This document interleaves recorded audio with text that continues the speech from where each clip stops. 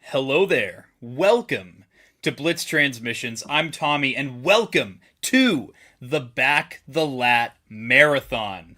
I'm very excited to put this on. I have to give a special thank you to everyone who has, helped me set this up over the past week. Lots of conversations going on behind the scenes, and I'm really excited to get into this live stream. I have to give a special shout out to this man to my left or right. He's next to me. It's Wilbon, the host of the YouTube channel Figureball and the Monday Night Figureball show. So Wilbon, if you want to introduce yourself real quick. Yeah, so I kind of am relatively new to like the 3 3/4 world compared to like a lot of collectors, but I started kind of as like a 6-inch guy, and then started streaming on my YouTube channel with some friends, and now I'm all the way in, I guess, on 3 3/4 now. I've backed Sweet. multiple HasLabs, like getting the dioramas and play sets, things like that, and of course buying the figures to fill those out. That's kind of the way I like to approach collecting 3 3/4, is like finding a set piece or a HasLab or whatever ship vehicle, and then buying the figures to fill those things out. But yeah, I stream once a week, at least on the Figureball channel, every Monday night, but sometimes twice a week, sometimes 3 times. Who knows? We like to live stream reveals, things like that. So it's a lot of fun. Sweet. So thank you, Wilbon, again for joining me on this live stream. We're going to have some rotating guests throughout the stream here. You saw some of them in the thumbnail, or if any of the social media posts you guys saw them on. So I have to give a special shout out to Matt of Twin Sons Collecting. Matt, this is our first time getting to actually speak and hear each other's voices. But I'm very excited to have you on here. You guys, in my opinion, you and your brother have a great reputation, especially for being a voice for prequel fans and Clone Wars fans in the Star Wars 3 3/4 community. I feel a lot of times that my opinions are being expressed through you guys, so I appreciate you being that voice. So go ahead and introduce yourself if anyone's not familiar for whatever reason with you or your Instagram page. Great, thanks. Yeah, I'm Matt. I do have an identical twin brother called Chris. He's currently at a Star Wars Unlimited card tournament night at his local game shop, so he may tag in a bit later. But we started collecting Power of the Force 2 when we were 6 in the mid-90s and just never stopped. So when COVID hit, we thought we'd start up an Instagram page, because we now live in different cities, where we take it in turns sharing pickups, other things like that, and then met a really great community online.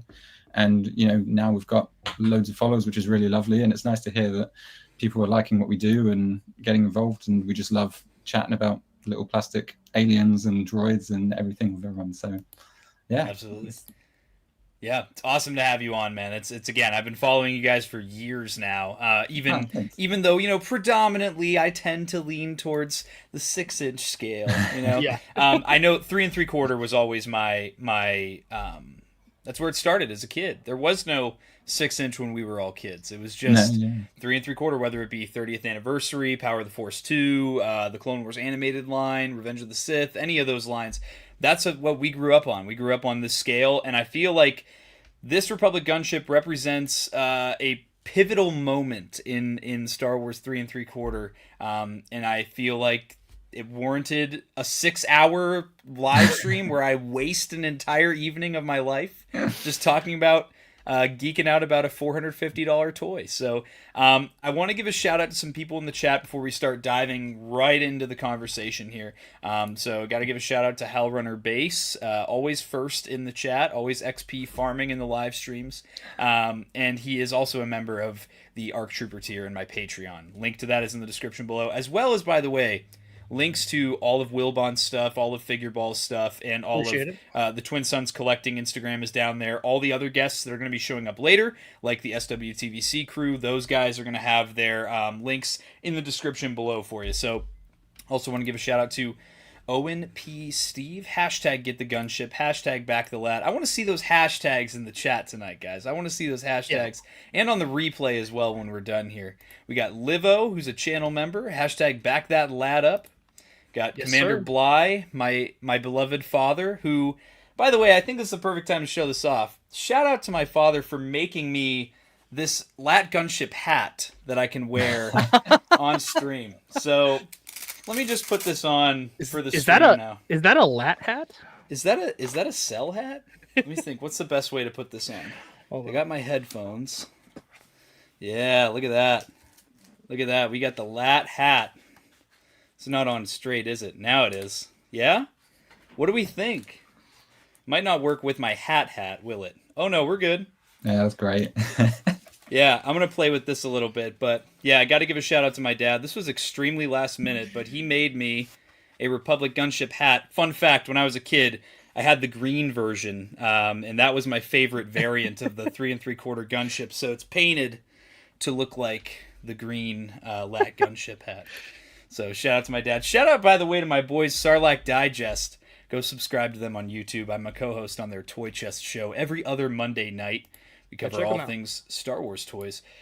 Comrade Bobcat, channel member. What's going on? What's up? Got Kevin Johns in here. We got Grant's Galaxy. Love that profile picture. We got Rain. Scam Lab. Hashtag don't fund it. We have the Black Ranger. Dino Thunder power up. I bet you that's Hunter. Yeah. Let's see.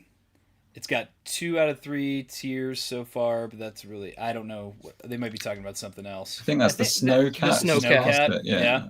Got to give a shout out to my boy Commander Cook for the $20 super chat to kick things off.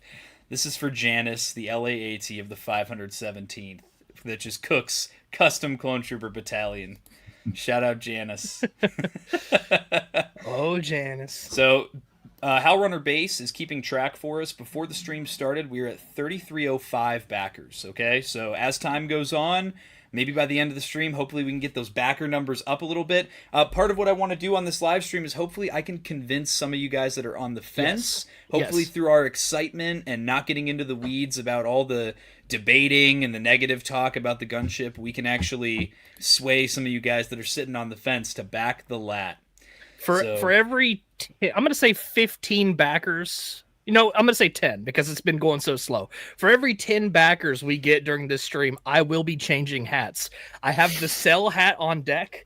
I got some more fun hats from my mom and dad's place on the way home from work. So just know that if you want to see some goofy shit, just back that LAAT up, man. Back that LAAT up. You already know. Got to give a shout out to Michael Galupo, who is also in my Patreon. Shout out to Michael.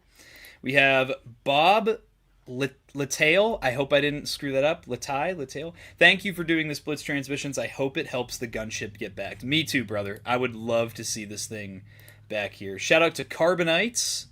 Got some cool stuff from Carbonites coming soon here. Scott McManigal. Hey guys, thanks for doing this stream. I don't know why I'm so bad with names today. Usually I'm like on it. JWC, what's going on? We got Nicholas H. Good morning from Malaysia. Wow, that's pretty cool. Kenobi Jabroni, what's going on, brother? Israel 4TK, back the LAAT. You already know what it is. Moon Jockey, I want one. They're probably talking. Oh, the LAAT hat. There it is. The LAAT 2 A's. They fly now.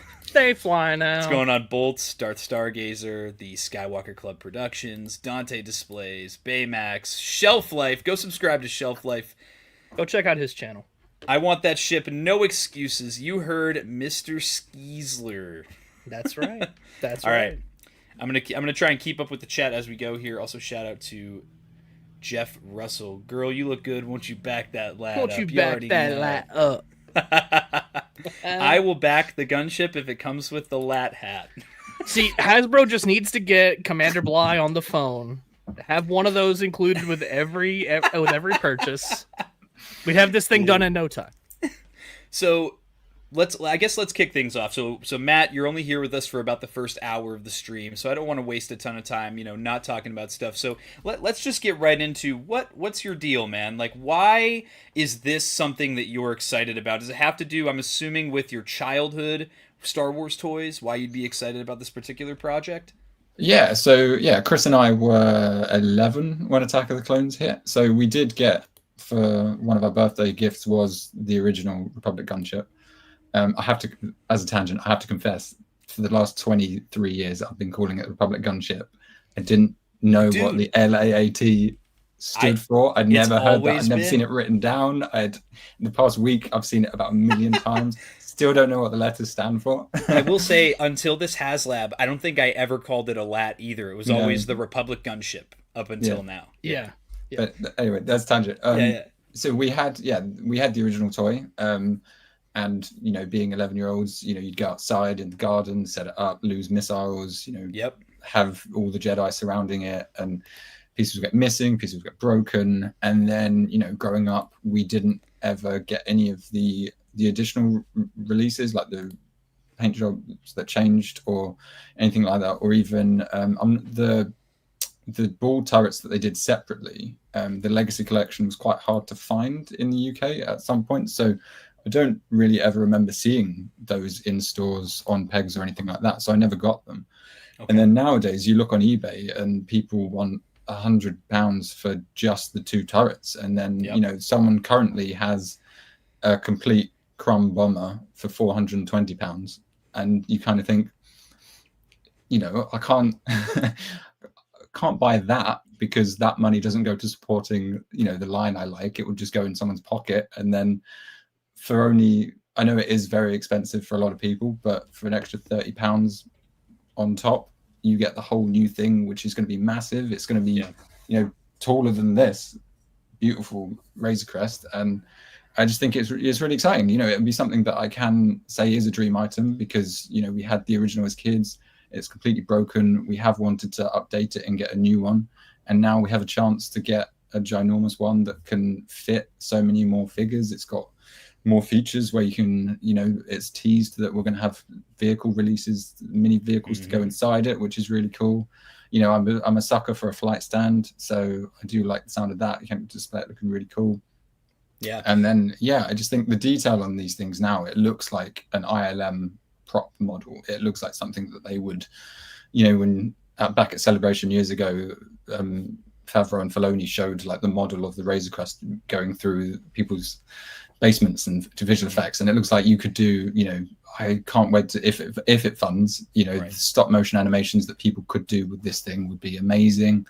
The photos would be incredible. It's just the detail on it looks awesome. And Deco has come a long way, and you look at the original one now and there's barely any details, things missing. And it is, I know people say we've had it before, but you look at this thing, it's like we've not had this before. No.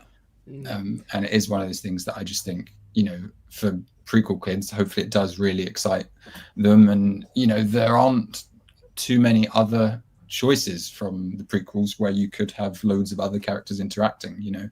In Revenge of the Sith, people are kept quite separate. The Phantom Menace obviously set quite a 10 years beforehand or whatever, so you don't have like the clone troopers and anything like that. So I'm excited. And I've seen there are obviously a lot of people that aren't excited maybe, but I think we're now at the point where the dream item, people don't unanimously share the same dream at the moment. So it might have to be you sit one out 1 year and then you go for the next one, because I think they were obviously gearing up to try and do one a year. We've had 3 on the bounce now, and it did seem like they were trying to alternate new media, original trilogy, new media, that kind of thing. So where we had the Cantina last year and then we had the year of Return to Tatooine, it did feel that changing it up might be quite a nice idea to do. Obviously, I imagine we still will get a bunch of OT stuff in the line anyway. They keep talking about this balance, and it is a huge juggling act when loads of generations say they want different things. And Steve Evans definitely gave a speech at Comic-Con where he was saying he wants to sort of reinvigorate the prequel kids getting back on board and everything like that. So I mean, I can see that it is a bit of a daunting first step back in this huge item. 100%. Perhaps, you know, I do think maybe if they teased a bit more specifics about what we could expect around it, it might ease people in. But I think if this Return to Battle of Geonosis rather is anything like Return to Tatooine, there'll be a whole bunch of stuff that will just look awesome around the gunship on shelves, and you just really hope that it does capture people's imaginations. Obviously, I know people work really hard for their money, and it is a big ask in the current economic climate. For me, I think, you know, having had the Razor Crest and I've got the Ghost in another room, that I think they're beautiful pieces, and I think the quality that, you know, these toy engineers are doing now is they look stunning. They are genuinely like film props now. Absolutely.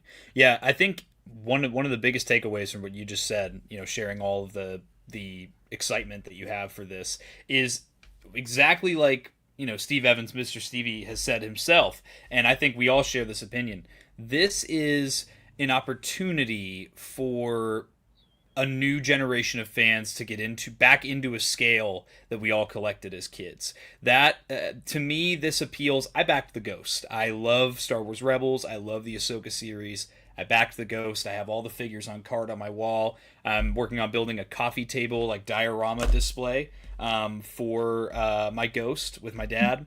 But part of that, you know, that's still original trilogy era. That's not exactly what I grew up with. I was in high school when Rebels came out, as opposed to, you know, when I was a small child. My earliest Star Wars memories being Attack of the Clones and Revenge of the Sith, and the 2003 Clone Wars series. But I think this creates a great opportunity for a scale that is definitely less popular than 6-inch right now with our demographic, generally speaking, of people.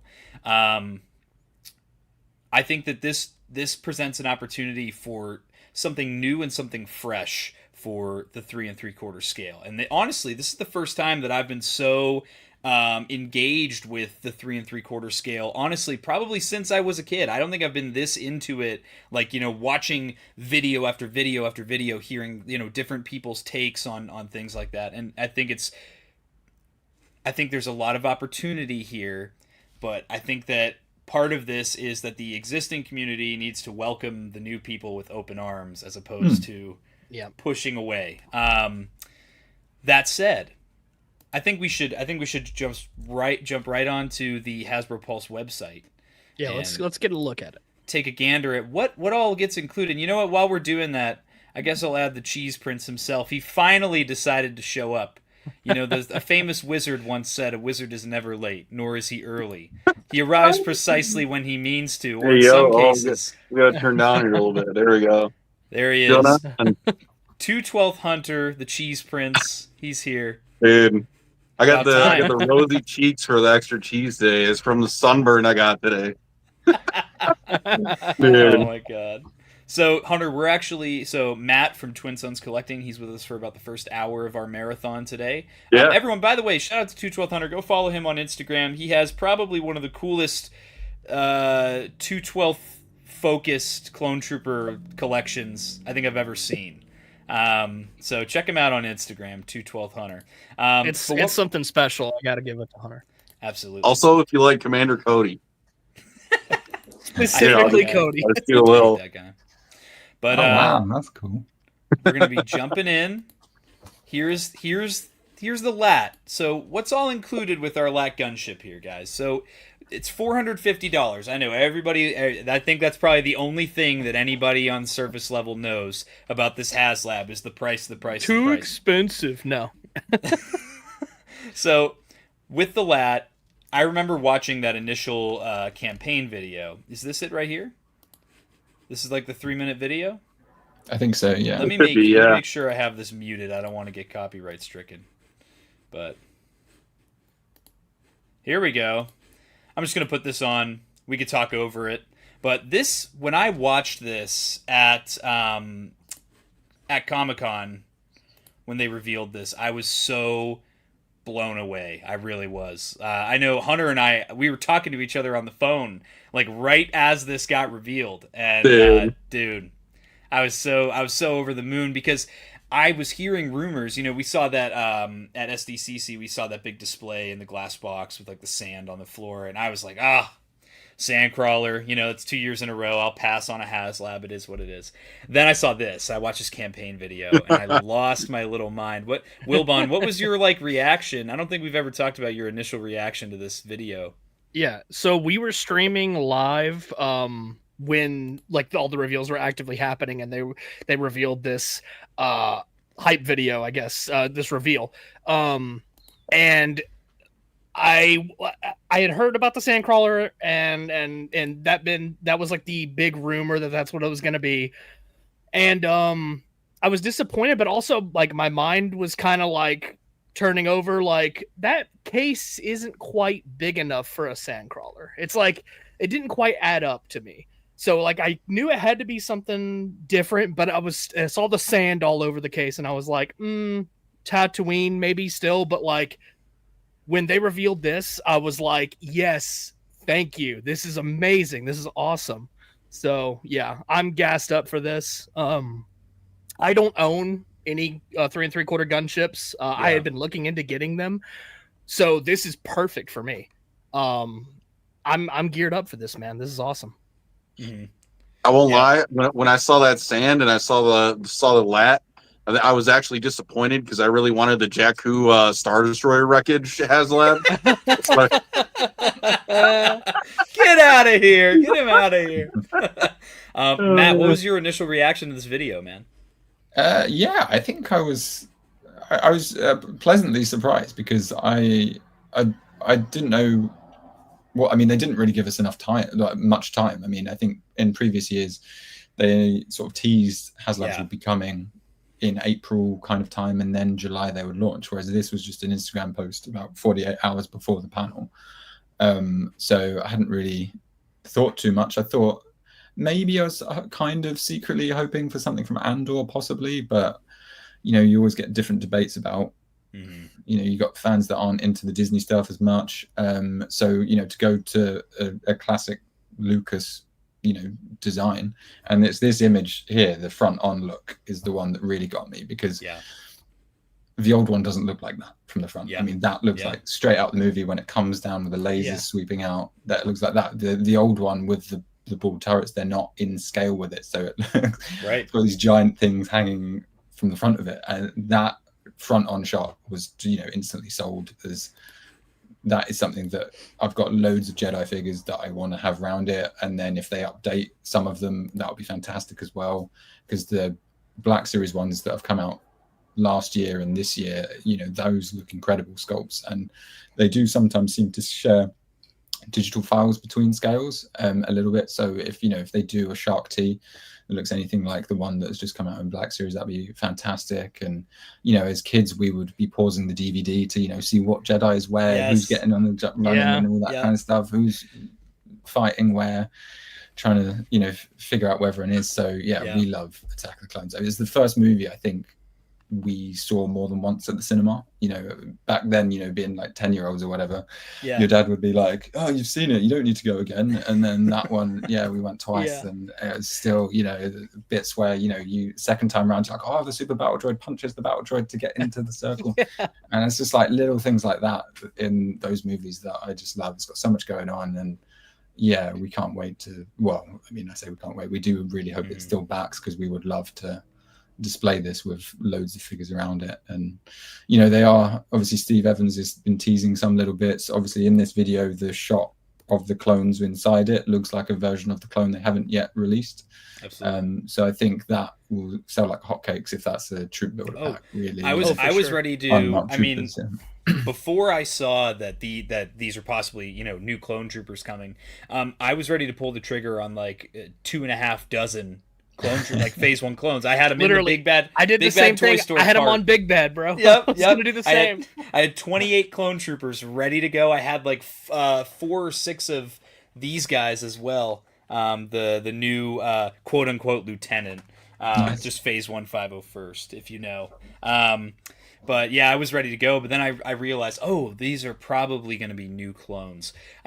So I'm so ecstatic about this. But as much as I'm a prequel kid, I actually consider myself more obsessed with the Clone Wars 2008 series than anything else Star Wars. That was my childhood Star Wars more than anything else. So when I saw the swappable nose art panels for Service with a Smile and the Crumb Bomber, which the Crumb Bomber first shows up in the Clone Wars movie. That's like Obi-Wan's lead gunship.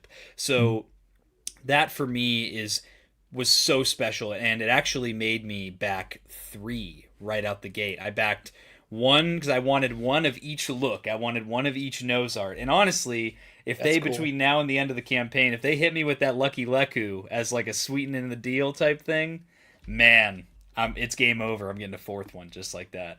But I think somebody posted like it might be a good idea to like include more like another pilot with a swappable panel, like have a sort of like a build up pack for like incentivizing more people to back this. Like, yeah, you could get more pilots, but also like your favorite gunship in particular's panels as like a cool bonus. yeah. Let me pull up. I think it was who is it? Blue Harvest Collector on Instagram. Yeah, somebody like that. Yeah, he posted this here just today. And there it is, the Lucky Leku with Clone Pilot Hawk, just as like a little build-up pack. This is the one that I want them to do, like as far as nose art goes, because this is also the one that shows up in the Clone Wars movie. Like, this is Anakin's lead gunship. And we don't have a Hawk yet in 3 3/4, so that would be a really popular one. Because I don't think, I mean, they're not going to add anything to the campaign. I know some people keep essentially asking for that, but they did, obviously, for the Ghost, they teased Sabine and Chopper in the 2-pack during the campaign to sort of let you know, look, that we've got more stuff that can interact with it. So this is a really cool idea that I think, because if people have already got 1 or 2 ships backed, it's then cheaper to get a couple of little sets with a clone with a panel, or even if they, they did some blank ones and then people can print their own stickers or whatever. I mean, I don't know how people feel about stickers in relation to it, but obviously the Cantina, they did that sticker sheet as part of it for different wanted posters is a potential option. Although that Lucky Leku there is obviously quite complex, so that probably put it on wrong and then it would rip and everything. Know. So no, probably printed would be best to go. But this is a really cool idea. I'd definitely be into a bunch of these. Yeah, I got to give a shout out to 212 Hunter, the $100 super chat. Man is absolutely out of his mind for the late tax. And speaking of stickers, I have to. He just decided to join the stream again. Hunter, I think you have some recent experience with stickers on some vehicles here. Tell us a little bit about your ATTE sticker experience recently. Okay, it's not only that. This Republic attack shuttle, dude, if anyone's ever had this, I swear there's 30 stickers in this thing.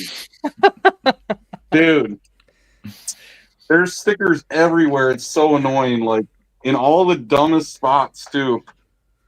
212 Sticker King? Look at this. Look at it. There's stickers everywhere. And all these little panels. Dude, it's terrible. Also, when you got big hands like this, stickers suck. Oh, man. Yeah. That's wild. Yeah, Hunter I think we were on like a call or something like that like a week ago, and Hunter's like, I'd be talking to him and he'd be like, oh my God, these stickers. Dude.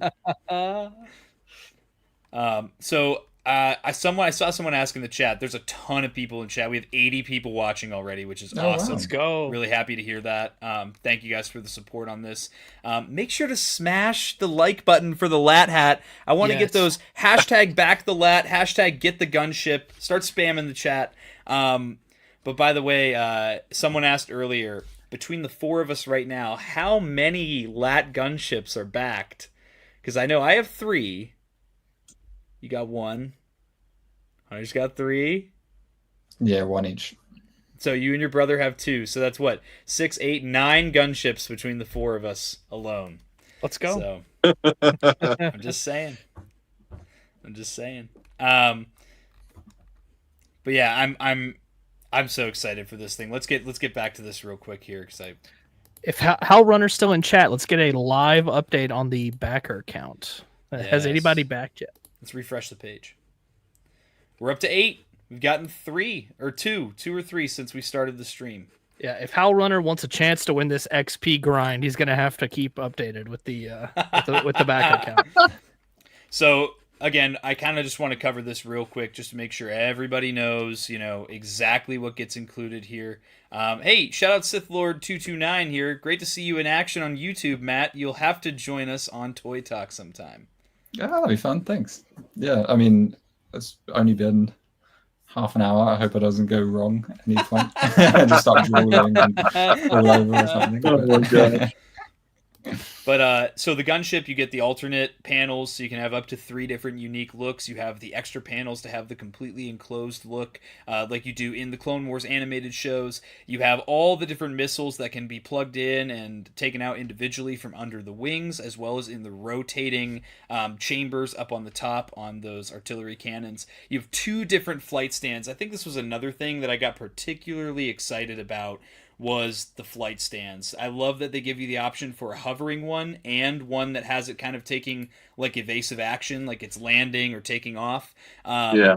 That to me, I wasn't expecting a stand at all, to be honest with you.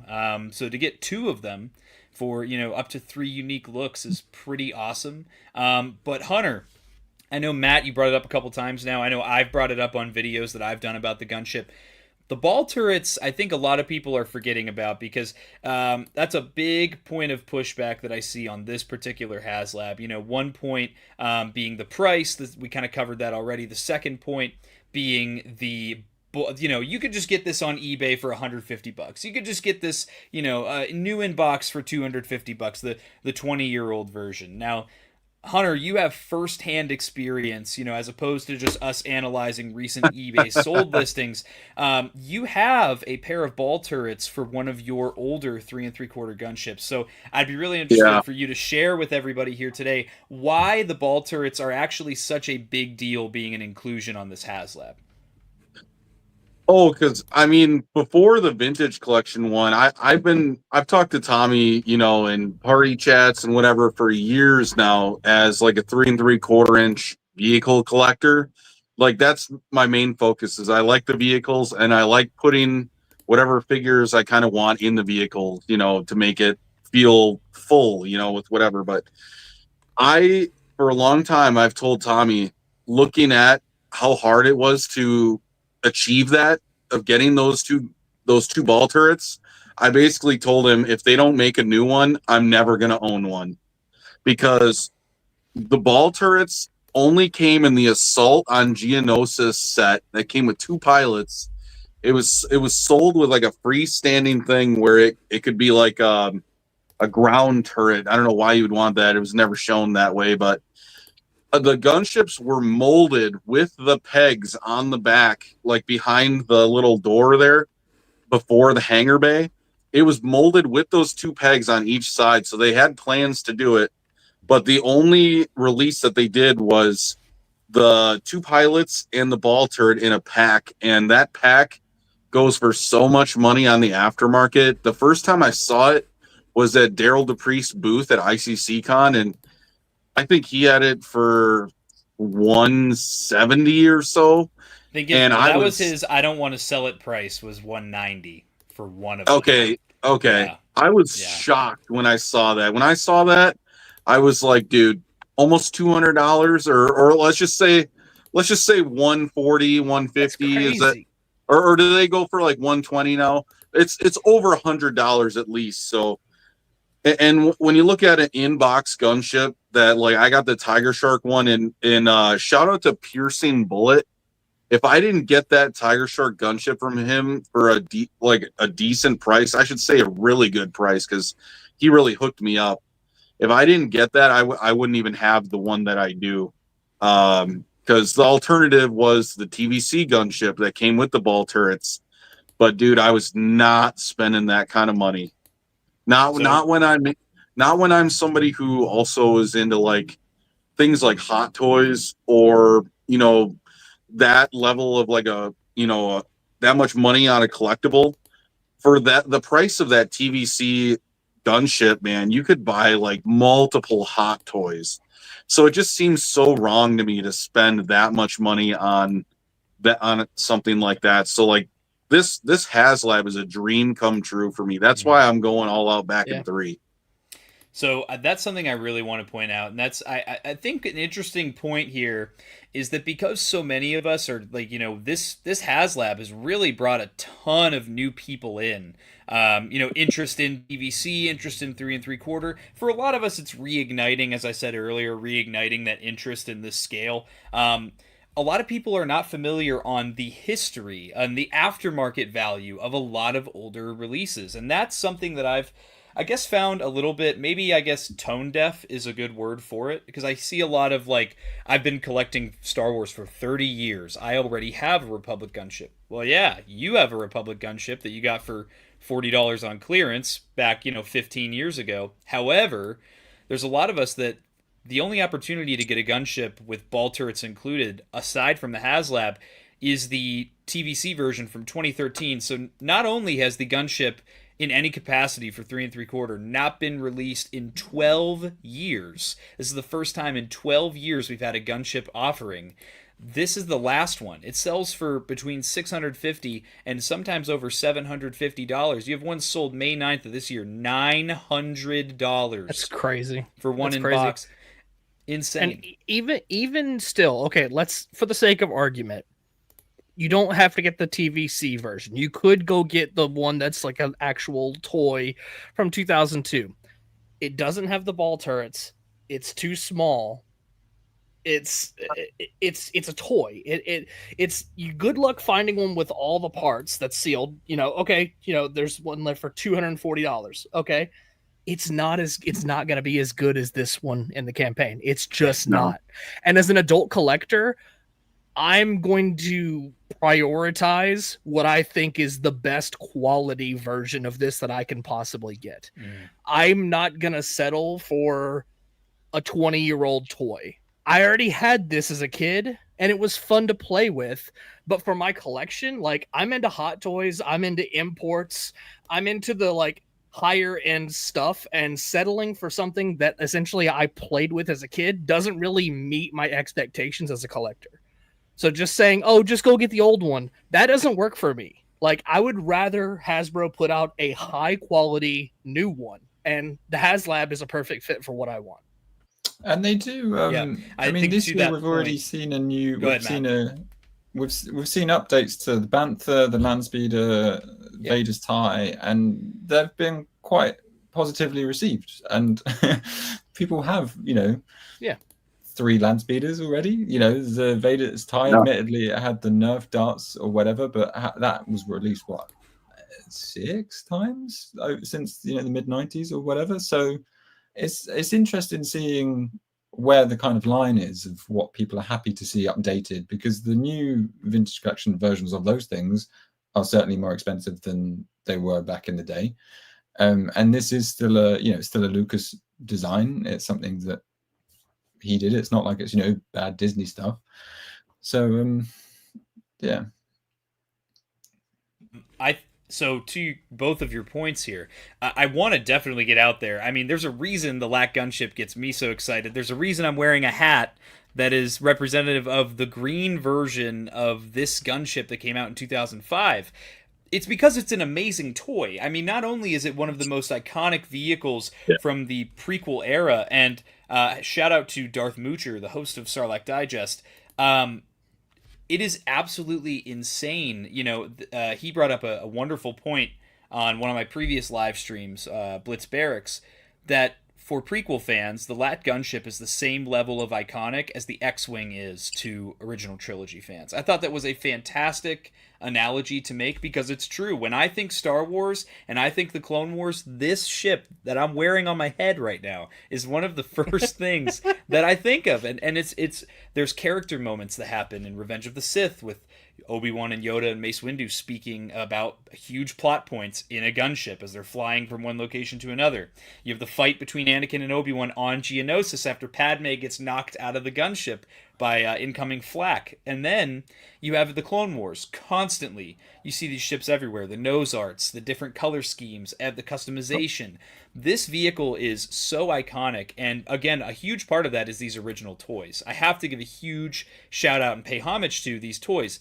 That being said, from Wilbon's perspective, yes, I look at the HasLab as the adult toy for my adult collection, as opposed to the kid toy that I played with when I was a kid. This is the bigger and better version for my bigger and better collection. In addition to that, I think I saw someone said it earlier, shouldn't have to justify paying $700 for a 12-year-old item over paying less money for a bigger and better version of said 12-year-old toy. That is kind of the thing that I think a lot of people are misconstruing here. Yes, I understand for older collectors all day long. If you have a gunship that you're satisfied with that's 12 years old, that's fine. But think of it from the perspective of if that was an X-Wing that came out and was updated for the first time in 12 years, if that was a Darth Vader's TIE Advanced, if it was the Shuttle Tidarium, if it was anything from the original trilogy, I think that the sticker shock, while still could be heavy with a lot of prices these days, a lot of things are very expensive, especially in our hobby right now. I think it's worth noting that, I think you have to put into frame of mind how people respond to things like this. Again, I'm noticing if you grew up with original trilogy, if you prefer original trilogy, you're just not going to be as appealed to something like this. And I could see how you could see the 20-year-old version or the 12-year-old version of this toy still being good enough for your collection. Whereas for us, this is amazing. This is one of the greatest things to ever happen. I never thought this would happen, and seeing it absolutely is a dream project. I think that that's another big thing that we as a community are kind of not divided against. Maybe we need to readjust what it means to what dream project means. I think a lot of people think that it's things that have never been done before, which to my understanding, I don't think Hasbro has ever said that it's never been before. I think it's just something that they basically can't get to retail. Like this is something that like they would probably have a hard time selling. Maybe I guess, I don't know. It's hard to judge, but like to sell it to someone like Big Bad Toy Store, Entertainment Earth, companies like that, because there's no way this would end up on Target shelves, Walmart, etc. So like at best, this is a fan channel made to order type thing, but I think it's still more towards the HasLab level because of all the detail put into this and the swappable panels and the tiers, of course. Like this is something beyond like a made to order concept, I think. It's closer than something like the sail barge, but it's still a huge piece. And it's basically wing to wing. We'll get into scale later, but it's as wide as the Ghost. I mean, this is going to be huge. It's actually wider. Yeah, I don't think people really wrap their heads around how big this thing is going to be. Yeah.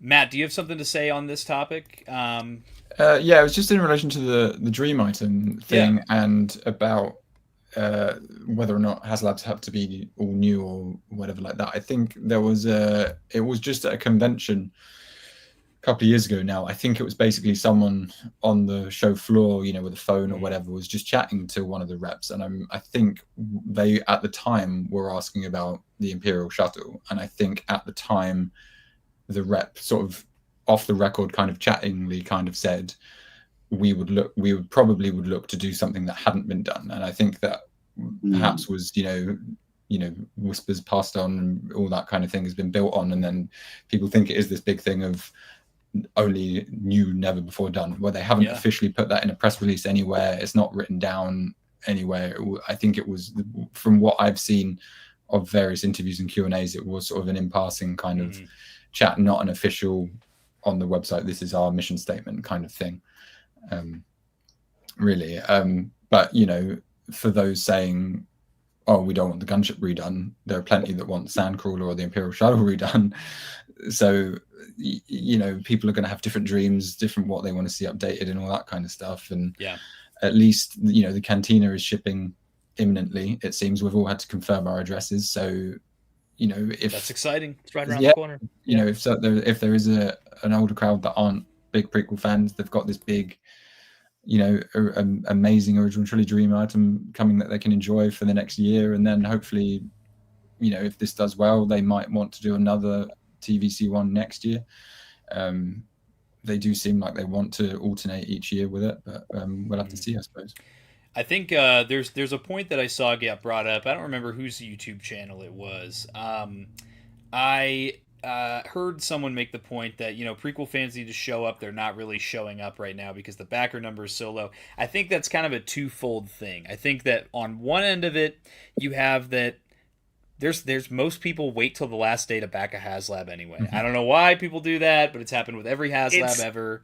It's something in the water with these HasLabs. It's like turn it in your homework. It's like everybody should turn it in early, but everybody does it at the last minute. I think like, there is also, why is it the way it is? There is also the fact that a lot of people, I think, will be buying Hasbro Pulse Premium to then waive the shipping surcharge. Yes. Yeah. So I think waiting to the last moment for that means you have the Pulse membership for longer. So you effectively, if you wait until September, you will have an extra month rather than starting it now, and then you kind of don't have anything else to buy this month, I think is potentially another option. Also, the Snowcat obviously finishes tonight. So if there is an overlap, the classic HasLab ramp up at the end where it's all the last minute. Crom brings it up right here. It's happening right now with the Snowcat. You'll just see thousands and thousands of backers.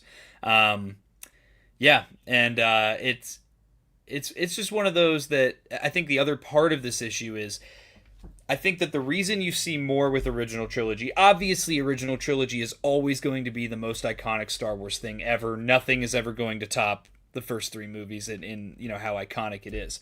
However, the demographic that tends to collect Original Trilogy, they're older, they're more established, they have more money, they have more disposable income in general on average. Whereas prequel fans are, a lot of us are in our mid to late 20s, maybe getting into our early 30s now. We're a younger demographic. Not all of us are as established as Original Trilogy collectors. And then on top of that too, you also have to consider the fact that $450 is a lot of money. That's the one thing I will not contest with anybody is that, $450 in the United States, that is a lot of money to spend on something right now. And if you don't have the money for it, you don't beat yourself up about it because that's just the truth of the matter. Tell them about inflation, though. Tell them all right. Where's he at? Where's my boy? I gotta get. Okay, wait a minute. I totally missed this. Shout out to Chaotic Clouds for the $50 Canadian super chat. Hashtag Back the LAAT. Hashtag Back the LAAT. Get it in the chat. I want to see it. I got to give a shout out to Falcon. Falcon's fun in the chat. He's in my Patreon. He brought this up in my Discord. I showed it off in one of my recent videos about the LAAT. The crest, a lot of people are saying this should be $350 because the crest was $350 5 years ago. If you take $350 from 2020, you put it into the inflation calculator. It's a free-to-access American government website. You just Google search, you'll find it. If you take that $350 and you take it to today's money, June of 2025, it's $437 and some change. Round that up to $450. That's not a huge jump. I think the issue is that the economy isn't keeping up with the inflation. I think that is, and that's something I'm not knowledgeable in. I can't talk about wages and things like that. I just talk about the toys. And so I think, I will say, I told Hunter, I even got sticker shock when I saw $450. But then once I sat down and kind of realized why it was $450, because I've been seeing the whole it's predatory pricing argument getting thrown around. I'm like, nah, it's just the way this of is things. This is my third TVC HasLab in 3 years. I saw $450. I was like, yeah.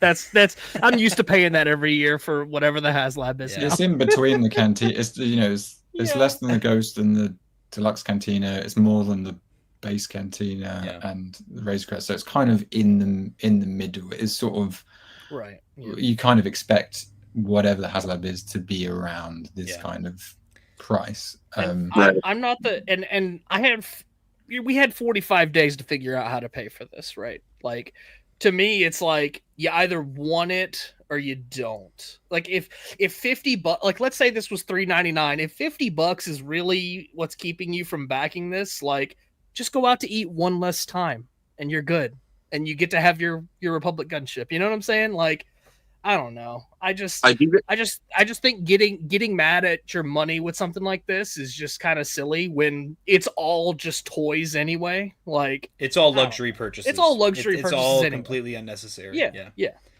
I do got to say shout out to Tommy knows this already, but shout out to Scott Solo. I watched Monday's stream and he talked about the new avenue you could do. Hasbro Pulse allows PayPal credit. They allow you to pay with PayPal credit. You could pay in through PayPal for this. Well, if you do PayPal credit, if you pay it within 6 months, it's what, 0 interest? Isn't that their thing? Yep, 0 interest. So, I mean, that is an avenue for anybody who's on the fence with price and they don't know if they can come up with the price. And, by September 8th, PayPal credit's an option because then that gives you another, 5-6 months to pay off $450. So.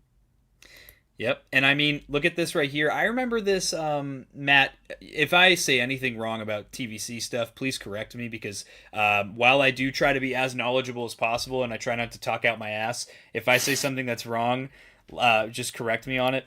Jeffrey Fershing here comes in, the Snowcat. He meant to say 1,000. Snowcat is less than 1,000 away from unlocking the last tier, and they still have about 6 hours to go on the HasLab. A week ago, it didn't even look like it was going to back, any of the tiers. Because we were sitting at like 6,400 for like weeks.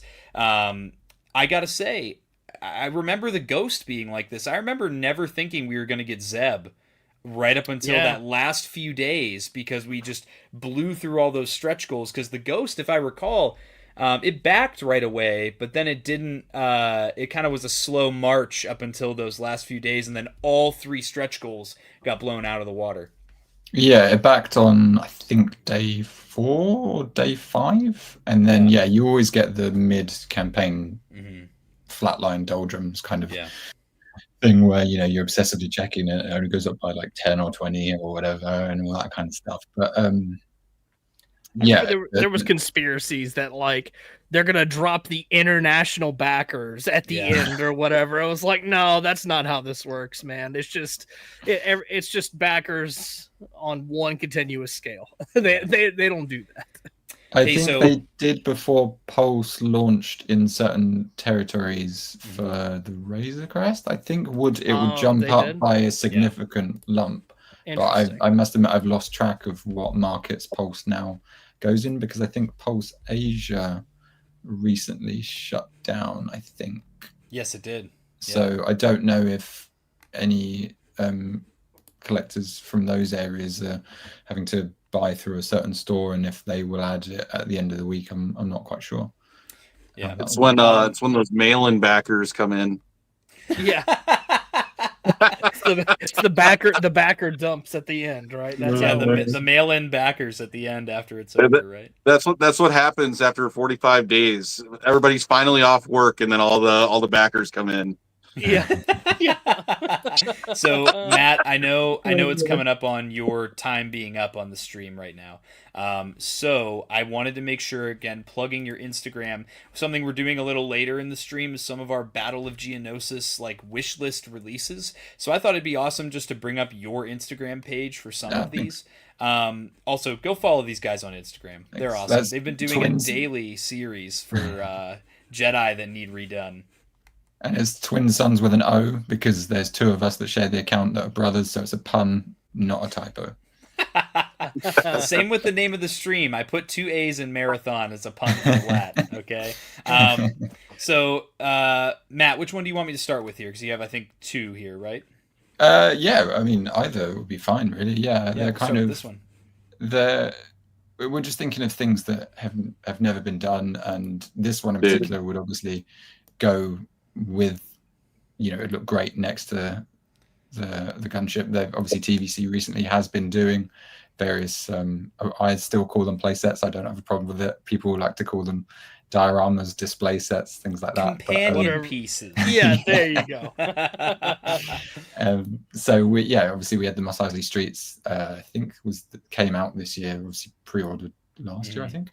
I've lost track. Hasbro UK is so far behind on everything. Like the last wave we had was the Endara wave, which I think the States had in January, and then we've got 4 waves apparently hitting at the end of August. Oh my god! It's great timing if you need to back a HasLab around that time. This is not a good timing to be charged for things like that. So they do, they have. Hasbro have never done these 2 pieces that we've sort of mocked stuff up for, and one being the command center. I think a lot of Battlefront players would go for this kind of doesn't have to be Geonosis, and it would look really cool. I could pose up myself and Hunter as Geonosis sniper battle droids, hot-shotting every clone trooper that runs up to the forward command center. Wait, you have to, first of all, you have to take a lighter and torch a HasLab LAAT gunship so we can be hiding in it. Yeah, because that's my god. Now this other one I think is a really cool one as well. This one has a lot of like playability. I thought this was really clever, to be honest. Yeah, I was surprised that they never did this one. But yeah, I mean, I thought of an idea because obviously Padme has 2 sort of arena appearances based on when the shirt gets cut by the neck suit, and obviously we do need a decent Padme upgrade because the last one you have, I think it was Legacy Collection, and then for the one where it was the full shirt, and then they did the 3 3/4 Black Series with the torn shirt, but she still has those swivel hips that mean she can't actually sit on the reek that came out years ago like she does in the movie. She can only stand on top of it looking strange. So an update to that would be cool. Obviously the Black Series 6-inch got a really nice one. I think that if there's digital files knocking around for that still. And then so I was just thinking of ways to get both in the line. Obviously it'd be good to get one single carded, and then an option could, I mean, if they want to update the Nexu, could go with that as well, because you could always just have a Geonosian Picador in here. But obviously the Ore is he's sort of poking all the beasts as they come in, and then Padme and Anakin when they're in the cart, and then they have the speech, and then obviously Across the Stars kicks in, and your goosebumps go up on the back of your neck, and they get led out, and they're sort of the way the shadow of the archway sort of expands, and then you see the whole Petronaki arena with everyone flying around and everything. It's a really cool moment, and I think would be great if we could get something like this in the line. Would be really cool. I agree. Great picks, awesome. Man. Matt, do you have more time with us, or do you have to bounce now? I think my brother should be able to join fairly soon. All right. So awesome. At least I'd be able to introduce him and tag him in. I think he's got the link. Hey, also shout out to the fact that we have broken 100 concurrent viewers on the stream. Let's go. Hey, that's amazing, especially for hour 1, because on the West Coast of the United States, a lot of people are still in the middle of their work day. So that's pretty awesome that we got to get over the triple digits. That's pretty awesome. That's cool. This might also be the first time on my channel I've streamed over 100 people watching at the same time. So very awesome. But Matt, those are awesome. Those are awesome. I absolutely love those pitches. And again, everybody needs to go follow them. If you're not, what are you doing? Come on, man. Let's pull up the HasLab here again. So, Hunter, what's your take? Hunter, you have an interesting opinion. What's everyone's take on the stretch goals here? Because I feel like this is probably, in my opinion, the only thing that I'm kind of meh about with this HasLab. Is everyone else kind of feeling the same? Yeah, I can't say I'm too excited about C10 and Aegon Kolar personally. When I saw Coleman Trevor, I actually jumped out of my seat. Like, I was so geared up for Coleman Trevor. He's kind of like one of the best glup shittos in the prequel era, honestly. Like, he's phenomenal. I love Coleman Trevor. Like, every once in a while I'll see someone post like the Coleman Trevor highlights and it on my feed, and it just cracks me up every time. But Yeah, I'm just not so super gassed up about C10 and Aegon Kolar personally. Oh, I'm the opposite. I love those two guys, and it's been ages I'm since happy we've had you, good ones. Yeah. And Hey. you know, it'd be if they could. Sorry, we're having a heat wave in the UK, so I've got my windows open as people on motorbikes going. Yeah, because you guys don't have air conditioning, right? No, we've got these I could houses never. that just retain heat, and it's I just could Brother. Oh no. Oh my god. That's Hey, gross. so Matt, I know you wanted to talk about this before you went, and thanks to someone reminded me in the chat here. It was thank you to James Andrews watching from New Zealand. Oh, wow. Um, Hey. Heck yeah. Shout out, Matt. I know you were excited to talk about this. This was just posted today, very timely for our live stream today. Mr. Stevie posted the sketch from his interview with Fantha Tracks on Star Wars Insider that just came out today. We have a little sketch here. So, Matt, what are your thoughts on this? Because we have some little Easter eggs hidden in here. Yeah, I mean the immediate ones that caught my attention were the front row where he's cheekily put in some initials. And obviously the one on the left, ST, he's obviously done the little horns as well. So I'd like to hope that is indeed a Shark T. Coming out would be really cool. Yeah. Couldn't that also And be then- Stacy 10? It could be. I'm hoping they got the little fact the spikes sketch has on got the the head. horns But he up. wouldn't have the Yeah. spikes. You're right. You're Yeah. right.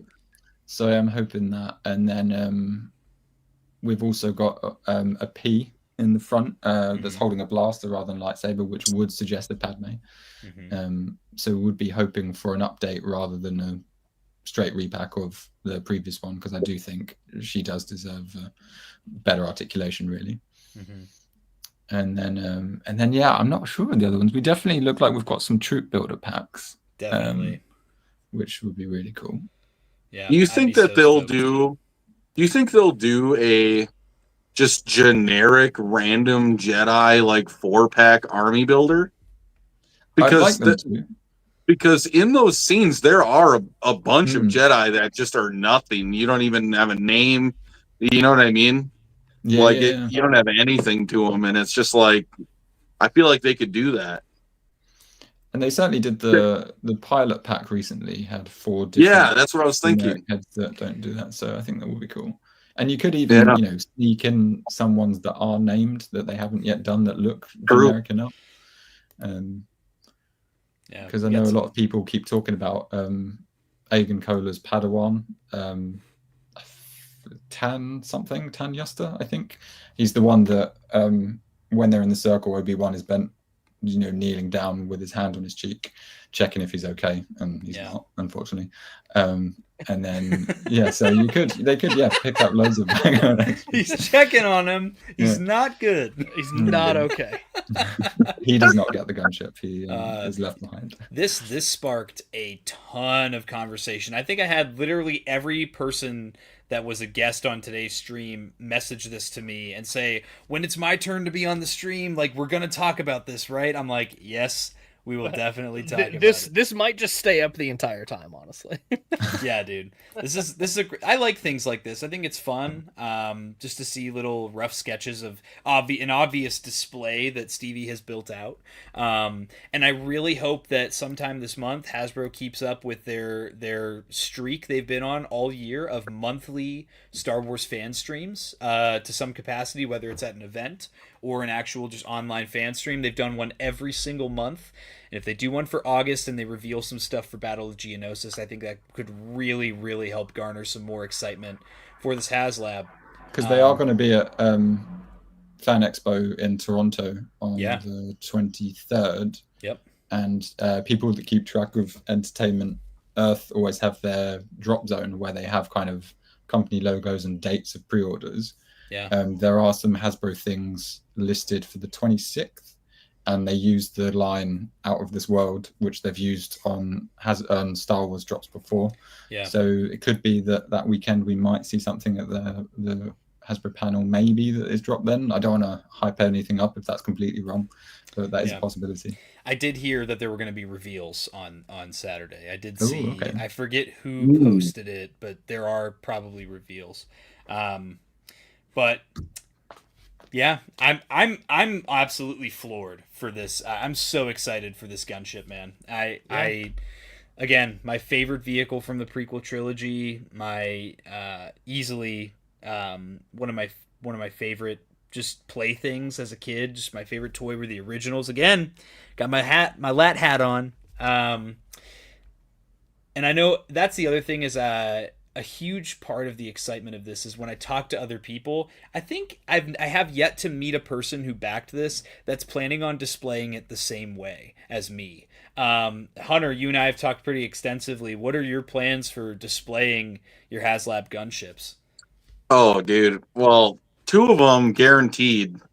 One is going to be, with me being a 212th guy, one has to be Revenge of the Sith landing at Utapau with Cody and some Airborns and some 212th. And, you know, that's guaranteed has to be one Revenge of the Sith that way.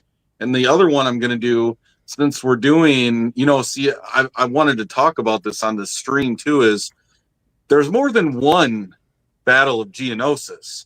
A lot of people think just Attack of the Clones, but my favorite is the second Battle of Geonosis, landing at Point Rain in the Clone Wars, where you get so many cool clones.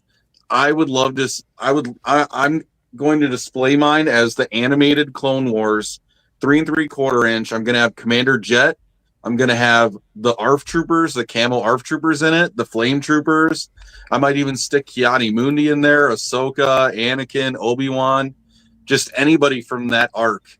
And that's my plan for that, because that's just my favorite arc in all of Clone Wars. And, you know, part of the whole reason I love Geonosis. And, yeah, perfect for the gunship and everything, because, you know, other than Umbara, that's like, for me, one of the most memorable moments in Clone Wars, where you see, you know, gunships coming in and landing. I can't get the voice line out of my head where the clone goes, "Good thing those bugs can't aim," as the gunship takes a hit and just explodes. Yeah. That's awesome. And again, as Clone Wars kids, I remember Cartoon Network on Friday. My dad and I sat down after he got off work, and we sat and watched that episode, and I was just enthralled with the entirety of that Clone Wars episode. One of the just non-stop action. And funnily enough, they actually used World War II footage taken in black and white as reference for some of the shots in that episode. So some of the nice. Yeah, some of the cinematography is just straight from actual combat footage from the Second World War. Could this gunship be reworked in a future HasLab if it backs this time as an ATTE carrier? I think that's a different shape altogether, because isn't there only one pilot on the carrier? Yeah, it's a totally different ship. The wingspan on that is enormous compared to a regular gunship.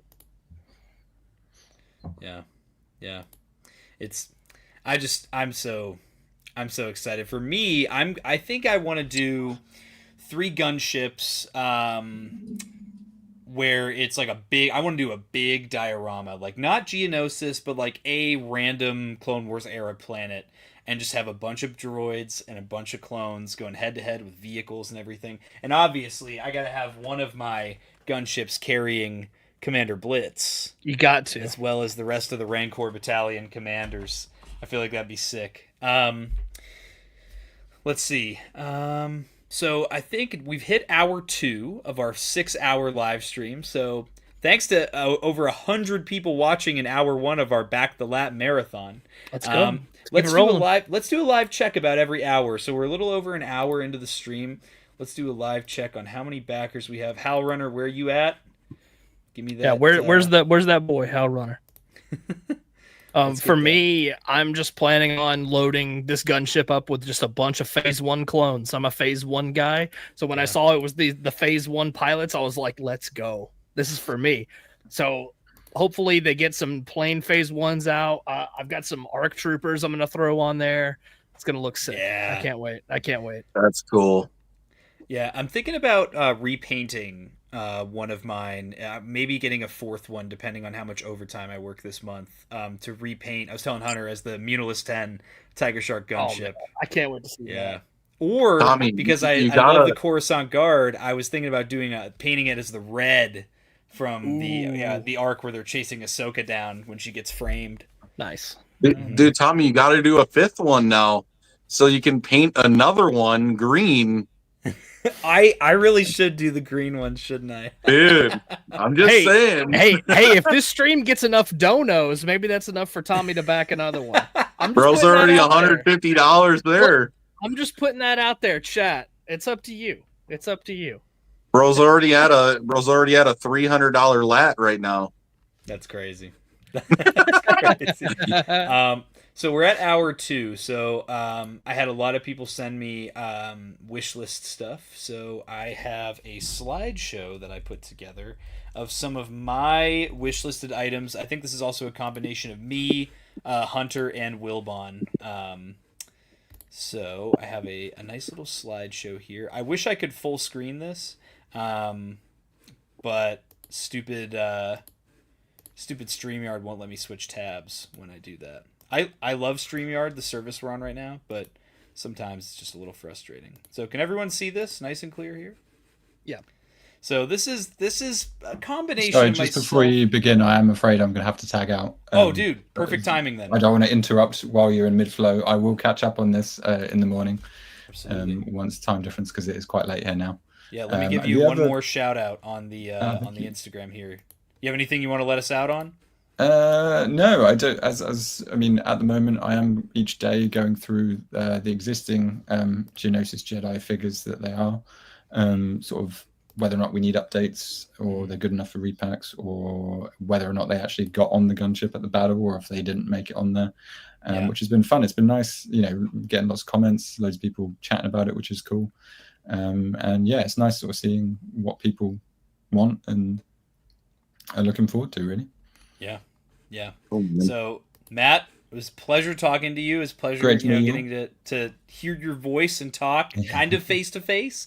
You are across the pond, and I appreciate you taking the time on a late night for you to stream and be a part of this awesome marathon. So everyone needs to go follow. Link is in the description below to Twin Sons Collecting, and we might see the other twin in a little bit here. We might not. He may do. Apparently, he managed to beat an 8-year-old at the card game this evening, so he's doing well. Good for him.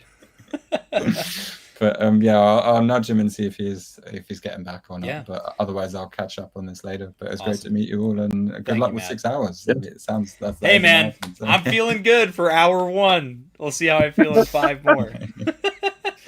Thanks, Bro, guys. that's Yeah. child's See play that. for me, man. Average MNF. Have a good Average one, man. MNF. Have a good one, See you Matt. later. Thanks for joining. Bye-bye. But Wilbon's Everybody- like, that's it? 6 hours? That's it? 6 out. That's it. Like, Come on. That's it, Come bro? on. 6 hours without after show. All right, guys, let's get into our little wish list here. You have something to say, Hunter? I'll save it for later. I think there's one slide in particular that Hunter's gonna really like that I put together here. So again, guys, this is a combination of stuff that Wilbon and Hunter and I came up with. These are kind of our biggest wants for the Battle of Geonosis, which is the kind of program they're doing for 2026 to couple with the HasLab Shoot It Back. Darth Stargazer coming in. That's rookie numbers of MNF standards. Yeah. And we're starting earlier too, so we can go even longer if we have to in my book. I'm just saying. So obviously, I think the first one I wanted to get this one out of the way right at the start of the wish list here is clone troopers. I think everyone wants new clone troopers from Attack of the Clones to load up their gunships with. So obviously we have the new Grunt, which we kind of saw teased in the HasLab, kind of promo video. But then obviously there's the 4 ranks: the blue being the lieutenant, the orange or the green being the sergeant, the red being the captain, the yellow being the commander. Is there a certain way you guys would want these to be released, or is just drop them, man? Honestly, just put if they want to put all 4 of the ranks out like in a build-up pack sort of thing, or an army builder pack, or put them out on cards, whatever you guys want. However Hasbro thinks they can make the most money doing it, I guess. I don't know. All I know is I'm buying all these. I would love if they did a phase 1 build-up packs. I think that would be awesome. Mm-hmm.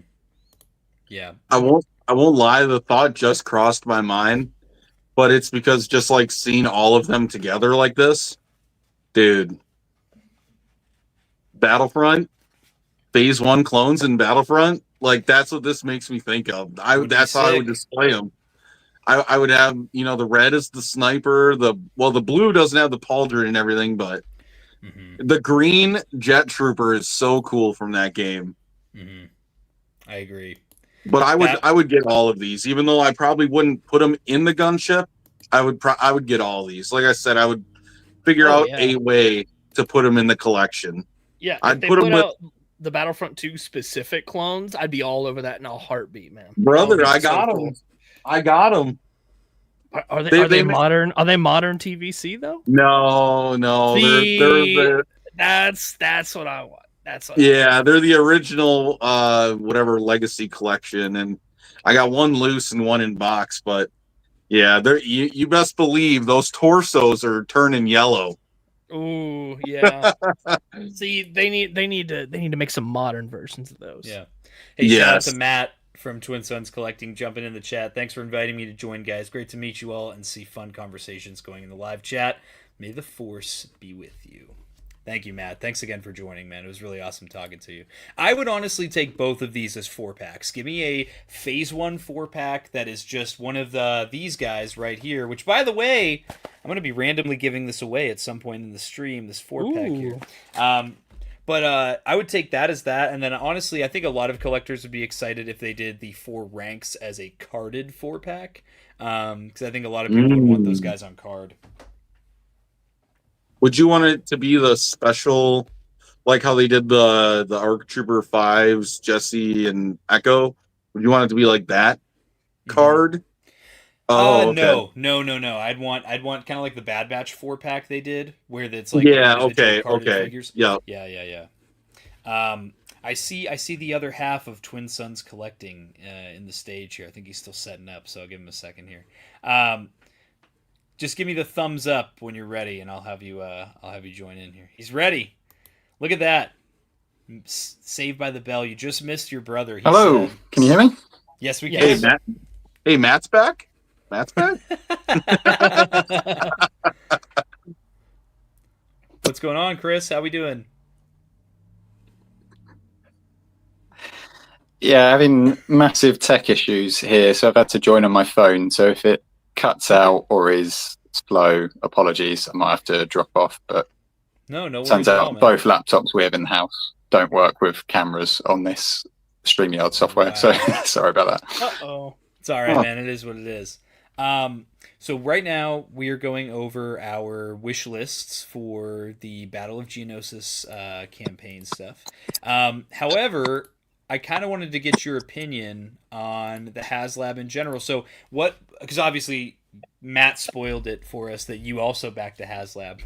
So what is your excitement for this HasLab in particular, man?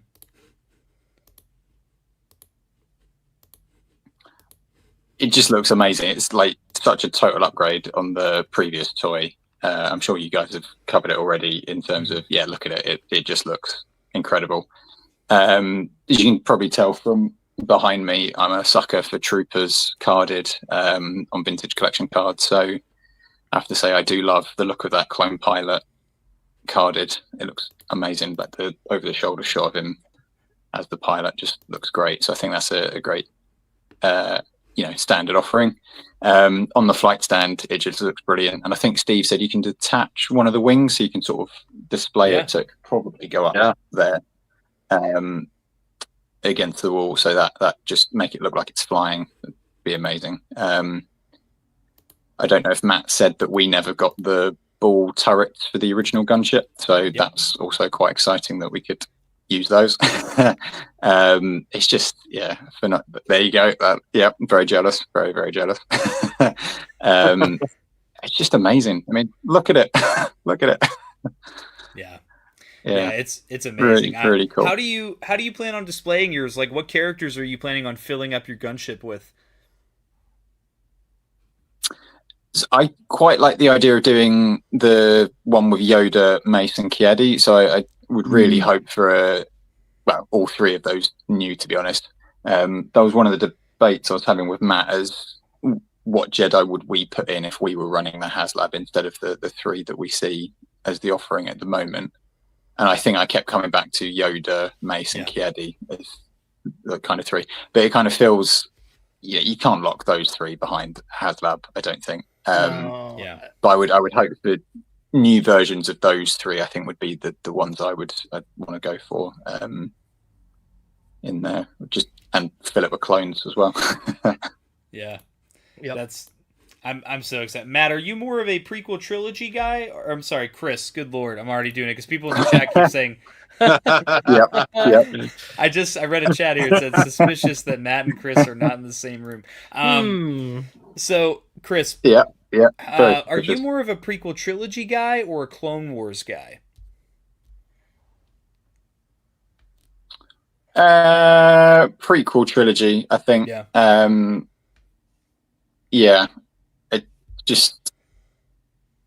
think that was, we were the perfect age for that. So I don't know if Matt explained that we saw the original trilogy when they came out of the cinema in the UK in sort of 97 special edition. So that was our introduction to Star Wars as 7-year-olds.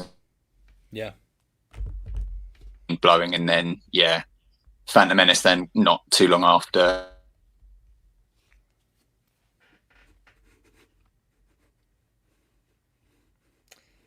Did we lose him? A Jedi. He's back. Loving that. Yeah, definitely prequels trilogy. Awesome. The kind with yeah, that's awesome, man. Am I still with you? I think my connection dropped. Sorry. You're good, man. You're good. You're good. So, kind of to get into what's your biggest, if you would say, what's your biggest reason that people should back the LAAT? What would it be? Like, what's your biggest, I guess, push for why this is worth backing it for your Star Wars collection? Sorry, connection dropped again. Could you repeat the question?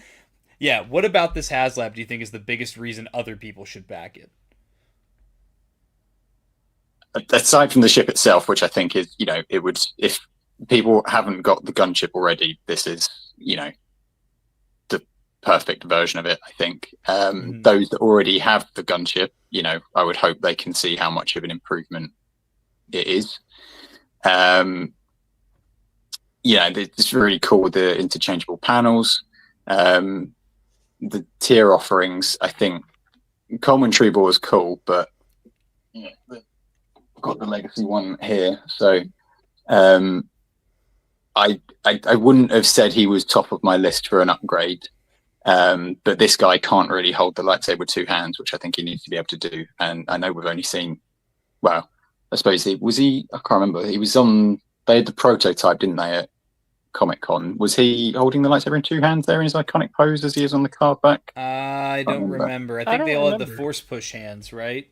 Yeah, so that's cool as well. But I mean, looking at him now, he could do with an upgrade. I mean, I like the idea that it gets soft goods and that kind of thing. But it's the Stacey tin that I'm really, really wanting. He looks brilliant. Yeah.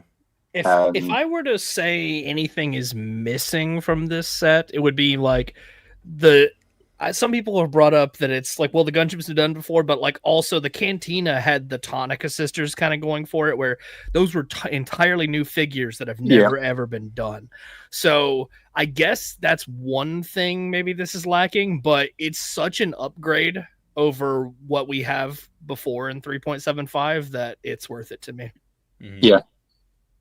I feel like if it had effects at a tier, like some sort of like shooting or blast effects, I feel like people would just be okay with the price at that point. I feel like no one would be able to say like it's too much, because if it had that, it would just be next level, because that's something that was never ball turrets was something that was available with like the TVC, or you could potentially put them on your old one, but they never had those effects unless you had those really crappy little ball turrets that came in like the blue card back for Attack of the Clones. They had a single clone pilot with like a little mini ball turret that he could like that he could like fire from standing, but it wasn't an actual ball turret that he could like get in. It was like the size of a exercise ball in scale or something. Yeah, it's like, but yeah, dude. Yeah. So, Chris, did you have any wishlisted Battle of Geonosis items that Matt hadn't already said? Because obviously I showed off the ones that have already been posted on your Instagram, the Ore and the Forward Command post. Did you have anything more to say on those two, or do you have additional wishlisted items? I think it's really basic, but I would want all the officers. I think as I joined, you had them on screen. I think that for me, it's those, the classic officers as key ones there. Those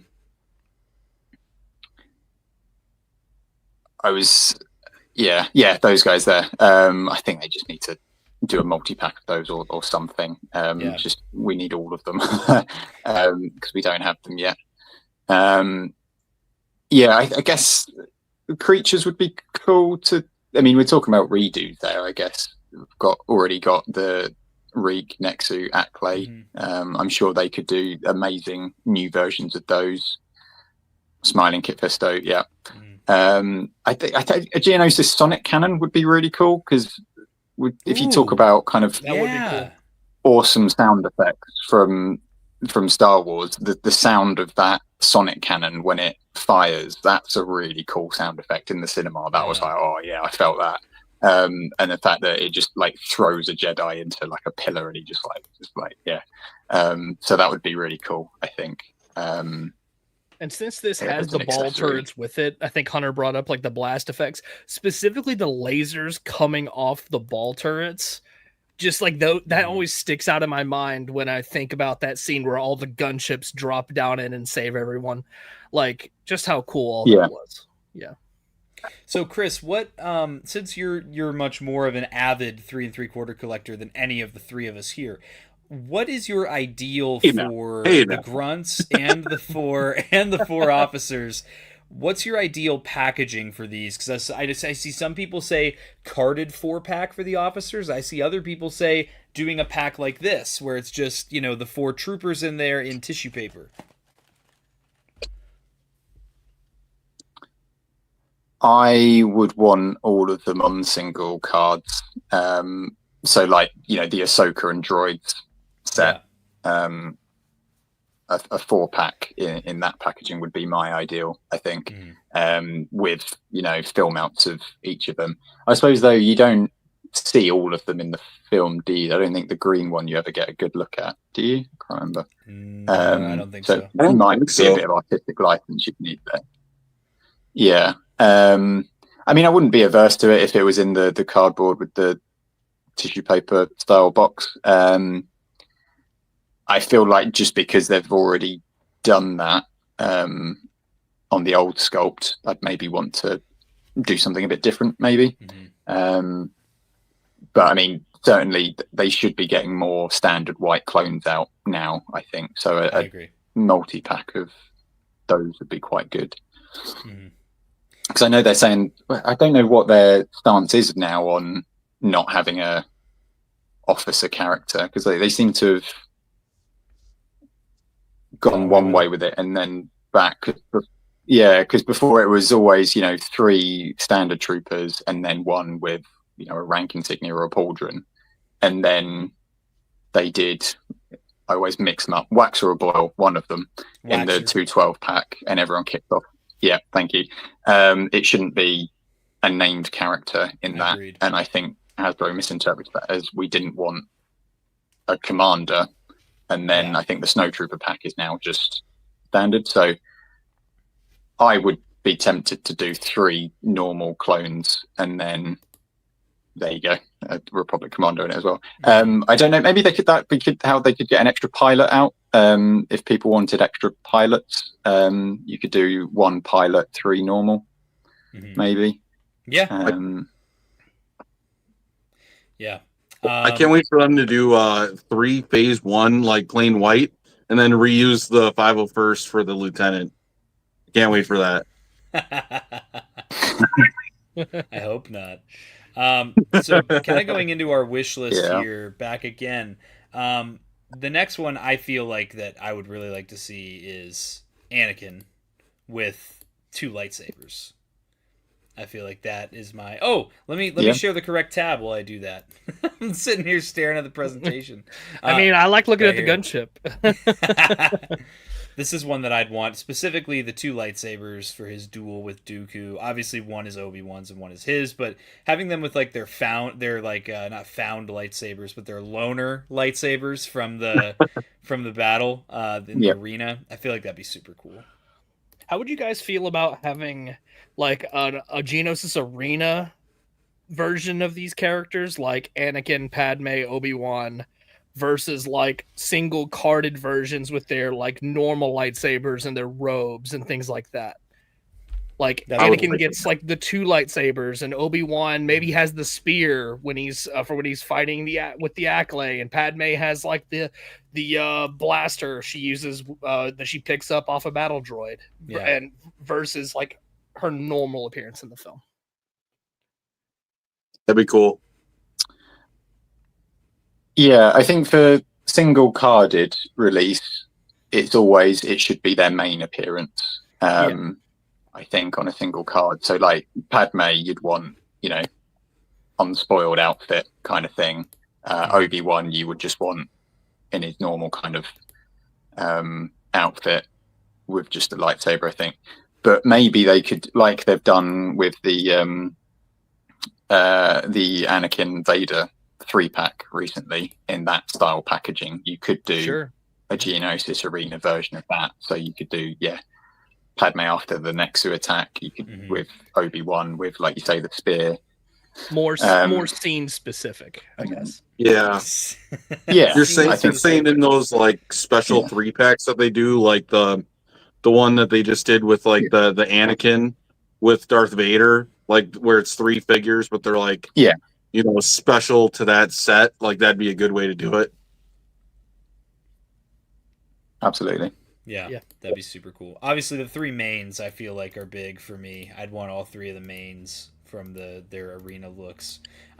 Also, though, some separatist leaders. The top of my list is Poggle the Lesser, who showed up in the Clone Wars and in the Attack of the Clones film. So I feel like this guy would be super cool. When was the last time? Did they ever do Poggle in 3 3/4? I feel like it's been a long time if they have. They had to have. I'm pretty sure. Yeah, they've done one. Yeah. I can't check what line it was. I think it was the Saga line. They've definitely done Poggle. I thought but they did all the Geonosis, like you could do yeah. Go ahead, Chris. So yeah, I think the sort of standard soldiers, and then the lieutenant, who I think is Sun Fac, he would be good as well to be fully articulated. They would be great to have much needed updates. I mean, the detailing you could get on Poggle in the vintage collection would be awesome. Oh yeah, that would be cool. Yeah. Also, I'm not gonna lie, I would like Poggle in Black Series, please. Oh yeah, absolutely. Absolutely. I mean, I know we're talking TVC here, but I'm sorry, I can't help but say, like, I would want him in Black Series too. Yeah, I also would want some Nemoidians over here. I love my Nemoidians. I think that Newt Gunray's headdress in Attack of the Clones is my favorite of the 3 films that he's in. Yeah. Yeah, these guys would be sick. She can't do that. Shoot her or something. I like when she gets scratched by the next and he turns around. Yeah. That was me when they revealed Coleman Trapper. I was like, yeah. Oh man, but obviously we need some troop builders too. So I would love a TVC super battle droid. I think is like really high priority for me here. In addition to some updated. I know that's a huge thing with TVC. Give me the battle droids that can actually hold the blasters in 2 hands. Right? Yeah. Absolutely. Yeah.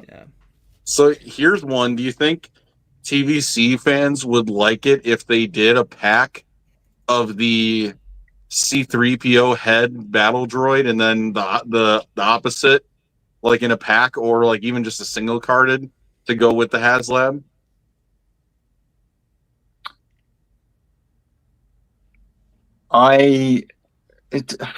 We've had that quite a lot in 3 3/4 inch already. It was quite heavy in the 30th anniversary collection. So personally, that wouldn't be a priority for me. I think it would be easy for Hasbro to do. Certainly, you know, a new episode 2 C3PO would be great.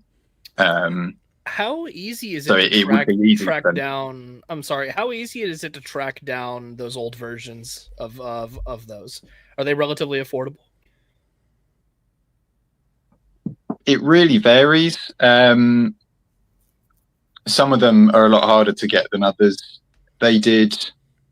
So when they were running the 30th anniversary collection, they had a sort of a subcategory within it that was called Saga Legends, which would be repacks of main characters. So I'm pretty sure the C3PO Battle Droid head thing was repacked in that a bit. So ones in that sort of Saga Legends subline were, you know, a lot easier to get and easier to find still. But you get, you know, the odd one that is for some reason rarer than others and, you know, more expensive on the aftermarket. So I got it. This next slide, Hunter, I had you in mind when I made this. This is getting a little bit into Clone Wars here. You guys know a lot of Clone Wars kids in the chat. Me and Hunter, Clone Wars kids, even more so than prequel kids. I think, you know, Battle of Geonosis. They don't specify the first or the second battle. Give me some clones from the second Battle of Geonosis, okay? All right, I'm out. No, I'm joking. I'm joking. Give me Commander Jet. Give me Waxer and Boyle in their ARF Trooper armor. Give me the Flame Troopers. You got some of the 41st Elite Corps, like on the top left, we got Buzz. On the top right, we got Draw. And then on the bottom right, we have all the clones from Tango Company, who are the ones that get infected by the Geonosian parasites. I feel like all of these different looks would be super cool. And again, as Clone Wars kids, how could we do this without talking about Clone Troopers? I got two more for you. Give me ARF Trooper Trapper that they also did in 3 3/4 inch with Waxer and Boyle, and then also give me this guy. Just your base 212th clone. Base 212 Phase 1, because in the Geonosian Brain Invaders, they're down in the Geonosis tunnels, man. And it's Phase 1 clones, and they got the dual flashlights on the helmets. If they did that, that would be so cool. Because as far as I know, there's only one figure of that, and it actually was a DVD set pack where it was that episode only of the Clone Wars, and it had Obi-Wan in that Phase 1 212. I gotta hunt that down. Yeah, it's on my wish list. Yeah. So, Chris, is this something that you'd be interested in as more Clone Wars focused stuff? Because I know that can be a little bit of a divide between people that grew up more with the prequel trilogy versus the Clone Wars show. I love it when they do realistic versions of Clone Wars stuff. So I know there was, you know, when it all launched, you had a Clone Wars line that was separate to, you know, the main 3 3/4 inch line. So it was all animated style. So that ran concurrently with, you know, more realistic style. And then when it sort of phased out and just was one line again, you would occasionally get animated Clone Wars characters brought into realistic style. So I personally love it when they do that. So everything you've got on the screen there, I would love to see in the vintage collection in a realistic style. I think that would definitely be great. And also, if you're talking about the base 212 Phase 1 clone, that just makes me think of the Battlefront trailer when it's like Together Brothers and that launches. Again, you know, massive gunship in that as well. So any sort of Battlefront style thing would be great as well. Absolutely. Yeah, so then another one for our list here. Now I got some vehicle picks here. So, you know, I love my Separatists. I love my Separatist vehicles. how about a spider droid and or dwarf spider droid? I would be so in. I feel like these are not, while they're big, I feel like they're not, because they're so spindly, it doesn't take up as much plastic, and I feel like you could fit these in a nice compact box by just taking the legs off and getting these together. I know they've done these before, but would you be down for new ones, Chris? Yeah, I think so. I think the dwarf spider droid was in Revenge of the Sith line, and it was sort of more, fireable missile kind of thing. So it's a bit more. I remember that one had like the wind up thing on the back where you had like it was a very gimmicky toy where like it was almost like a McDonald's toy where you like wind it up and it walks. I'm like, we need to evolve to like a more intricate like adult collectible version of this toy, because that's fun, but like let's have that but grow it up a little bit. Let's have a 20-year evolution of that toy. That's like how the crab droid is the same way. It has like the little clicking things on the sides to make them like he basically just shakes back and forth with the legs, but he has like the cartoonishly large gun on the bottom that shoots a missile the size of a clone trooper rifle. Like, God. Those are you're exactly right. So in the spirit of upgrading the gunship from a toy to a collector's item, you could definitely revisit these droids. I think my one that we didn't get was the Hailfire droid, the one on wheels that just launches all the missiles. Oh, funny you mentioned that, Chris, because that's the next thing on the list. I actually saw this in a local toy store last week, like the old version of it. Oh, nice. I had it for like 35. I was like, do I need to come pick this up at some point? Yeah. That would be awesome. Super cool. I'm like scared to touch this thing, because if I touch these flick fire missiles at all, the whole cluster of them will get launched. Yeah, I love that thing. Hey, Sir Eric Brown in the chat brings up a great point here. I know you could have gotten some of the detractors to back the LAAT. Put new Cantina patrons as the tiers. So many grouchy TVC only people who only like the OT need to be brought in. If we put make Beto a tier, would they back it? Just Greedo with the new poncho is all we need, and the bar graph would go up. The line graph would go up. Oh my God. And now for my final one, if the gunship does well and we as a community really show that this is stuff that we want to see, that TVC has a destiny that's more than just original trilogy forever, I think maybe future HasLabs like an ATT perhaps. This is for me, the gunship was one of my favorite toys as a kid, but my all-time favorite Star Wars toy when I was a child was the original 3 3/4 ATTE. I got it for Christmas one year from the one and only Sandy Claus, and I was obsessed with this toy. This was the center of my play, even more than the gunships. And I think that if the LAAT does well, I feel like there's room for an ATTE. I honestly, I feel like this is another just super iconic vehicle from this era. If you're a Battlefront fan, if you're a Clone Wars fan, a Prequel fan, I feel like this could really appeal to people. Chris, do you feel like even though it has 6 legs, does this have a leg to stand on in the TVC community here? It would have to have the carrier as the the ship carrier. Oh my God! That would be incredible. Yeah.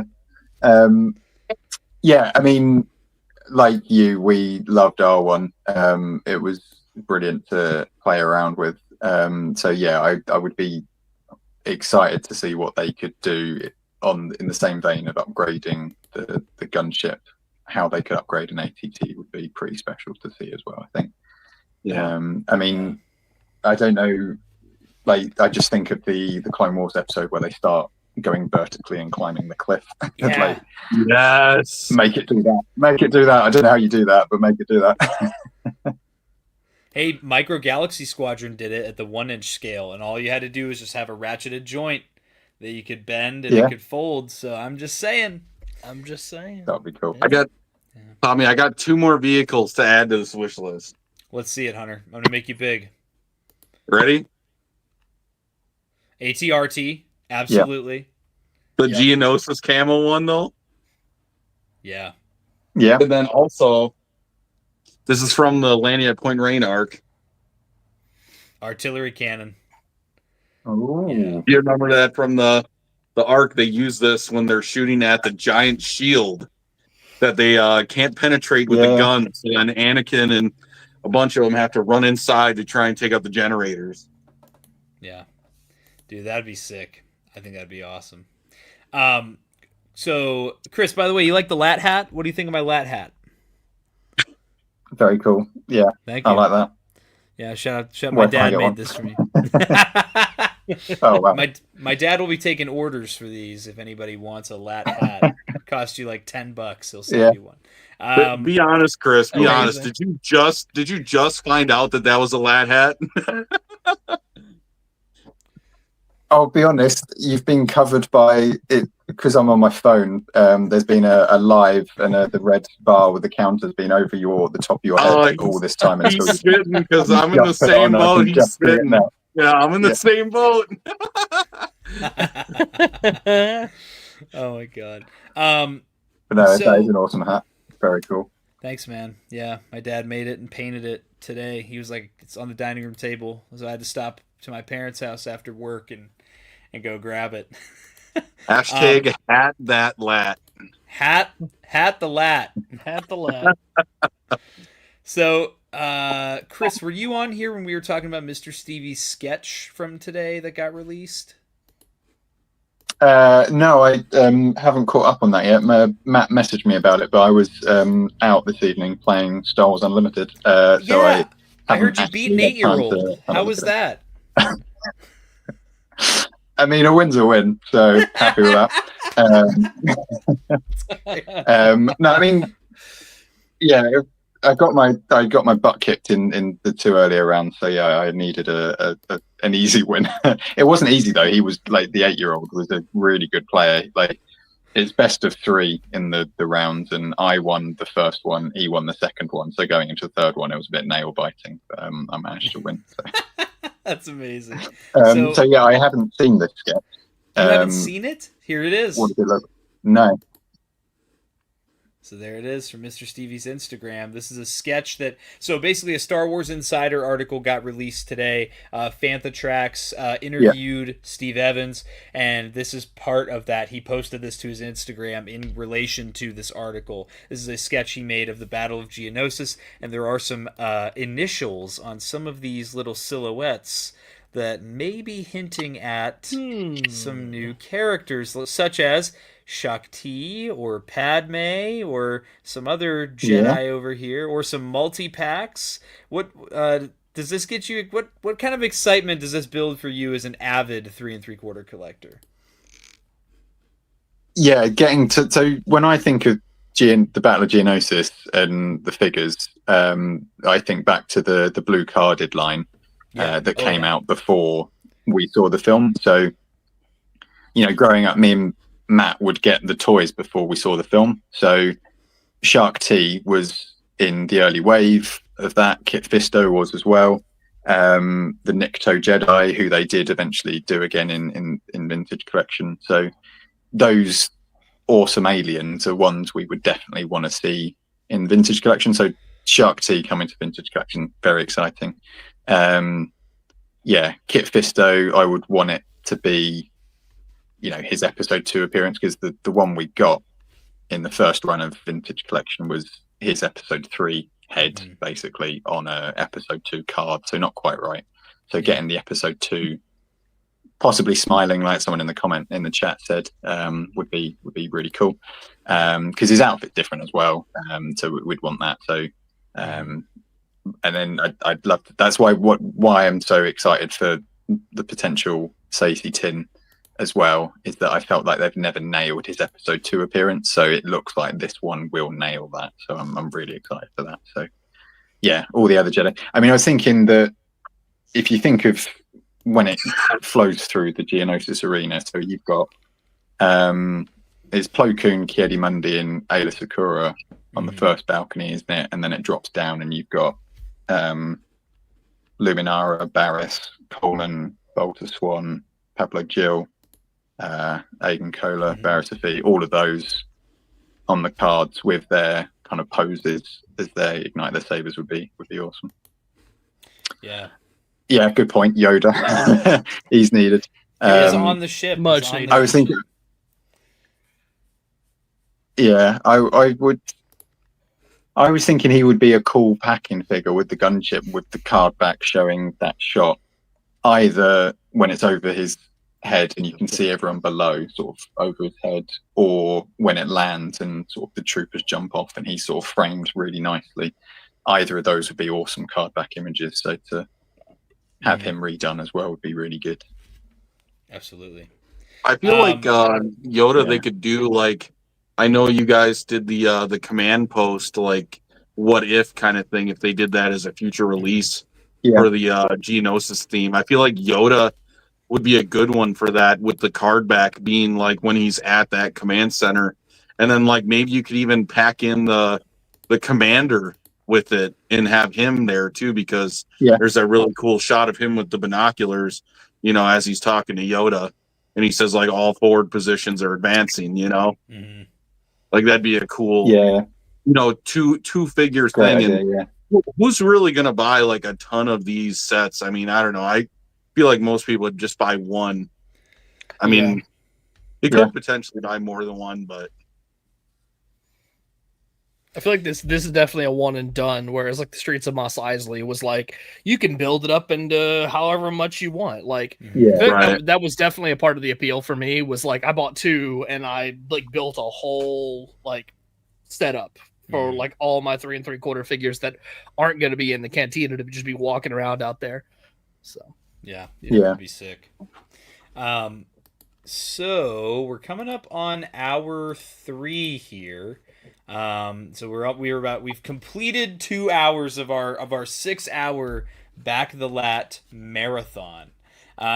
So I wanted to open up a segment. This is going to be the first of 2 hour-long segments of this live stream, which are going to be a call-in segment. So anybody in the chat that wants to jump in the stream, you can send an email to the email down here, blitztransmissions@gmail.com. You can also find my email in the description of the stream.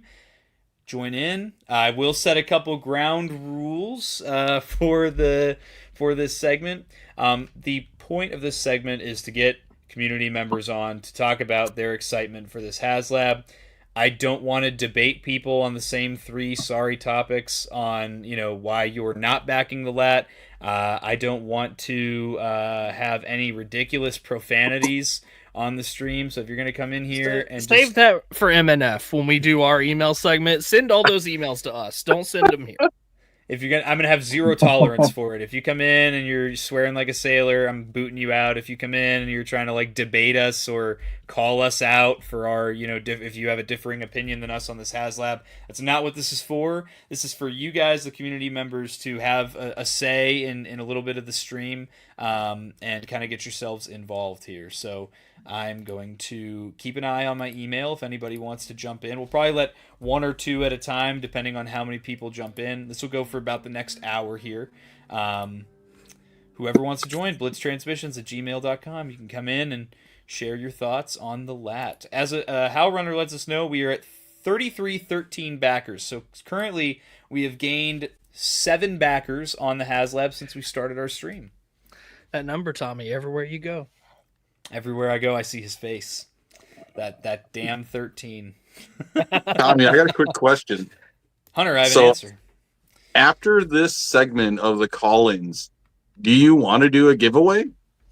Yeah, if you saw in the thumbnail or any of the press releases on this, I do have this Clone Trooper 4-pack to give away. I also got some Revenge of the Sith carded figures to give away in Black Series. I could be convinced that there's more than just these. It's kind of like winner's choice.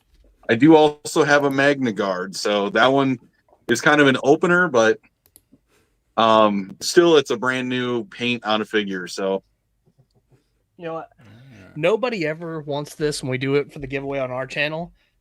I'll give away Clone Commander Jesse Black Series. I know this isn't 3 3/4. This is Black Series. It's a little weird, but nobody ever wants this, so I'm willing to throw this in for the giveaway. You know what? Think of it this Because way. it's a windowless box, isn't it? Yes, it's just like this. Plastic-free packaging. There could be anything in here. There could be hot sauce in here. Who knows? A1 steak sauce, a banana. Who knows? A banana. Yeah. Oh my It's a gosh. mystery. But yeah, in the meantime, we're just going to be waiting around for some call-ins while we continue to talk about just the HasLab in general. So again, if anybody wants to, I know there were people asking me about this, saying they wanted to join in. So just email me at blitztransmissions@gmail.com. It's on the ticker down below, and it is in the description of the stream. So I guess in the meantime, I'll pull back up the HasLab here. Yeah, sure.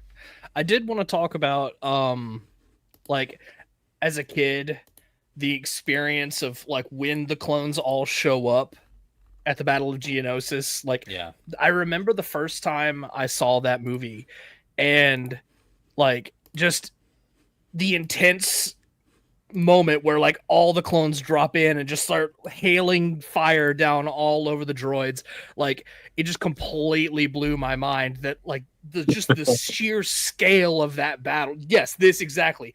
The sheer scale of this battle and what we were seeing on screen absolutely blew my 8-year-old mind. Like, I could not believe what I was seeing. Yeah. Like, it was surreal. It was so cool.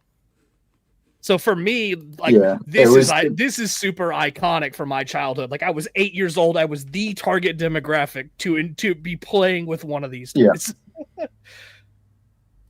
Dude, That Wilbon, gets tell Absolutely. And it's tell me you're gonna put one sitting on the deck with his legs hanging off, because that's the one I remember the most, dude. Yes. When he gets back bro. on, he just sits there. Yeah, dude. I don't know why he's it's just so stupid, but I hanging off the remember that. side. Yeah. I'm like, dang, this dude's bad, dude. This ain't his first rodeo somehow. He knows what he's doing, bro. Dude, he's been through the simulations. Yeah, just like the simulations. Hey, where's the hey? They're missing the carry handle, bro. What the heck? Oh what the my heck? god. I still will say though, like the smoke trail effect would have been awesome for those missiles. I agree. I agree. Yeah. That'd be cool. Chris, were you saying something? just the shot you showed there where it enters and then it just strafes sideways. It was just the movement of the gunship was just unlike anything we'd seen in Star Wars before, which had just made it really cool as well. Mm-hmm. Yeah, just looks awesome. Look at that. So cool. Gorgeous. With those new clone troopers. I really like that they did the secondary stand to make it look like it's hovering, because the first experience I had with a ship like that was like the N1, because the N1, just like the LAAT, doesn't have landing gear. So like to have it hovering like that is really cool, because, you know, at first I was going to say you never see the LAAT gunship just sitting on the ground, but you do actually see it a little bit in Clone Wars. Mm-hmm. But still, it seems less. unnatural. I feel like it's always like hovering right there. Yeah, it seems unnatural to see it just sitting right on the ground. Yeah. Definitely. I do have one email so far. John, if you're watching, I did send you the link. It's not an actual call-in where we call your phone number and have you join that way. It is the join link. So he says, "Hey guys, love what you're trying to do. I had an idea to entice more backers. I think the tier unlocks should include an extra clone figure along with the Jedi figure. What do you think?" I'm not opposed to that. However they can make that work, I'd be in. Anything to get more clones on this thing. Mm-hmm.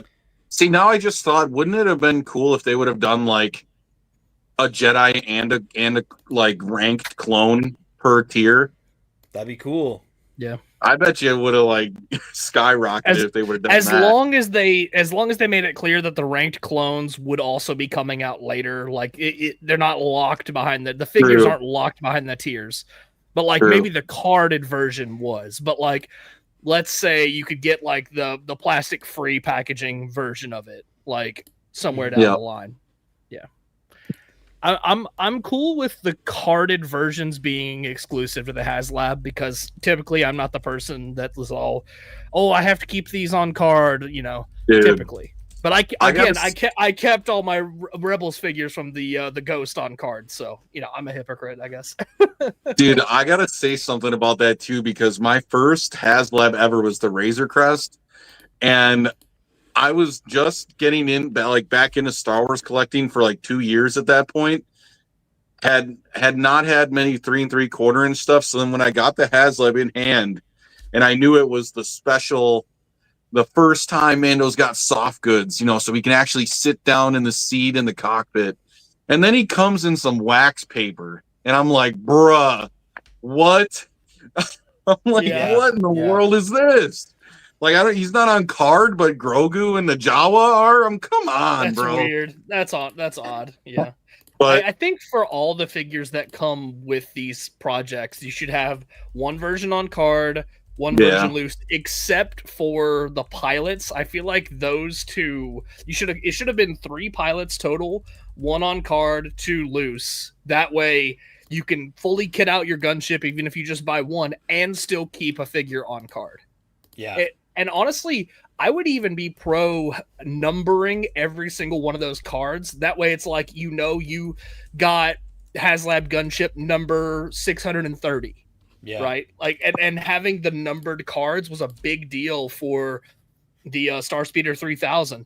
Like, there were people keeping track of like who had what number because they only made 3,000 of them. Mm-hmm. So I feel like that could be really cool with these HasLab projects since they only make so many, to have numbered versions or numbered cards go along with it. Yeah, I agree. That'd be super cool. I guess especially let me get off this screen. What am I doing here? I was sending like 9 million emails back and forth.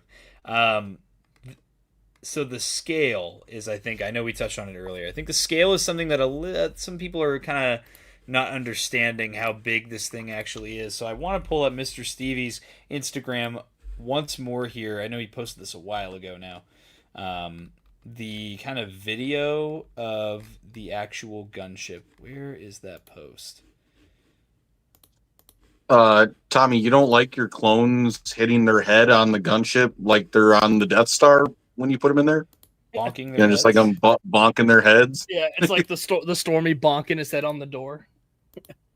Let's share the screen. They all got to do the clone sitting down pose so that way they fit in there.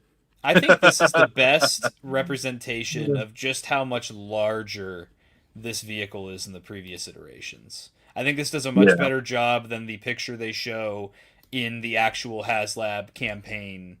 What am I trying to say? The actual thing, In the video, the splash yes, video. the actual campaign page, Yeah. Get a load of Hal Runner here.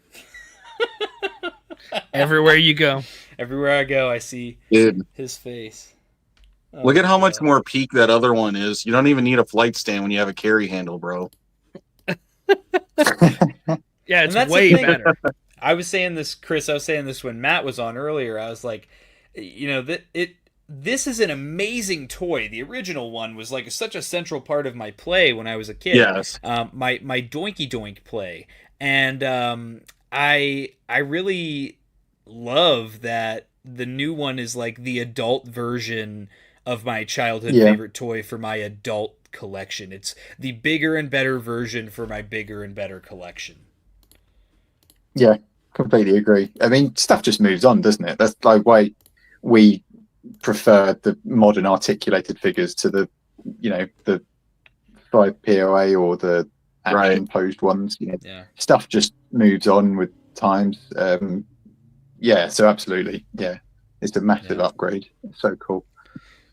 Yeah, and again, just a reminder to everybody watching live, if you want to join in, send an email to me at blitztransmissions@gmail.com. It's running across the banner on the bottom of the screen if you guys want to join in and share your thoughts on the Gunship. And Hal Runner updates us. We're now up to 3315 backers.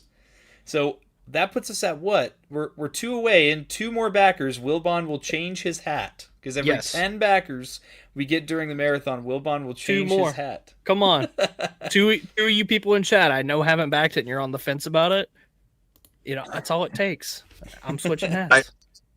I feel like this comparison, you know, in this picture is almost like, you know, if you had the exclusive TVC Commander Cody, you know, if you wanted to pick that up now, $250, or you get the Hot Toys Commander Cody for $250. True that. You know what I'm saying? Yeah. I feel like that's like an equal comparison. Yeah. Real quick, I did just want to address a comment from Riley Bob. Where are the SWTVC boys? They live on the West Coast. We are on the East Coast. So they are going to be here just a little bit later. Then that's why I was kind of saying at the beginning of the stream, if you missed it, rolling guests coming in and out throughout the entire 6 hours here. Let's see. I'm just keeping an eye on my email here because I've sent a couple people the link, but I haven't seen after midnight here in the UK, so I might have to drop off at some point soon. Got work in the morning. Well, but, I thank you for taking the time on such a late night. That's all right. I just couldn't get back quick enough to be on at the same time, isn't that? B-Man coming in. I heard if you back the LAAT, it gives you big lats. Hey, I heard it gives you a big gat. Gonna fly away? Like, look, I'm good with whatever it gets me at this point. All there right. it is. AFC Smoke back 3. Let's make this thing happen. Boom. no way. All right, I gotta give an intro to our first call in here. We have my boy JWC924, proud member of the Rancor Battalion, channel membership, proud member of the ARC Trooper tier of the Patreon. Here he is. What's going on, man? What's going on, guys? You guys hear me loud Yes, and we clear? can. Oh, yes, yeah. we can. We can. Man, it's been fun. 2 hours, right? Almost. We're a little over 2. We're in now. Thanks for bringing me on. Who's not a prequel fan? I mean, Oh, I guess I'll leave. See you guys. All right, good night. Yeah, I hate the prequels. Okay. Bro comes back with an Imperial shuttle hat. I fold this up and it's ooh, almost knocked off my head. tell your dad, send the PayPal link. I want one. I want one of those hats. They're actually, they fit really nice over the headphones and the hat I'm wearing. Kind of impressive. For a moment, it looks like that guy who's always following Sidious around. He has like those antennas. Wait, Oh, guys. Masamita. Yeah, there you go. Yeah. guys, I got a hat. You ready? Are you wearing the sandcrawler on your head? Is that a big brown box? Is that the Big sandcrawler brown on your head? box. Hashtag call the crawl. That's what. Call the crawl. Oh man. So JWC, tell us a little bit about what made you feel so compelled to join the stream today for the call-in segment and talk about the HasLab Gunship. Just growing up in that era, 2002. I mean, someone already mentioned that blue packaging, that blue card back. Yeah. It's my childhood, and I mean, I brought some things. I mean, I'm not the biggest 3 3/4 collector, but I mean, Neither am I. I have some ships in my collection here. It's not a full arc, but it's these things. They reminisce me of my childhood. I have to get a LAAT. That was a toy that I missed out as on a kid. You know, unfortunately, not everyone has the same financial situations. So, being a grown adult now, why not? I've already backed one. I've had some medical expenses I've had to take care of, so I would probably back maybe 2 or 3. But for now, it's only one, probably 2 when we get closer to the end of the whole thing. But Yeah. I mean, if you've played any Battlefront game, you've piloted the LAAT. I don't know if anyone here has played the Clone Wars game. on Yeah. PS2 or GameCube. Yeah, That whole game is classic. the LAAT. You're flying the LAAT the entire time. So, no, I hope it backs. Just need more. Need more. Yeah. Actually, I think if there's a little, I don't know how long HasLabs typically run. I don't know if 45 days is a normal thing, I but think so, right? I think so. I feel like that's usually how it goes. I feel like the Cantina was shorter last year. It definitely was, yeah. Yeah. Which was really silly because they ended it before Comic Con, so they were showing it at Comic Con, and They didn't even have it They amount could of have just run it like thousands of- 10 more days. I feel like they could have Exactly. sold They so would have many been- more. Yeah, people would have turned up, gone, "That's amazing, I want that," and you'd be like, "Oh, Yeah. sorry, you needed to have backed it 5 days ago on a website." How dumb. Sorry. Yeah. And it might Bizarre. have backed full tiers if they would have done that Yeah. too. You know, Yeah. yeah. The shoes is loose now. It's all gone amok. Yeah, And I will Um, say, I don't plan on keeping it, but I did back the Cantina. I did support it. So I might be a Prequel kid, but I definitely got the Cantina. Yeah. I have to point out real quick here, Dr. Jones, all in good jest, all in good sarcasm. The big brown Jawa box, just for fun. Red. Just Look, for fun. even if it was a sandcrawler, I would have backed it. I'm an OT guy at heart. Like the prequels are like secondary to me. Hunter, But put I'm the still dog excited down. about this. But I can also find humor in that it is just a big brown box. Yes. Can I pet? Like Can I pet that dog? The sandcrawler is it's a mobile home for Jawas. That's what it is, bro. Bruh. So if it had been the Sandcrawler, it would have been interesting if it had all opened up at the front, like you see in yeah. episode 2 when Anakin. I would say so. I would guess Yeah. that they would do that. Yeah. I won't lie, you know, even though I'm joking about it, I would have backed a Sandcrawler, and I wouldn't have hesitated. I would have got one. And I probably would have made it not original trilogy, but I probably would have put it next to the Razor Crest. And I probably would have had Mando on the blurg right next to it, you know, trying to get his parts back. Yeah. And then maybe I could have took all the panels and put it in the Sandcrawler like they stole them, you know? It would have been Yeah. kind of fun. That would be cool. Yeah. No, whatever floats your boat. Like a sandcrawler would be cool. Like I'm an original trilogy guy, so to me, it's the scene where they're selling the droids to Uncle Owen. You know, but again, this is still cool too. Like just because it's not what the OT guys wanted, that doesn't make this not cool. Like this is awesome. So Yeah. anyway. So JWC, what is your for people on the fence? Maybe you're somebody who you're not sure if you want to back the LAAT or not. What would be your biggest argument for why someone should back at least one LAAT? I mean, again, like I just mentioned, if you missed a LAAT when you were younger as a child, even in like your mid-20s. I mean, I'm 30. I'll be 31 this year. So again, a lot of people probably didn't have the opportunity to buy one. This is your best time to get the best one. So I recently just found a bunch of 3 3/4 clone troopers, bunch of phase 2s. There you go, Hunter. I don't know if you're still there. Commander Cody. 12s. Cody. I just think right now this is gonna be your perfect chance of getting the best variation of the LAAT. And especially with the Battle of Geonosis, I mean, it's funny. One of my dream. I don't know if they've ever made this. I want Count Dooku on his little speeder. That's what I want. And I want to display the LAAT chasing Dooku.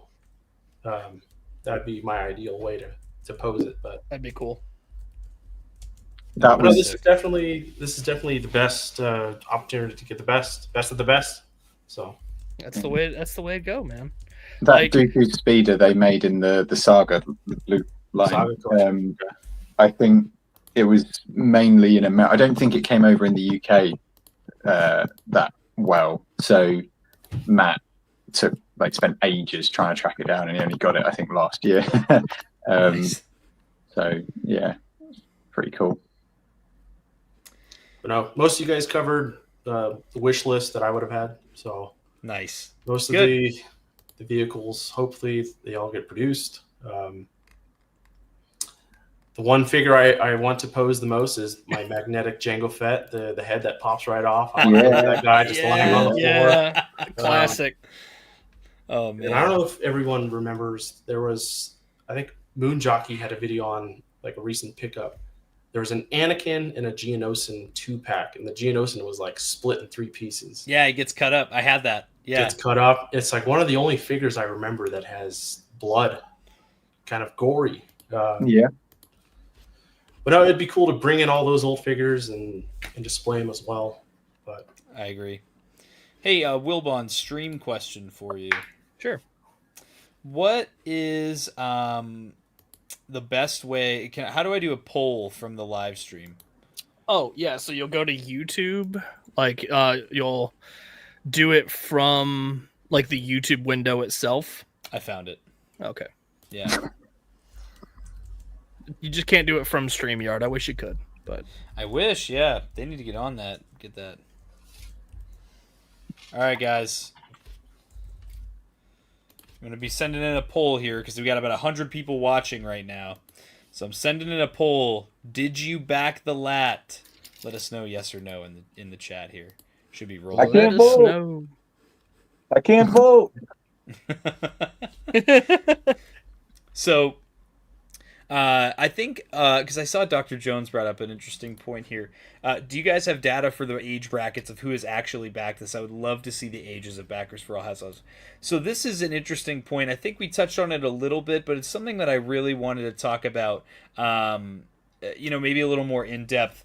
And I think when the SWTVC guys come on later, we'll definitely be talking about it again. Also, shout out to Fig Fury. Go check him out on Instagram. Uncus Figus. His Latin name, Uncus Figus, is in the chat.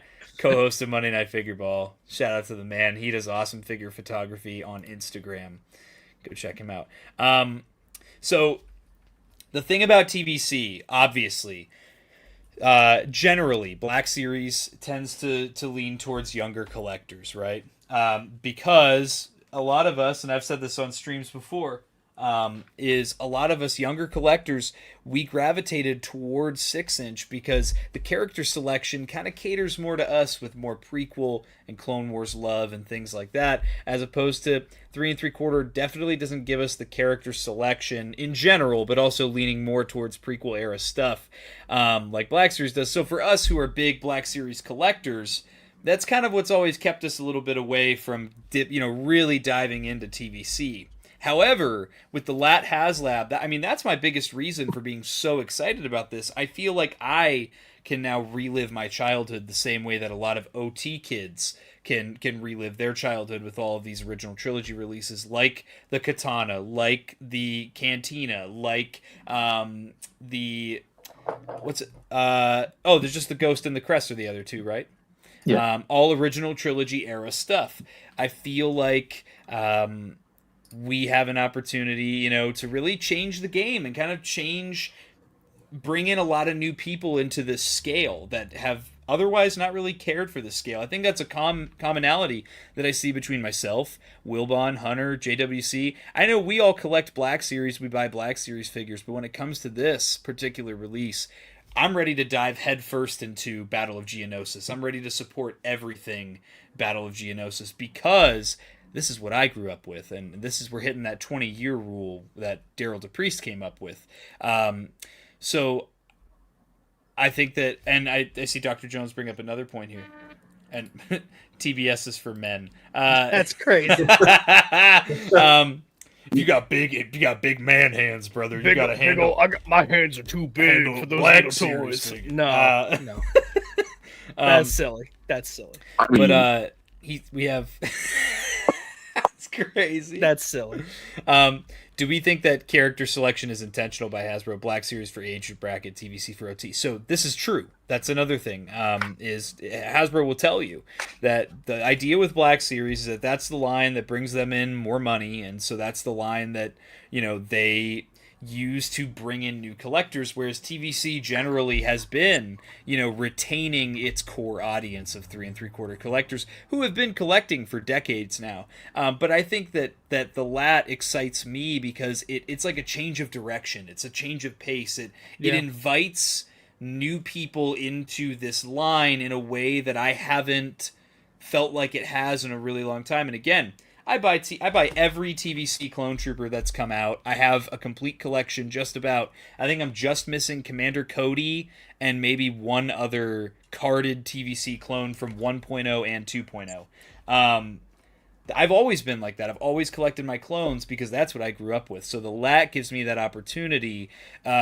Chris, as a TVC collector, as a guy who does a TVC page on Instagram, am I crazy for saying that? Because I want for you to fact check me on stuff if I'm speaking out of turn. I don't think you are. I think what annoys me is the Hasbro explanation of Black Series is for younger people, because like they're the ones making that character selection. So you guys can't buy what doesn't exist in TVC. So to say, oh, we don't have clones in TVC because young people won't buy them, it's like, well, you're not making them. So if you make them, you'll buy them. So, I mean, you picked up Black Series figures because presumably they weren't available in TVC. Like if they had been TVC, that's literally it. Yeah. So I like the clones. I buy all the clones in TVC because they make them. Yeah. Yeah. So I do get frustrated when I see that argument of, oh, TVC is only for OT, because it's like, well, if you made something else, other people, you know what I mean? It's kind of a bit of a weird. I feel like more people collect their favorite characters regardless of scale than Hasbro is aware of or they think. Yeah. And for me, initially when I got into collecting, I went into stores and there were barely any TVC figures like on retail shelves, just availability. Like I wasn't even aware that TVC existed really when I started collecting, because I went into stores like Target, Walmart, etc., GameStop, and the majority of Star Wars stuff was all 6-inch at that point. Like they just weren't really producing them at the level that like they used to in the past, obviously. Yeah, and I think also that's on Hasbro as well for the decisions they made and when they brought in the Black Series at the same time as 3 3/4 inch. Like you say, it's been going decades, so there's so much back catalogue of characters. Whereas, you know, Black Series was a fresh start, and I can't find it now, but the original press release for Black Series when it first came out in 2013, it was something along the lines of, we're going to do the greatest hit characters kind of thing. So it was, you know, the first wave. Definitive characters. Yeah. So, you know, Luke, Sandtrooper, Maul, Stormtrooper, all that kind of, you know, quintessential kind of core characters was what was coming out in Black Series. So, you know, I get it. When people were just starting collections, they're like, obviously you'll gravitate towards those. Whereas, you know, 3 3/4 inch was really barrel scraping, and then being like, right, we've now got the technician from Echo Base who sits in the background and presses a button. She's the only female there. She's now got a figure. And it's like, well, blink and you miss her kind of thing. So it kind of, I do get that. But it's kind of self-perpetuating when Hasbro then used that as a reason to make the further character selections and all that kind of thing. It can be frustrating, but I do get it. I gotta say, go ahead. Oh no, you go ahead, JWC. I'm here all stream, brother. So you go ahead. I was gonna mention his place. Have you guys covered marketing and how it's been marketed to pretty much everyone outside of the Hasbro Instagram, or if you're just following STCC? Has anyone else, like the official Star Wars page, have they pretty much announced this project? Has Disney announced this project? I mean, if these bigger pages reach out to more people, you'd probably see more backers. I'd say you're probably right. I'd say you're spitting. It's very, like, I feel like a lot of these products, the marketing tends to be just directed at the niche audience that already collects it.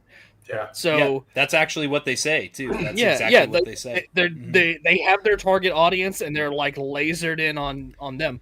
But like, okay, let's say this is your 4th or 5th HasLab from Vintage Collection at this point. Eventually, people are going to run out of room. So like, if you backed your 4th or 5th thing, and some people have backed multiples of each of these sets. Like, so hey, I gotta give a shout out, not to cut you off. Shout out Hi, my Jen. beautiful fiance Jen, bringing me the Darth Maul Coke. Hey, yo. Hey, Yeah. I shook it. Jen, should people back the LAAT? Yes or no? Boo! Don't do it. It's crap. Damn. Just kidding. So right now our poll has 54 votes. Everybody get voting. We're at 52% yes, you backed the LAAT, 48% no. All you guys that are in that 48%, back the LAAT or you're banned from the stream. How about that? Please back it so that Tommy doesn't cry. I just don't want to see that. Honestly, do it It's so gonna be a Tommy rough doesn't cry. Actually, couple that weeks might be if some that bad happens. reverse psychology because some of these people in chat might want to see Tommy cry. So I don't know Yeah. if that's going to work. Hey, I'm still rocking the LAAT hat. You like the LAAT hat, Jen? It's in green. It's very nice. You like it? You like the LAAT hat? Oh my Did gosh. you see my comment? What? Did you see my I saw comment? your comment a while ago. Yeah, I forgot to pull it up. Oh, But you so many went people. past it. Oh, I went past it? There it is. Real collectors buy vintage, says Jen. Thank you, Jen. Very cool. All right. Very cool. But, yeah. I was gonna say, Chris, to your point and what we were talking about earlier, with like 3 3/4 inch vehicles, especially when it like considering like No. clones and stuff like that, Back the I LAAT. feel like Yeah. with the vintage I collection, can't hear what they're saying. So. you know, they kind of like sprinkle clones in here and there. But I feel Yeah. like one thing it is lacking that is nice to see with this HasLab is a big play set for them. Because when I was like, I want to get into 3 3/4 inch, I had to go old. Like I had to go Yeah. back and like get Clone Wars vehicles and stuff like, because that's really what I like, the vehicles. Yeah. And I'm like, man, if I'm gonna get vehicles, I got to get stuff like from Revenge of the Sith or Clone Wars and stuff like that. And I have to go all the way back to like 2010, 2012. Yep. You know, and there's just no TVC options for stuff like that. Or I mean, I could have spent $700 on the Gunship, the TVC one, but you know, I exactly just right. would like to That's see what you them can make it. transition. I would like to see them transition. Like I'm optimistic with the HasLab. If it does well, I want to be done overpaying for old sets, man. I would just Yeah. rather see like new stuff come out that's just better, like Yeah. more well done, and yeah, just overall, you know, the scale's better, the sculpt is better, the detail is better, Yep. you know, and just not so much a toy. I would rather just have it be like a mini, you know, model of it that I can put my figures in, you know, like that's kind of what I Yeah. want. A Yeah. highly detailed version of it. That's not a toy. Yeah. Yeah. Yeah. So the treatment they've given to the Darth Vader TIE Fighter, yeah, you'd want that for, you know, Yep. the Yeah. Arc Fighter, the V-Wing, you know, Anakin's Exactly. Darth It's the, Fighter. the Obi-Wan's grown-up version of the toy Yeah. we had 25, 20 years I ago. mean, dude, I've been like, one that's on my wish list, just for an example, is in episode 2 for the 30th anniversary they did Obi-Wan Kenobi's Jedi Starfighter with hyperspace ring. Yeah. Dude, that thing's like $120. Yeah. I'm like, Yeah. man, I mean, granted, if they did that in TVC, it would probably be a similar price, but you know it's going to be better. And that Yeah. old one didn't even come with a flight stand. So Yeah. what you put it on the hyperspace ring and you can't even like, it just sits there like all cocked on the shelf. It can't even like, you know, look like it's in flight mode. So Yeah. yeah, Really? Yeah. I'm just optimistic. I hope that we get, you know, this is like a good sign as far as TVC vehicles and play sets moving forward. I really hope it does well because I would love to Yeah. see some of that stuff. Exactly. If it does do well, I mean, that's what important. Why it's important for the Gunship to do well in some respects is that Yeah. it shows the demand is there. Because You know, and I've heard this point brought up before. JWC, I'd love to hear your take on this. And I don't, when I say this, I don't mean it as like a scare tactic to like scare people into buying the Gunship, but there are repercussions. Scare me, Tommy. There are repercussions and potential consequences to this failing. And I think the biggest one is where I think a lot of collectors who are really sticker shocked by this and are deciding solely because of the price not to back it, you know, not because of they already have it, not because of a lot of the other arguments, but because of the price, and they're saying, I'm going to stick it to the man and tell Hasbro I'm not buying this because I believe it's overpriced. We've addressed in this stream, I've addressed it in different streams and videos on my channel before. With inflation, the price of this is not as far-fetched as some people think it is. It's just sad that wages don't follow inflation. Again, not an economist. I can't speak to that. But all that to say that the consequences of this, if this fails, are the community is telling Hasbro, we will not buy prequel era stuff at this scale, at this price range. Not even this price point, this price range. You're not telling Hasbro, we don't specifically want the LAAT, but we'll take other prequel stuff, because while Mr. Stevie understands that, the bean counters and the suits at the corporate side of Hasbro, they don't understand it, and they also don't care. They are bottom line people. They are just not going to let the Hasbro Star Wars team put a bunch of resources and money of their yearly budget into tooling and creating this HasLab. So JWC, I would kind of want you to jump into this. What's your take on that? Do you think it's bogus? Do you think it's like what I'm saying is like just a scare tactic, or what's your opinion on that? No, it's not a scare tactic. People got to remember everything's rising. Just for them to ship all these LAATs out to America cost a fortune. You got to take in labor cost, material cost. It's all going up. The price is not going to stand how it is. So in 5-10 years, $450, it would be about $600 in about 5-10 years. I think it would be a domino effect if people just say, hey, we're not going to buy this because it's expensive. It's going to be a domino effect for the next HasLab that comes out. If it's prequel, if it's OT, I can see it just making it. But $450 today, that's a lot of money. I mean, I'm a parent. It is. Actually, today is the last day I have to pay for daycare, which is around $1,000 a month for you young fellas watching. If you plan on having kids, it's so now I have extra money to buy stuff. So instead of buying my kid toys, I'm gonna buy toys for myself. Yeah, right.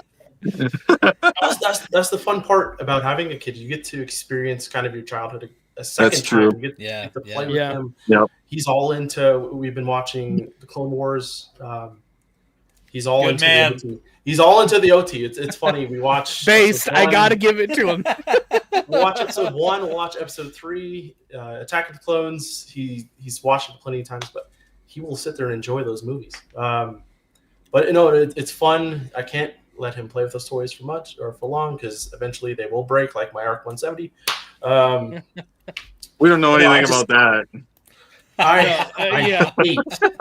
hate seeing the anti-backers. It's sad to see. I mean, you'll see it in many pages. I mean, I've mainly collected Black Series my entire adult life. Not so much 3 3/4, but the war between 3 3/4 and 6-inch. Enough. Just if you're gonna collect something, the scale wars are silly. Just collect cool stuff. Like who cares? I've had my rant. On what line's better. Unfortunately, Mr. Coffee has gotten me into the hot toy line. It's easy to fall down. Slippery slope. Those damn hot toys, man. It is. That's another reason why I've only backed one. I've kind of set aside money.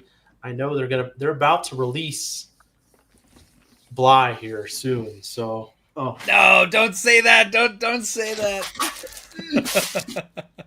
There he is. Got Boba. Django. I got Cody. I don't know, Hunter. Did you get your Cody yet? Oh man. Yeah, the hot toys are taking over. This is I got the Kawaii Desu Stormtrooper. Mm-hmm. I think it's silly to not want this to back. I see it a lot. Everyone's saying that this should not back at all, and it's coming from 3 3/4 collectors too. So I just think it would be a huge domino effect if people stick it to Hasbro on this one, you probably won't see another HasLab Prequel And- ship anything back again. Another consequence of this not making it to the finish line is the model for TVC at this point seems to be HasLab project. The year's releases center around that project. So let's say it doesn't make it. So you're going to have basically an entire year long program of releases to complement this set that complement nothing now. They're just going to exist in a vacuum. And I hate that for 3 3/4 only collectors, that like there's this chance to get this cool thing and you can build stuff around it like the Cantina, like the Ghost, and then you just have all these figures and like maybe a playset that just complements nothing. Yeah. And I feel like that's kind of a nail in the coffin for the scale going forward. If you have a year where you have all these releases that complement nothing, and so people will be inclined to buy these less. At least for me, if this fails, I'm probably not going to pick up any of that stuff. Yeah, because true. I don't have a gunship for all these clones to go in now. Yeah. So that's just me. All right, Is now I anyone gotta else- go ahead. Go ahead. I was just going to say it's one thing. Oh, sorry. You go ahead, GMC. Go ahead. Go ahead. I was just going to say it's one thing to be like, I'm not going to buy it, and then just quietly be like, not for me. And that's it. It is what it is. But it's another thing to just be like, I'm not buying it, and also I don't want anyone to have it because it shouldn't be made. That makes zero logical sense to me. I don't understand why that's a thing. Why can't you just let people have what they want? And how is there any downside to that being funded and being made? I don't understand how there's any logical reason that there's any negative repercussions of a HasLab gunship being made in the line. Yep. Unless it's solely for like selfish reasons of you like trying to gatekeep the line and be like, I don't want that kind of stuff in my TVC line. I want solely the stuff that I think should be made. That's the only reason. Yeah, I'm sure it probably is. Sentiment. I see that sentiment a lot. Now, before we jump into that, I have to say, this next guest that I'm bringing on, again, everyone, we have about 20 to 25 minutes left on our next segment for the call-ins. If you guys want to send me an email, blitztransmissions@gmail.com, you guys can join in. We can discuss the LAAT, and then I'll do another one in a couple hours. So if you guys can't right now, but you want to do a call-in later, you can join in on that. I have the ban button hovering over our next guy that I'm inviting in here. He's a new YouTube channel on the block, and while I say you should subscribe to him, I might say unsubscribe if he says anything that I don't like. Shelf Life, everybody. Hey, what's up, everybody? I know this guy didn't back it yet. I know he didn't back it yet. Bro, come on.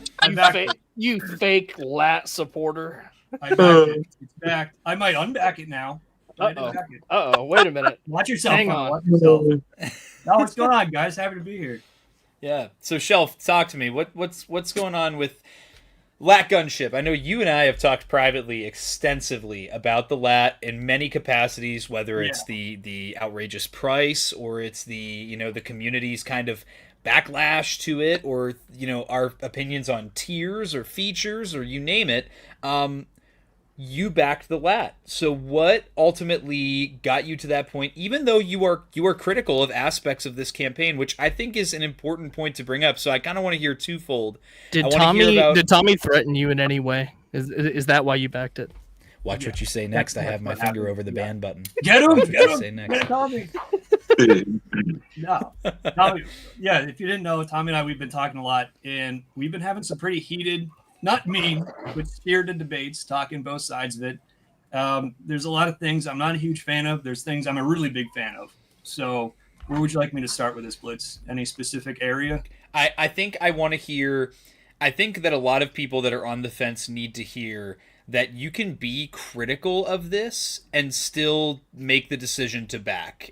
You know what I mean? Because that's where you are, I feel like, is you're critical of aspects of this campaign, but something about it still got you to that point where you're like, I'm going to back this thing. So I think that's a perspective a lot of people need to hear.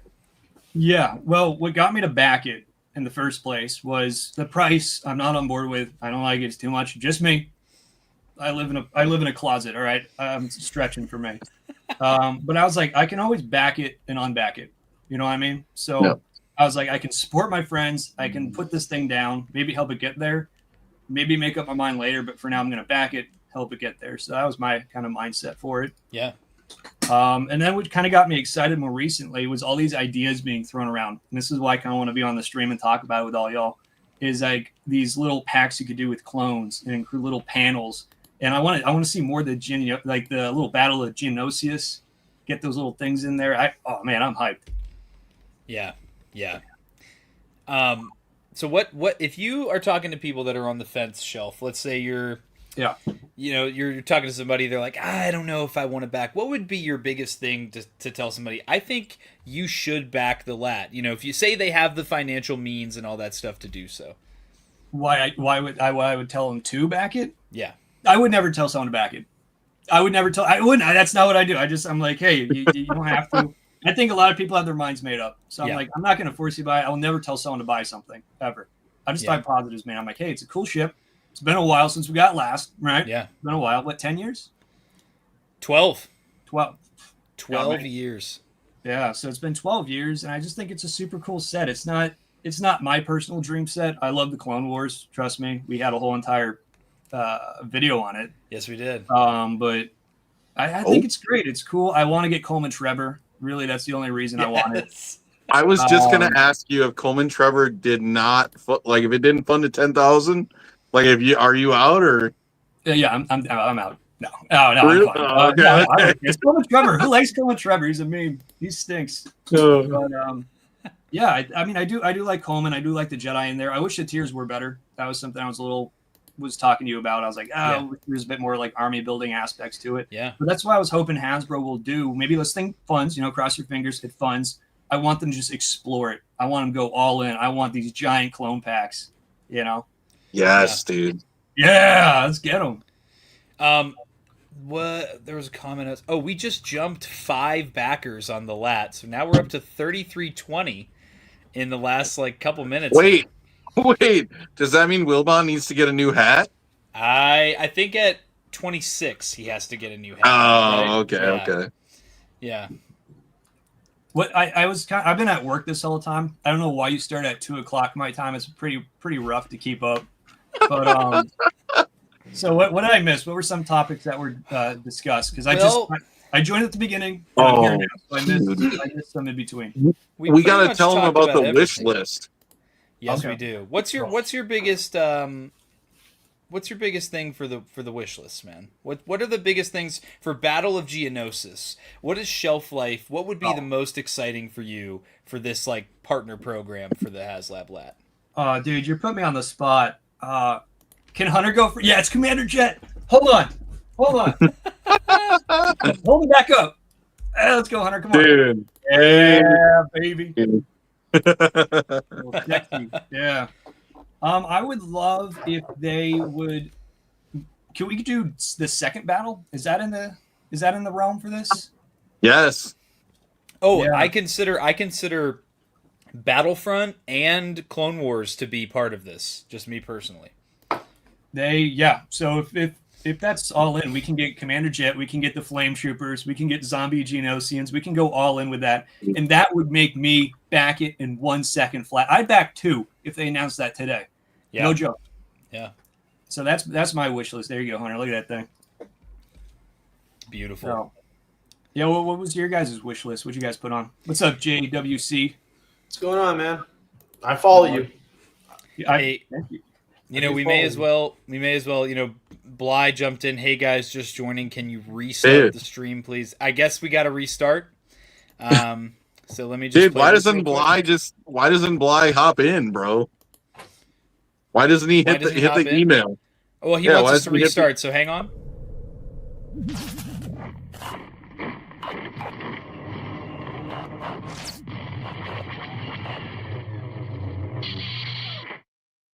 Hello there. Welcome to Blitz. Dude, if we're restarting, I gotta leave for 30 minutes and then come back.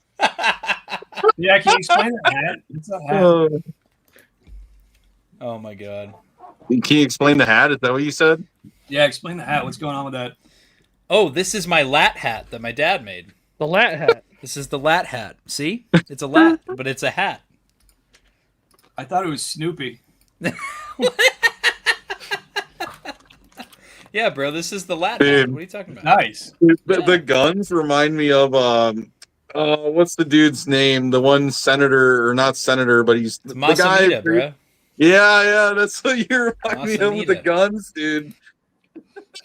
Yo, what's good, Wilbon? I didn't say hi to you. What's up, dude? What's up, Shelf? Hey, Wilbon, we're up to 3320. So it needs to be at 33.25. Yeah. I need another 5. All right, hat time. I don't have any hats on me. Hold on. Is hat that is a LAAT or a LAAT that is a hat? Respect the cell hat. Bly is spitting right now. Has this stream been knocking up the count? Doing well? Yes, it has. I'd say Nice. so. There's been some traction since We've started had 14 backers since we started streaming. That's big. That is big. For this HasLab, it is big. Yeah, it's like double the at count. the snail's pace this has been going. Yeah. That Do is you guys big. think it's been fun? You're gonna say yes, but realistically, yeah. Duh. Duh. Hey, I ain't the gonna power lie. of positive thinking. All right. What's with, JWC, where are you at on this? You think mid-layer? it's funding? Huh? JWC, is this funding? This is fun. I've always wanted to join at least one of your guys' streams. So Heck yeah. having me on, it's been a blast. I don't know. Has anyone mentioned how the HasLab actually is, like when the pre-order, how it actually works? I think I mentioned this to Wilbon. Yeah. I think a lot of people are probably confused if Mhm. the money is taken immediately once you back it. It I is think- not. They pull your funds after the campaign ends. Yes. I think So a lot you of can people, back it now, and it affects your wallet 0 right now. Yeah. including myself. This is the first one I've backed, so I didn't know if it was a similar pre-order to like you just pre-order it and then a year later You they'll get charge. paid. Yeah. You want to hear a funny story about HasLab pre-orders? Yeah.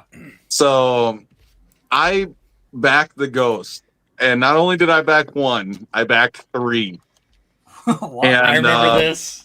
Okay, and when the day I got charged after the campaign ended, I happened to be visiting Tommy actually for Comic-Con Erie, and we were going out to breakfast, and suddenly I'm broke as a joke. I had no idea what happened, but I got charged for 3 HasLabs, and I had assumed that it was going to be like 2 weeks after the campaign ended, but it was like a couple days.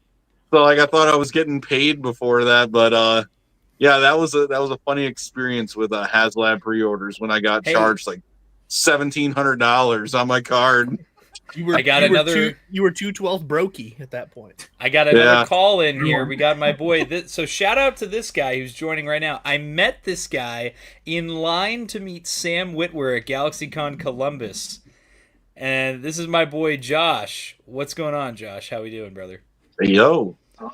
I am living the dream after a nice long day. I got back from playing Army for the past few months, so it's good to hop back in the collective, collecting Star Wars communities again and everything like that. So Yeah. Okay. I'm You glad we're joined in talking a- about the LAAT too. We joined in a tumultuous time, it seems, in the Star Wars collecting world. So, are you in on this HasLab? Only in spirit. I wish I had the funds. Yeah. The LAAT, I think, it's iconic. The sound, the look. I always thought of it as like the Star Wars equivalent of like the Black Hawk or a Huey. With like the Yeah. side doors. It's just like probably the coolest vehicle. Probably my favorite vehicle, other than like the Jedi Interceptor.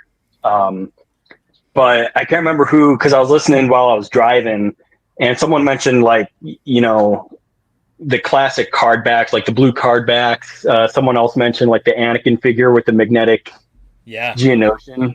I had that. I was like, that's it, man. But for me, it harkens back to like the Attack of the Clones marketing. Like that, you had like the little lithophane puzzles that would come in like the Frito-Lay chips. Yep. You would have the Go-Gurts, like when you drank the Go-Gurt, like you would see the lightsaber color. And the commercial was the coolest thing with like Mace Windu and Obi-Wan like fighting back to back. Like to me, like that's what Star Wars marketing reminds me of. It reminds me of like the easier times, simpler times, being a kid.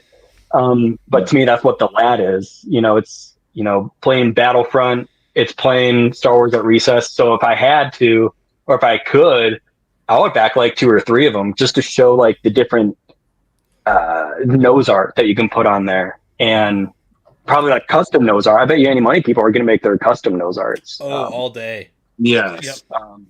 And that band Padme nose art that Disney scrubbed. Dude. The Hut Slayer Padme. Dude, Hey, I'm in. I've already seen some and sent some crazy ones like Senator Chuchi to Tommy before. Yeah. Yeah, that's my girl right there.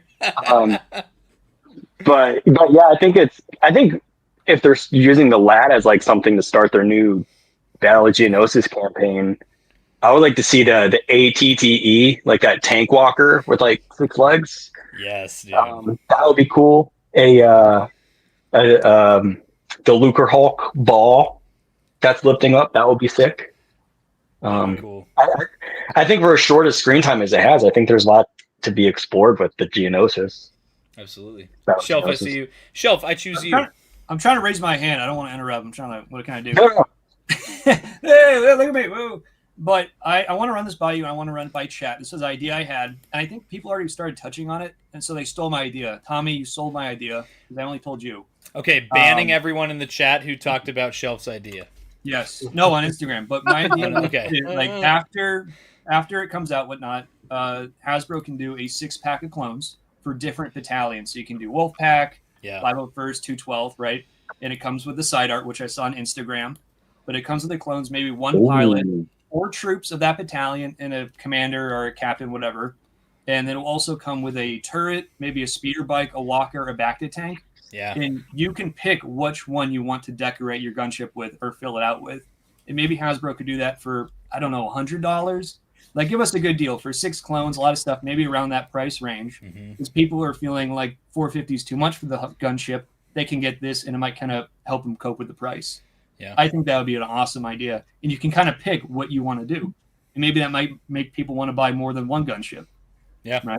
Absolutely. You just made me think about, like, if they made because like Tommy and I both have this, but just because we recently got the Hot Toys ATRT and saw how an articulated ATRT like as a physical thing can like actually collapse down.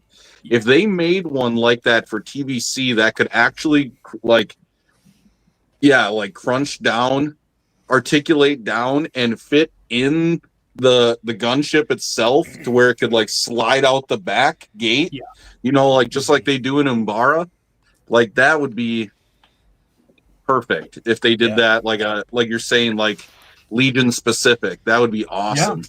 Yeah, I think it'd be great because I mean, a lot of people love give them an ARC Trooper too. ARC Trooper, yeah, man. Yeah, you could start fighting Vale's toys and start copying them. You know, get that going in there. Someone in the chat said like that should have been geared towards more the tiers instead of sort of. I mean, I love Coleman Trevor as much as the next guy, but you know, I'd rather have more clones to deck out my LAAT than Glupshido Jedi. Now I love my Glupshido Jedis, but it's like I'd rather kit out my LAAT with clones, you know, especially if it had the dude from the 2D Clone Wars with like the gun that shoots over his shoulders. Oh yeah, that guy. Yeah. Give me him.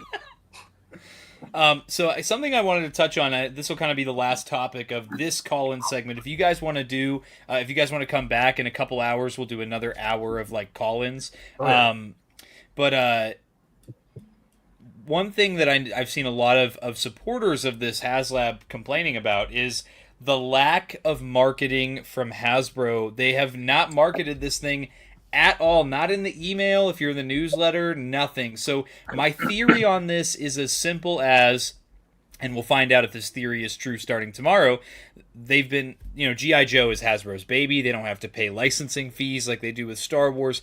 With the Snowcat going concurrently to the LAAT, I think that, which is stupid in the first place to have two HasLabs going on at the same time, because a lot of people that collect Star Wars collect G.I. Joe and vice versa. When the Snowcat ends, Hasbro won't feel like they need to push it anymore because they've been marketing that a lot.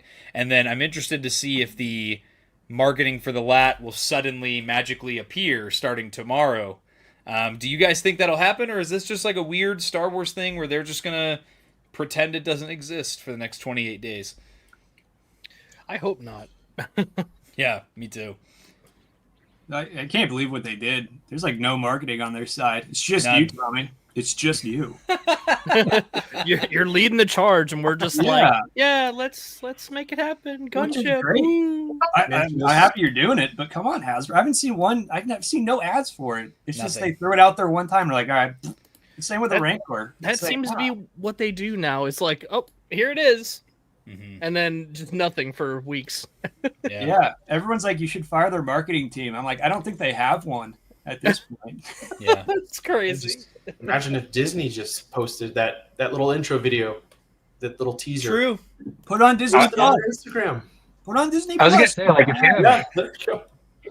if you have like the biggest corporation ever, like as like your parent not parent company, but like they have to do everything based off of like, I guess, at Disney's approval. It's like, how could they not push it a little bit more?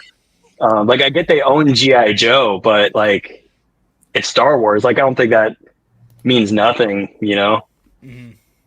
It's kind of nuts. Yeah, it's it. G.I. Joe has always been Hasbro's baby. It's always been that way, and that's they care more about G.I. Joe than any other brand. I don't get it though. I mean, not the G.I. Joe part. That's cool. But like, I don't get why they're like, we're not going to make any more HasLabs, right? If this doesn't fund that whole thing, but they're not marketing it. Like, yeah. That's like, it doesn't make sense to me. They're not even trying. You are Tom. I put in that work. Yeah.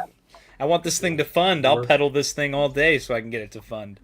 So I'm not gonna lie, something I've thought about recently. Like you bringing up the G.I. Joe line.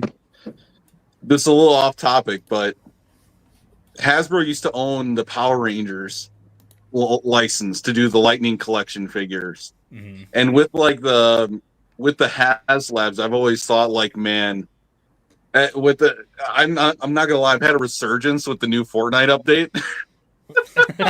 I've been like buying Power Ranger figures and stuff, but I've always thought like, man, they've done Transformers. What if they would have done a Megazord HasLab? That would have been like crazy. Something like that would have been so cool, man. Who's so Megazord? What is that? Power Rangers. Okay. Did they announce a new villain of Ivan Goop through the voiceover?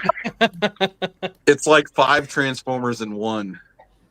Oh, nice. Oh my god. Hey, so I want to just point out real quick, the Snowcat, not even a week ago, was sitting at barely 8,000 backers, and it is currently at 13,812, about to hit the third and final stretch goal. I didn't think it was going to hit any of the stretch goals a week ago. So if that tells you anything about that last like few days push for HasLabs, I think that we might be in pretty good standing for the LAAT to at least get the base offering. Look, as long as we get the base offering, I'm happy. If we get Coleman Trevor, I'm Gucci. I'm just happy about that. Yeah. It's gonna back. Come on. Yeah. Oh, it's gonna back. Yeah. Oh, okay. So I'm going to send off our call-ins, guys. Thank you for joining in. Anything you guys want to plug? I'll let JWC go first. Anything you wanna plug or talk about? I wish. I mean, the 14,000 mark. I just wish it was Dooku on a speeder instead of more Jedis. But no, back it. It's going to be the best LAAT you're gonna get. You miss out. Yep. Straight to the point. Yeah. Well spoken. Well said. Sir, thank you. Maybe we'll see you later on the stream. Oh, for sure. Alrighty. Thanks, man. Shelf, hit us up. What? Oh, you want to let? I kicked him out. You're next. The ban button's on you. What is anything you want to plug? The channel? Anything like that? I have nothing to plug. My channel stinks. Don't watch me. But you guys Nonsense. You guys should watch M&F every Monday night. They're awesome. I like that. That.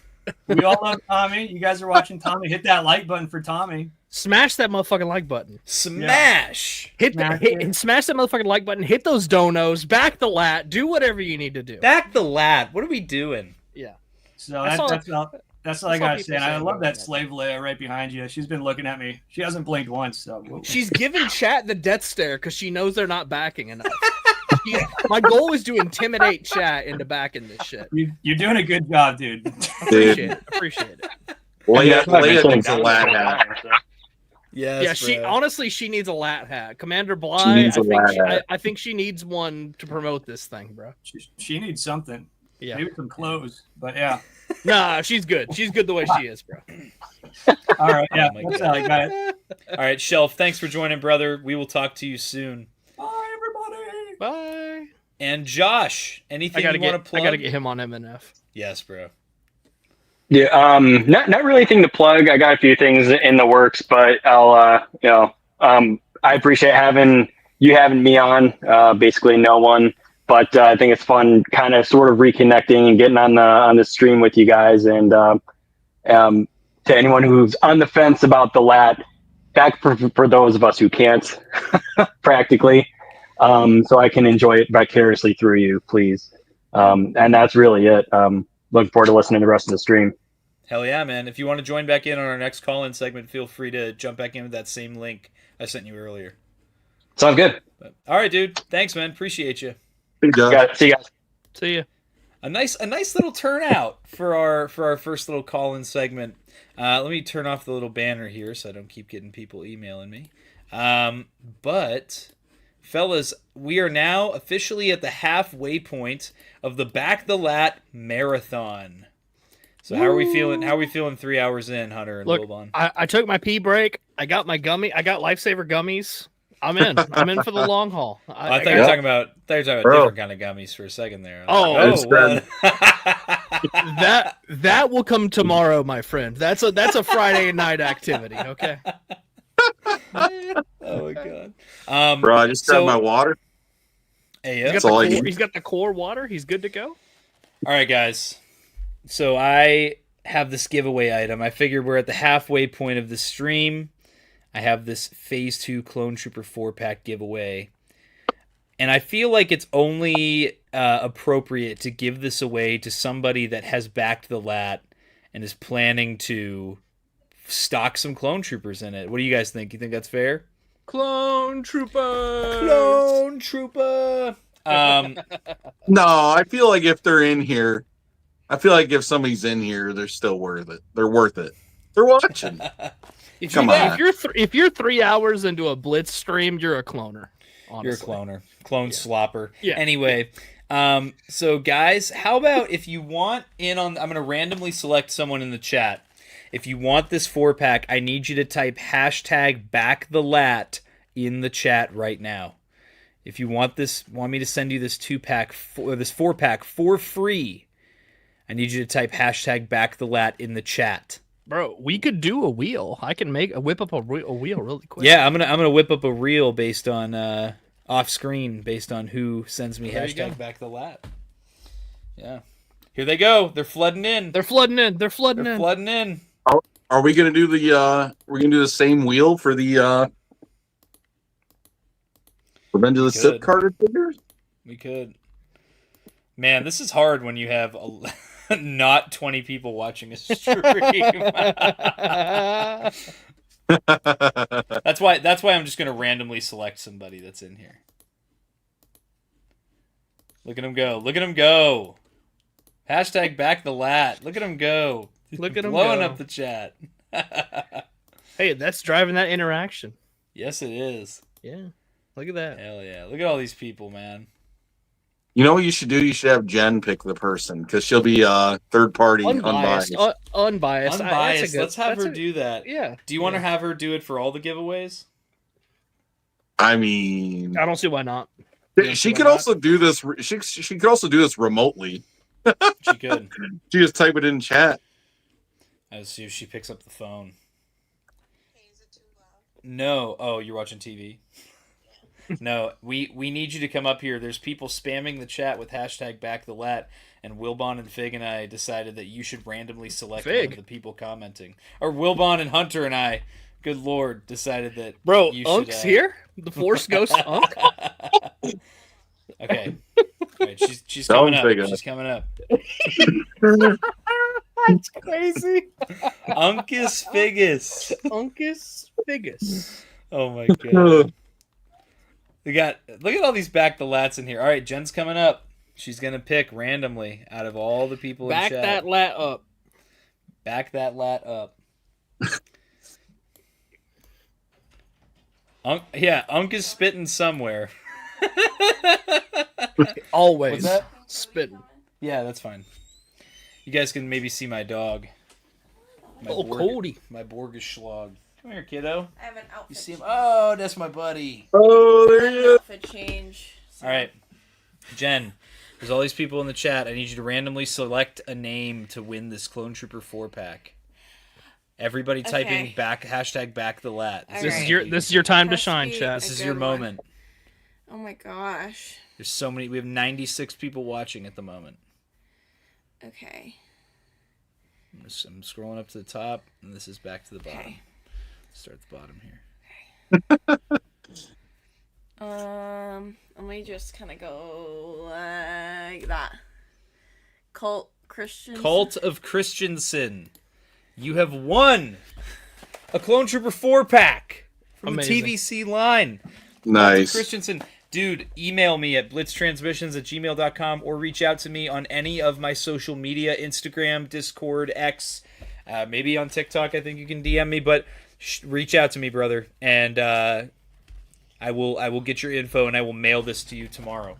But congratulations! A 4-pack of the TVC Clone Troopers, the best, most current versions. There may or may not just be 4 sticks of chalk in here when you know, that might just be hot sauce. We don't know. It could be anything. Jen, do you want to pick do you guys want to do the same thing where Jen just picks one? For the card and figs? One more? Yep. Pick one more? For what? So, For those Hunter's giving away 2 Black Series carded figures, Count Dooku and Commander Cody. Or Kit Fisto, or Magna Guard, your choice. Back the LAAT? Yeah, only the people that say hashtag back the LAAT. Oh, Cody's giving me kisses. Sorry. Okay.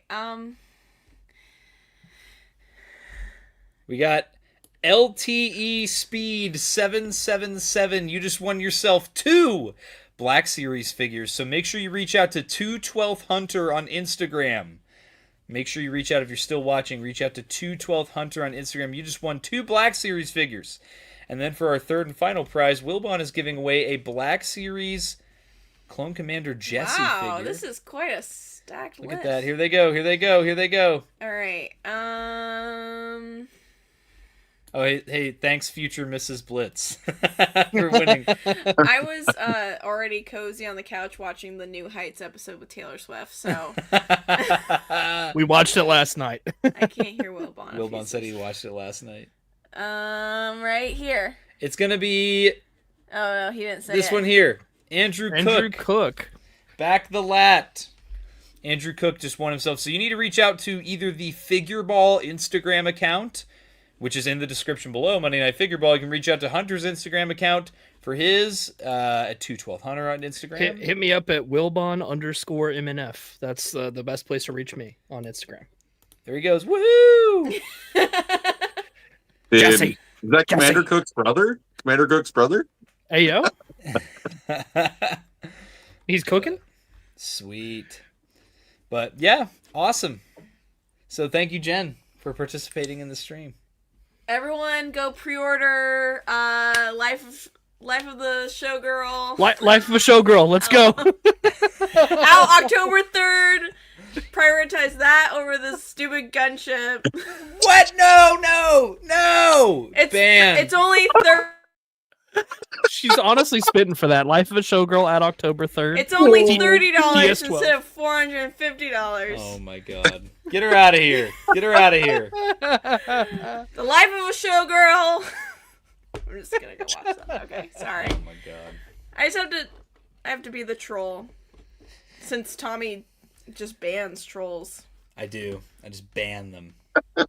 Uh-oh. Hashtag back Life of a Showgirl. Sabrina over Taylor. Sabrina is a feature on one of the songs, so... Yeah, why are we pinning the Guys. girlies against each other? Tommy, you gotta tell Learn me. Why your are we lore. pitting the girlies against Why each are we other? pinning the Guys- girlies against each other? What Guys, Bob says. everybody type in hashtag back the life Exactly of a is showgirl.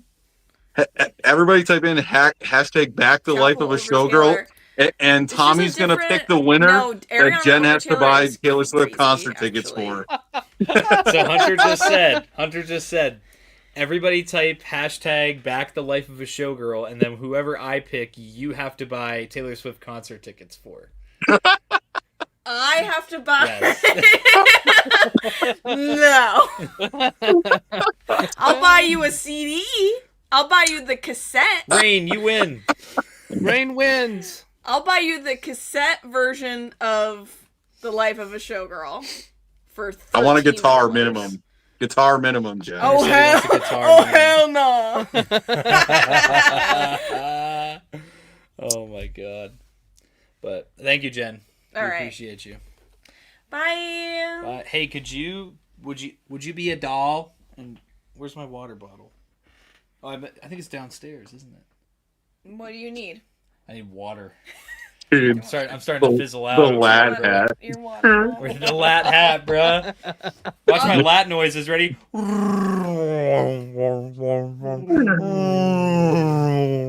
That'd be me as a kid. I'd be with the handle on the toy. I'd be flying around. That's all. And then it would crash just like that. Now that shows how durable the LAAT hat is because it falls off your head, but it's all fine. Bro's gonna be making those noises while he's snoring tonight, dude. He's gonna be making laugh. You're scaring him. You're scaring Hey, I got to give a shout out to my pupper real quick. Check out my puppy, Cody. Good solo, Cody. This is my. You want me to pick him up, guys? Everybody say hi to my dog, Back up. So I my can Borgish grab Schlog Cody. He's a handsome boy. He's named after Clone Commander Cody. Look at that handsome boy. it. Sorry, Bubba. That's my buddy right there. He's a good boy. Make sure I'm not. What a nice doggy. Yep. All right, bye. If Cody was a person that had thumbs and had money, he would back the LAAT. Okay. You're spitting.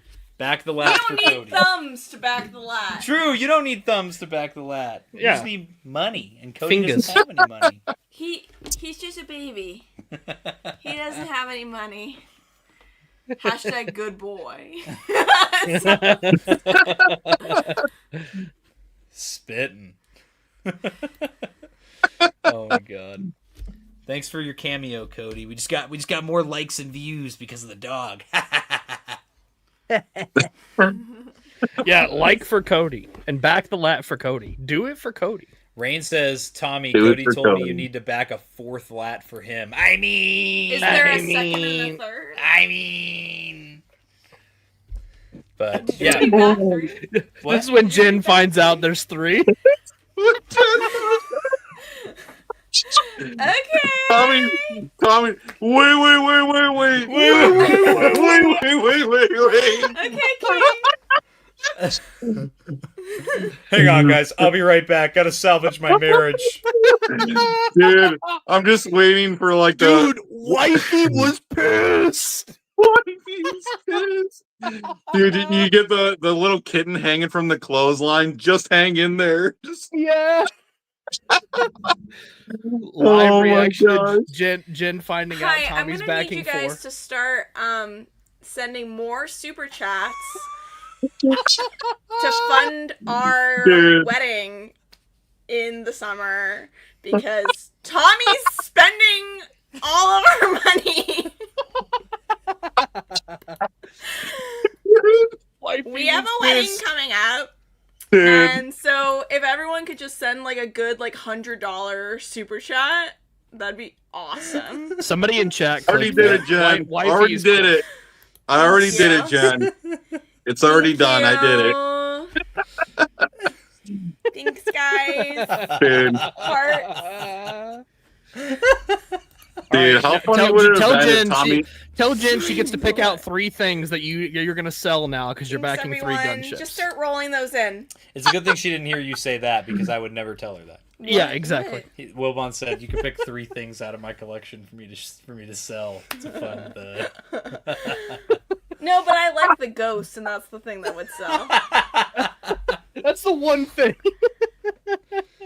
Thank you for the thank you for the roses. Like chat's actually doing it. Holy shit.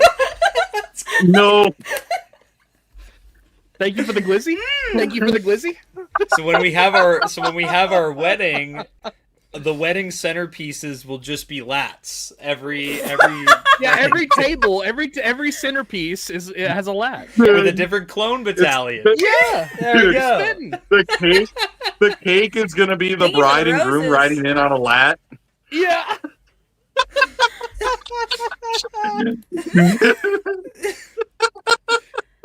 Holy shit. Oh my god. Thanks for the glizzy, gobble. Thank you for the glizzy, gobble, gobble, gobble. Thank you for the glizzy, gobble, gobble. Will you be wearing the LAAT hat at the wedding? Oh my god. Will the wedding be live streamed? Oh my gosh. Oh my god. I gotta give a shout out Luke Skinwalker, who is in my Patreon. 1999 super chat. Thank you for saving my marriage. $10 from Michael Galupo. Wedding fund, JK, it's the LAAT fund. Thank you. And $9.99 from JWC. Happy wife, happy life. That's great. See? Alex F says 99 cents. That's Thank awesome. Thank you. It's crazy, bro. Dude, Bly's got to hit you with $1. They already have flight stands. Should we do full battle scenes for the centerpieces? Yeah, straight up. Bly's got to hit with the Geonosian battle scenes. Oh, dude, Bly's got to hit with the $1.99 to keep Tommy engaged. Or the doggo. Oh my goodness. That's so funny. Cody is spoiled. You think I have a lot of toys? I buy Cody something every single time we go to Walmart. If we're at Walmart, Target, if it's a store that sells dog toys, I'm bringing Cody something home. He's playing with a toy right now. I got him the whole collection of the Go Dog brand dinosaurs.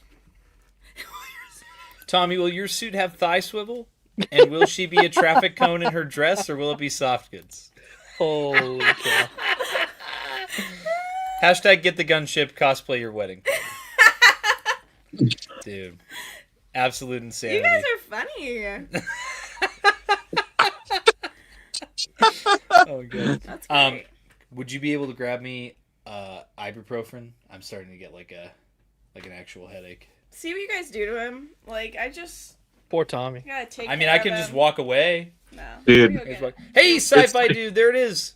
We're at 30 It's because bro has the weight of the HasLab campaign on his head. It's literally right now. resting on his head now. This entire weight of the HasLab campaign. The weight of the my campaign. Oh my god. Anyways, now that we had complete and utter chaos for the last 50 minutes. By the way, shout out to everybody who sent super chats. That was absolutely amazing. The hat is cutting off circulation. Yeah. When the camera cut off, it was just bam, right Blink upside twice if you need help.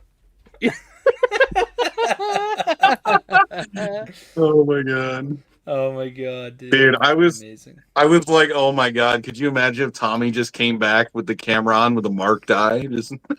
I told her when the camera comes back on, you should just be choking me out, like on the. And she was like, "No, I don't want to do that."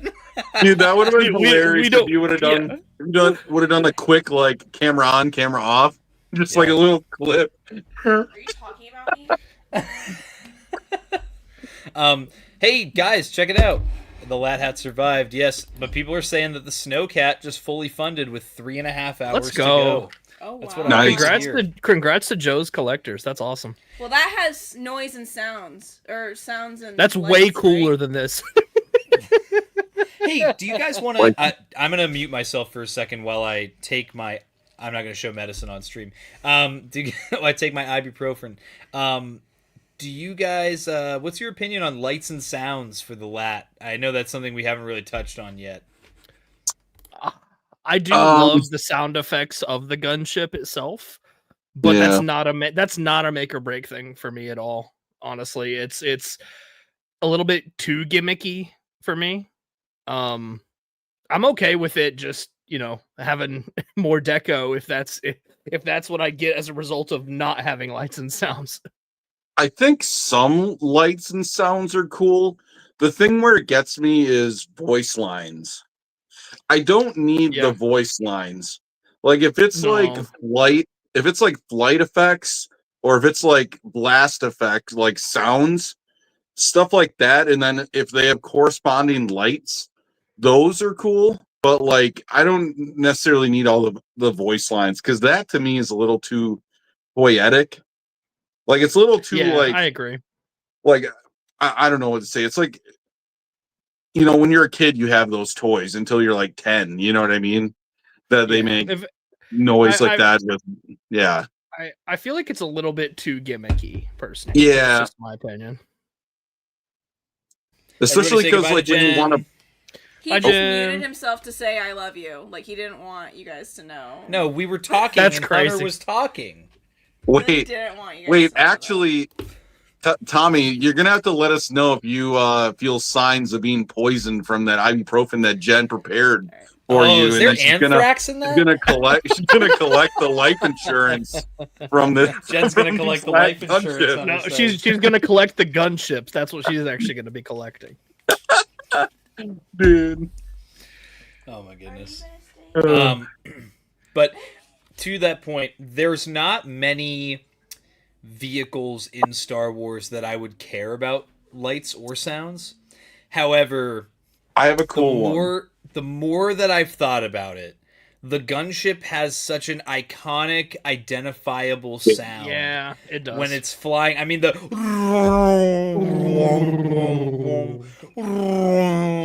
see, I can do it with my head. If I had batteries in this thing, the tips of these would light up and it would make the sounds and the guns alternate. No, they wouldn't. But it's better for the longevity of that piece if you don't put batteries in it, though. Yeah, I'm just saying. Wilbon, do you own the Land Speeder 1000 or the Star Speeder? I got the Star Speeder 3000. That thing is the lights and sounds to that piece are essential to it. For the Republic gunship, I do not consider that essential to what it is. Project. Like, what made that special is that it plays the ride. Like, that's a part of the experience of that piece. Like, you're not swooshing that around. You're not setting up dioramas for the Star Speeder. You just load it up with figures and you play the little movie, and that's it. That's all it does. Yeah. Oh, we're up 3 more backers on the LAAT. Let's go. Is it time for a hat change? No. Two more souls watching this need to slap that shit down, and I'll change hats. Dude, it doesn't even have to be souls, dude. I got a pirate hat after this. Come on, guys. two more backers. Let's go. Bro, it doesn't even have to be souls. It could be bots for all I care, just as long as those numbers go up. Two more gunships. It could be one person buying 2. Hey, shout out to Toy Vizsla, toys are the way. What's up, y'all? I will be on shortly. Our West Coasters are starting to get off work. I want to hear from these TVC unks. I want to get more of these people in here, man. We've heard from Nephew. I want to hear from Unk. Nephew. Bro, I was gonna say what happened to Chris before. I didn't even notice he left until he sent a message in the chat. I guess his phone died. Like he said he was at like 10% battery, and then it just jumped down to 0. Damn. Yeah. Dang, man. So get more TVC unks in here. Now, as far as lights and sounds on the gunship go, other than just the flying sound of the gunship, I wouldn't really care for any other sounds. As far as lights go, however, in the Clone Wars movie, there's a really cool scene when they're first landing on Teth. And like Anakin and Ahsoka have a really cool character moment in there where the inside of the gunship has a red light and all the clones are talking, like preparing for battle. Then when they land, the light changes to green and one of the clones says, green light, go, go, go. So the light is even acknowledged through a voice line. I feel like that would have been a really cool light feature for that vehicle. But literally, other than those two things, I would be fine without either for this particular release. Yeah. Dude, I know that I am going to have my Clone Wars one displayed with the red light inside of it. Yeah. I'm gonna find some sort of way, whether it be through like a Lego light kit or something where it's like the mini LEDs with the really small wiring. I'm going to have a red light inside my my animated Clone Wars themed gunship that I'm gonna do. Yeah, that'll be sick. I just have to. Hey, my boy Mechanized is in here. TVC Unk here. Greetings from Australia. Greetings. But yeah, as far as licensed sounds, I feel like that's all that I would really care about. For that, I will say too, I know licensed sounds are cool, but like, how many TVC releases have actually come with licensed sounds? Because I feel like that line from the very start has never had it. Right. Good point. So true. Like, it'd be different if they, if they did some and then, it'd be like, well, why not do others? But if they've never done it from the entire line's conception, it would be cool to see them start doing it. But for consistency's sake, that makes sense. And plus, that's not something I would really deem worthy of increasing the cost for something like this. Like, to me, it would almost feel like a waste. Hey, we have one of our guests here that was advertised to be on stream. It's our boy. Toys are the way. What's up? Hey, yo. Toys away here. What's going on? Back that LAAT up. Yeah. I appreciate the headgear, bro. Heck yeah, man. I had to. How bad were you sweating in that thing? It's more like I can't see. I can't see a thing in this helmet. I know. I mean, that's probably a little better than a Stormtrooper one, but still kind of hard. Yeah. So real quick, since you are a featured guest for the stream, I kind of want to just give you the floor. And how do I do this? Boom. Make him big. Make him big. Right on. Yep. I want to give you the floor. Talk to me because I know you have a YouTube channel and a pretty popular Instagram page in this space as well. I have both linked in the description below if you guys already don't follow. But yeah, give us the rundown. What's your collecting story? What's your channel all about? Awesome. Thanks for having me on this, and thanks for putting this together, man. Really appreciate being here with you guys. I don't know. I'm just a nerd who's always loved Star Wars and collecting plastic. Maybe like many of you, maybe like a good majority of people, original trilogy sparked it all, but then getting into the prequel era as like a younger kid and then Clone Wars and stuff like that, and just pretty much loving anything Star Wars. It all spoke to me, just like the expansive universe, all the stories, and just having that in a figure form on my shelf has always been something really exciting to me. As far as like the channel and just like being a part of the community, I kind of got back into that when like COVID was around. Just had a lot more free time on my hands, and I was kind of always into photography and stuff like that. So it all came together. Just like, cool, there's people actually, celebrating this thing that we all love and sharing pictures with each other and just chatting about things we want to see, things we don't like, just regular nerd stuff. Hell yeah, man. That's awesome. What with the LAAT, so obviously you backed. Heck yeah, obviously. 4 of them. Whoa! He's even got me beat. I did 4 within like the 4th minute. That's crazy. I was ready to go, man. So what honestly is it might about? get a 5th. What is it about this HasLab, man? Talk to me. What I think people want to hear from someone like you who's been in the game with TVC for a while, with 3 3/4 Star Wars for a while. Because like with us, we collect a lot. I consider myself like just a Star Wars collector in general. I collect all different lines, all different stuff. But when it comes to this, what about this project made you go, I got to get 4? Well, the thing with the gunship too is like it's been something that people have definitely asked for, a more in scale gunship, something better, more detailed, more collector based. It was never one that I was like, I really want them to go do the gunship. I would totally accept it if I saw it, but it wasn't like top of my list. But when I saw this thing first shown off, I was like, that is it. I didn't know I wanted that as bad as I do, and I definitely absolutely do now. The main things that like kind of stuck out to me is like, as you mentioned, I take a lot of photos and post them on Instagram. A lot of them are clone photos, Clone War stuff. And the current one we have is nice, but it's kind of frustrating as heck to photograph as well. Just because the troops actually don't sit in there like too well, because it's like kind of a tighter space. It's not properly scaled. The other thing I was actually mentioning on a stream we did the other day is something I really appreciate about this is that flight stand right there, the hovering one. So like they're landing, troops are getting off. And when I have to try to recreate that with the current gunship, it has that like little like contraption that like you can drop off of your troops and stuff like that. And I have to like post it up on something. And usually that like basically interferes with it and it falls apart. So balancing that is kind of a pain in the rear end.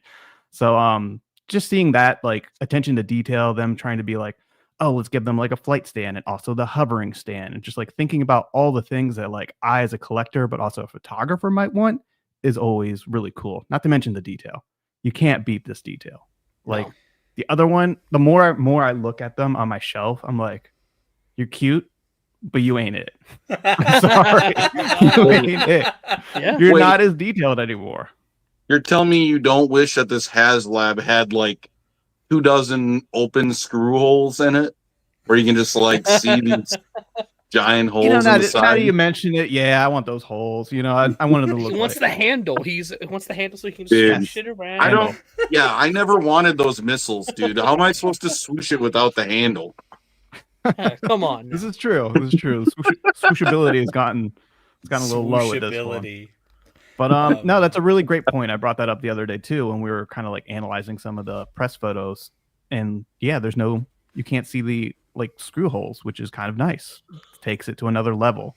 Yeah. And as someone who likes to photograph stuff, I probably would Photoshop that out just because it kind of looks stupid. Yeah. Yeah. Hunter, my dad wants to know if you'll let him fly. Oh my gosh. So dude. Toys, I feel like we have to tell you this story. I feel like this is a great story to tell on this live. Should I grab the ship? Right on. I think you should grab the ship. So, are you familiar with ICC Con in Nashville, Tennessee? Yeah. Okay, so do you attend that at all? I haven't, but I might go next year actually. Oh, dude, that'd be cool. We all go every single year. Yeah. We cool. would love. That'd be cool to hang out. It's the big get together that our circle of friends in this crazy community. We all gather in Nashville, Tennessee, sometimes less often depending on when the convention is. But right on. Yeah. So this ship right here is like the root of this whole story. So part of the draw with ICC Con is it's like a weekend-long sleepover with Star Wars collectors. So you have your convention, like your 9 to 5 type convention, and then everybody that got a hotel room that is there for the convention does room sales after the convention is over for the day, and that goes till like midnight, 1 o'clock. I've gotten some of the craziest deals, found some of the rarest stuff ever at these room sales for great prices. So this Tiger Shark Arc 170 was something that Hunter was looking for ICC Con 2024. Nice. Yep. Awesome. I still need to get that one. Put it up there with the Tiger. Although, Dude, that's why I got it. I have them. I have it right next to. So I have it as a trio. I have it with the Anakin Starfighter, the Tiger Shark Gunship, and this. heck yeah. So That's awesome, man. That's really cool. That's awesome too. I've heard about like the hotel room like swap in like collect. Awesome. That's really cool. So much. I don't think I've ever been sober for one of them, but we're at It's fun. 33-24 on the gunship. We need one more, and it's hat swapping time. What's up, How Runner? Thanks, man. wait, Tommy, you gonna tell him the rest of the story? So Hunter had this on his his hit list for ICCCon 2024. We go into the room sales. He finds one. What was it, $65 or something? Something like I think it was Yeah. $60. Yeah. Whoa. Which, Got if you it. know, this thing is probably like 140 in the box or something like that. Yeah. So Hunter finds it. Him and my dad are like, who's Commander Bly in the chat? They're like messing with it, whatever. I was trying to figure out how to fold the foils out because when you get it, they're like this, and there's no like clip or anything to get your finger in there. So I just like had to like pick up on it and stuff. So we were watching a video on it, and then I found the carry handle or the whatever flight handle. Yeah. Pistol grip. Yeah. The play feature. Yeah. It's a So it's The it's a swoosh blaster. feature. all It's a of us blaster. are like, this is at a different hotel than where they're doing it at now, but we're all the way down the hall, and everyone's like, "Where's Hunter and and Tom?" Named my dad. So I'm like, "Oh, let me go back and grab them." So I run back over. I'm like, "Guys, come on! Like, we got to get to the rest of these room sales, because it's pretty late." So my dad grabs the ARC 170, this exact one from Hunter, You just starts sprinting down the hallway with it, just screaming "wee" as he's like sprinting down the hall. He gets down to the end and he tries to stop, but his knee buckled on the carpet and hyperextended. No. So he just like he's running full speed, collapses to the ground, and this ship explodes into like 7 pieces. And at first, we all thought it was a joke because that's just who my dad is. Very sarcastic, very, so we're all laughing. And then he just laying there on the floor in the hallway. And we're like, what's going on? Well, it turns out he actually hyperextended his leg. And funnily enough, the ARC 170 was completely fine because it fell apart like it was supposed to when kids are playing with it. Amazing. like all the pieces just like. Yeah. Nice, man. Yeah. It was built to last. Yes, it was. Your poor dad, though, was not. Dude, he's still Not bad. recovering. He's still recovering. He was not built to last. That's Not built crazy. to last.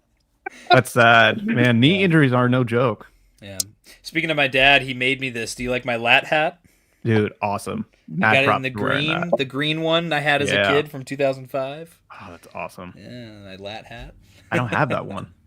The LAAT hat. Yeah. As long as I'm showing this off, I got to show this off. I don't know if there's anybody out there who's into like old 3 3/4 inch ships like this, but my new thing has been going on eBay and finding acrylic flight stands. Yes, those are cool. And this one holds it as it's banking at like a 45. Heck yeah. Mm-hmm. It holds Yeah, it I've just seen- like that. So it's super I've seen cool. those. They're really cool. I've Yeah. been meaning to like save up and get a couple of those. Yeah, man. So, I kind of catch you up on some of the stuff we've already covered about the HasLab. I guess a big thing that I want to talk about since we have you here is How I've awesome it is. yeah. Yeah. Everybody's been talking about the Mr. Stevie post, and I know for you this is exciting. Yeah. So I'm gonna pull this up here. What's your thoughts on this, man? He was like, you know what? Blitz is about to have that live stream. Let's drop a bomb for them to all talk about, first of all. So here we Tommy, go. can you zoom in on this at all? It's Instagram. I don't think so. Oh, man. Okay. Hang on. I'll see if I can just pull the image. Can you screenshot it and then try and? Yeah, that's It what I might was going be. to suggest. I think Yakface might have it on his Twitter. Hang on. 'Cause I feel like it'd be cool to like zoom in and like see if we can like zoom in on those details and see if there's anything Yeah. else you might have kind of kind lying in there in secret, you know? Yeah. But I will say when this Also, first dropped, I'm I was watching this definitely on like oh, sorry. No, I was just going to say, like, this was very exciting. Just seeing, like, the full thing of what they're kind of envisioning here, it's very helpful. Yes. Yeah. So they did the Streets of, what is it? The Streets of Mos Eisley set to go with the Cantina. What if they did something like an arena set? Where it's just like a really basic arena. Mm-hmm. Make it modular so you could buy multiple of them and build. Yeah, make it like a half moon shape. And then if you buy 2, you can get the full thing or something. I don't know. Build out the curvature of the arena. Yeah. I think that'd be cool. I know John, who's coming on later, was suggesting that he really wants the pillars. Yeah, there's a specific note on this image too about 4 pillars. Ooh. Or 4 a backdrop, 4 posts, I think is what it says. Interesting. In chicken scratch. Interesting. Yeah. I have a feeling that if they were to do anything kind of like structurally world building, that is a guarantee right there. One, it's kind of easy. It's just, a cylinder. But for me, they've never been done right. It's that and the balcony that Dooku and Newt Gunray are on. I feel like that's the biggest ones.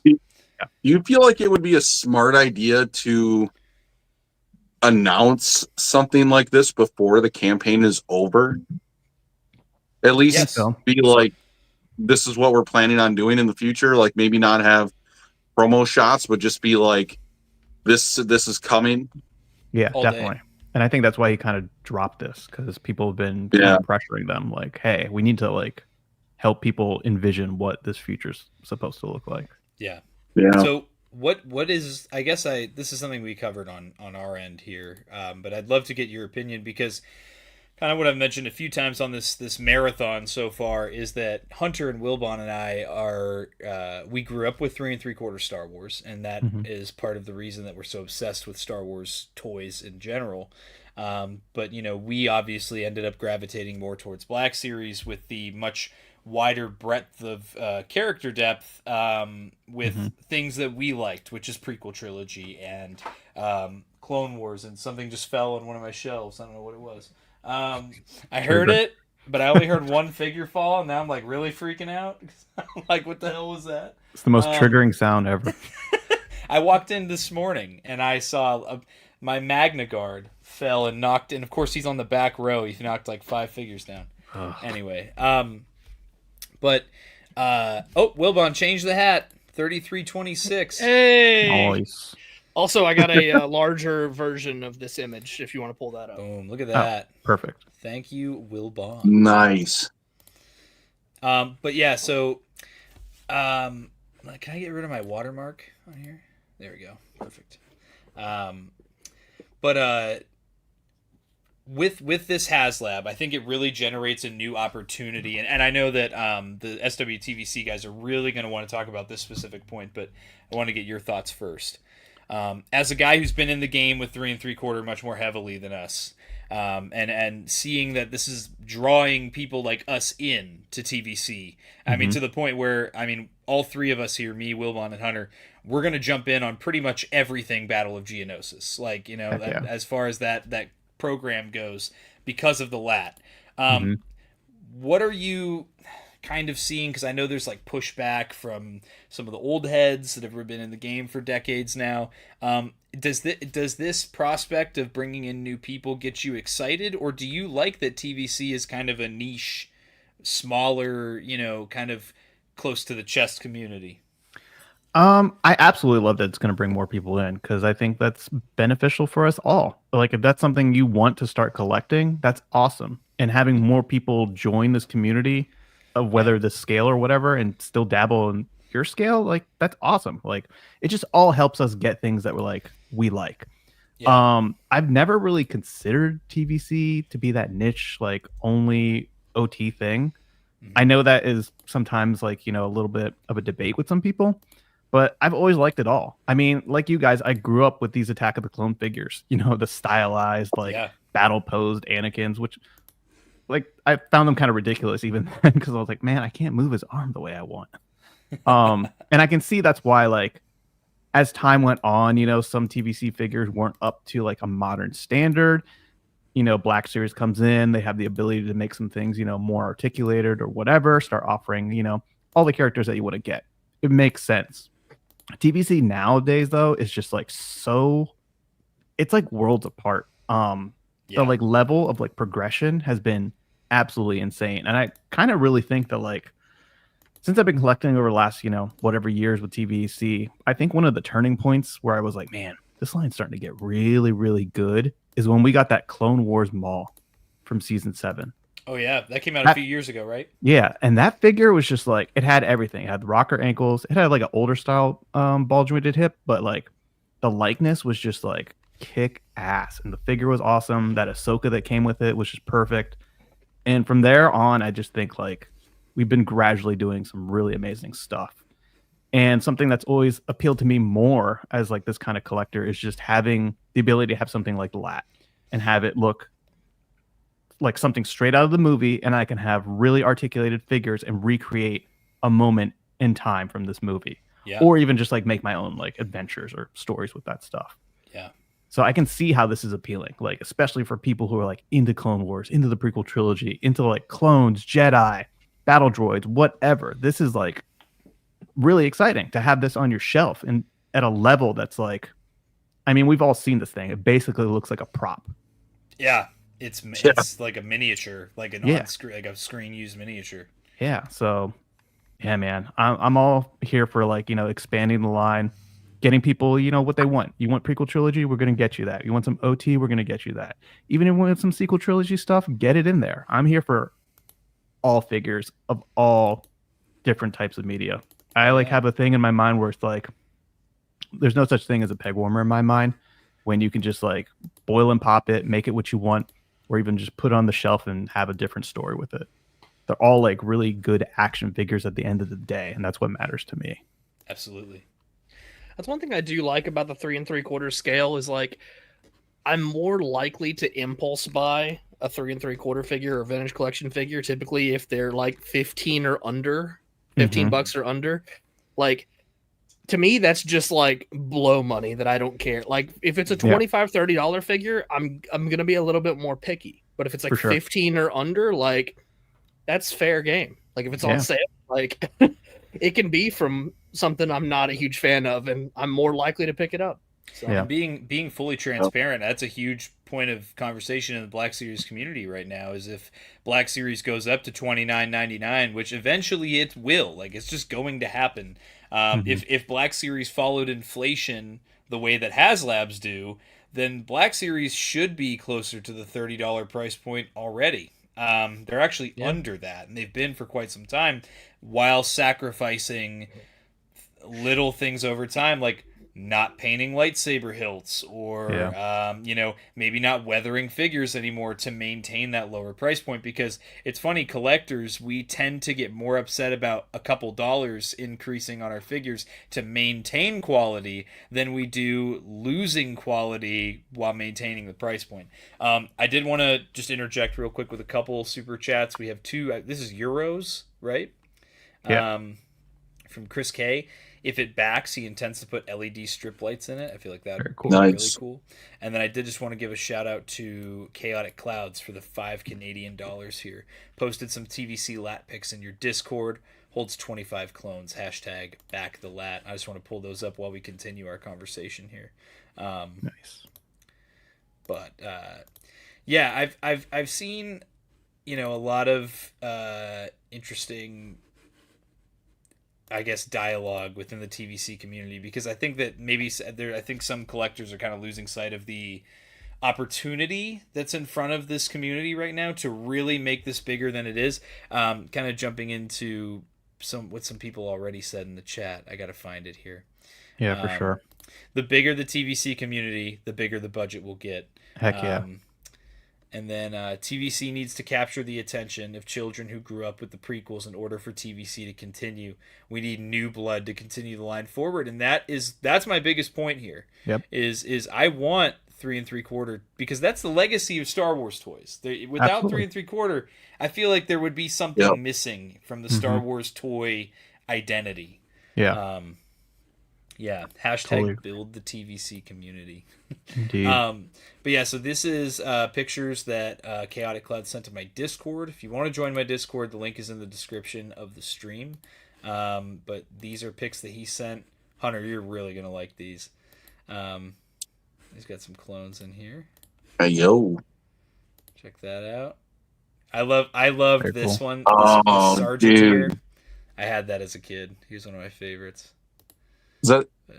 It looked like a Clone Wars 327th figure he had next to him. It was, yeah. Nice. Yeah. Such That's awesome cool. picks. Yeah. Is that Like- that's the TVC one, isn't it?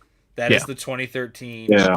The coveted $750 badge around my I mean- neck, $750 badge around your neck figure. I will say, compared to all of the other ones, the paint and deco on that TVC one is much better than like the original Attack of the Clones one, or even like a couple of the other ones coming after that.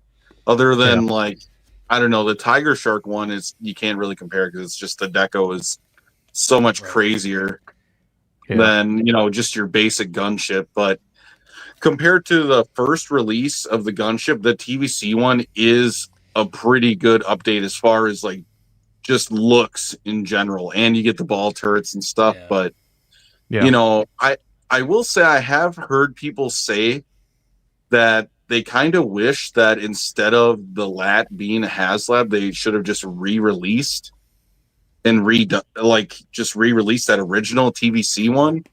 But I'm not gonna lie, after seeing this HasLab, like, it's no comparison.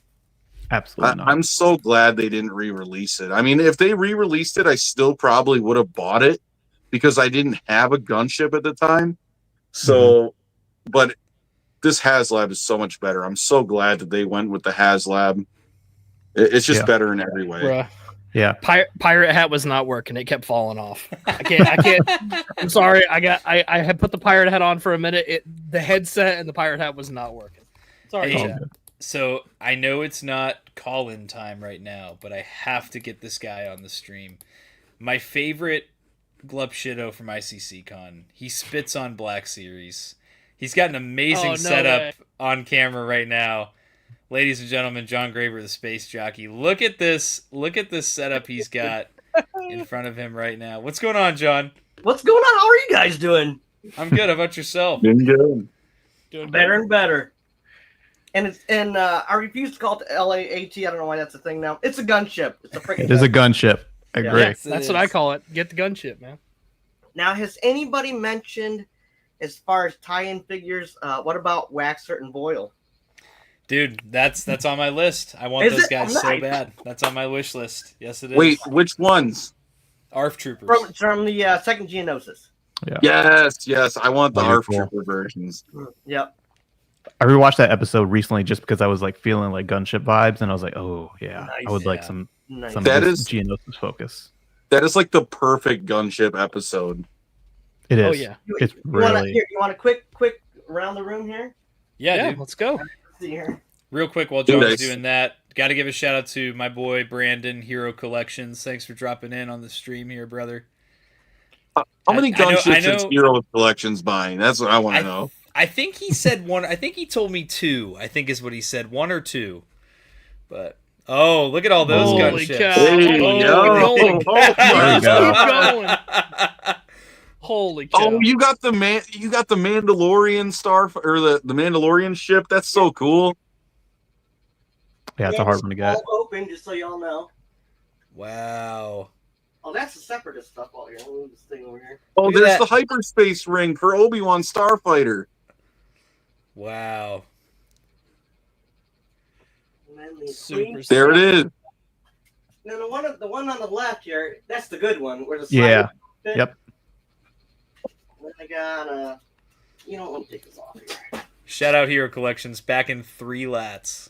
Oh, Nice. Wow. Yeah, brother. That's what I'd like to see. That's a couple of the Jedi. Anakin, Starfighter. Let's go. Dude. Nice. Dude, they made so many of that Starfighter. Like, look at all of them. Crazy. Yeah, The they were running town interceptors, with the too. starfighters. Mace Windu's Interceptor. I love Yeah. that. Here we And go. I have a thing for the interceptors. One of the best versions Dude. of the tie. Absolutely. Bro's got the TIE Fighter storage facility. Look at that. Bro, I was about to say, it looks like he's running his room on solar energy right now. Yeah. Did you guys get the Darth Vader TIE Fighter? I put in a pre-order for it. Yeah, I did. Of course. Yeah, for that. I thought this one's nice though. I'm anxious to see what when the B-wing and the next Shadows up there. Oh, those Tideriums. Dude. Slave ones, the blue one, and Boba Fett's. Tommy, are you in the market for the Mace Windu interceptor? I am 100%. Oh, well, I want the Slave one that's in that. It's in that set. So maybe we have to work that out. Maybe started it all. The barge. Nice. Dude. Nice. And I got the Razor Crest and the. There it is. I see it. Hell yeah. Holy cow. There's the Gorgeous. ghost. The ghost is too big. It's just on the floor. It'd be like that. And then Ewoks, and then Mustafar over there. I think that's about it. Dude, that is awesome. What a room. What a room. Dude, I like this display of like when you want to play with something, you got that open table. You take it off the shelf or pull it out and you just play with it. Yeah. I like that. That's a good idea. The table, I can change, like I used just a sheet for sand. Then I got something like thing, but on the other side of this one, I can flip over is grass, and that's. Oh wow, cool. That's cool. I like that. I am 54 years old, and I play with my toys. I'm not gonna lie.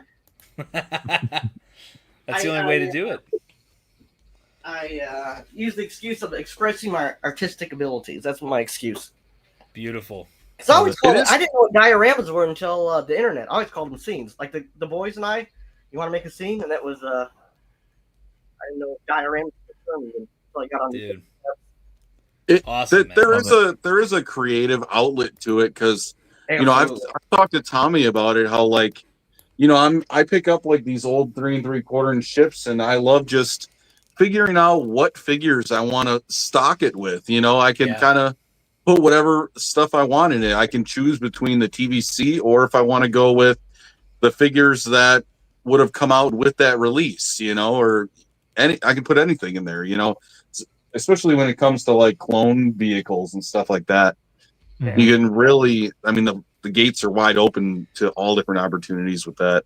Definitely. Collecting the scale and like interacting with this stuff and like, you know, creating my own scenes or whatever I'm doing really just makes me feel like I'm as excited as an employee was back in the day of working at ILM and just like doing something awesome for an incredible story that like a bunch of people are going to vibe with and just love forever. And toys are the way you do awesome. That's stupid camera. You know what?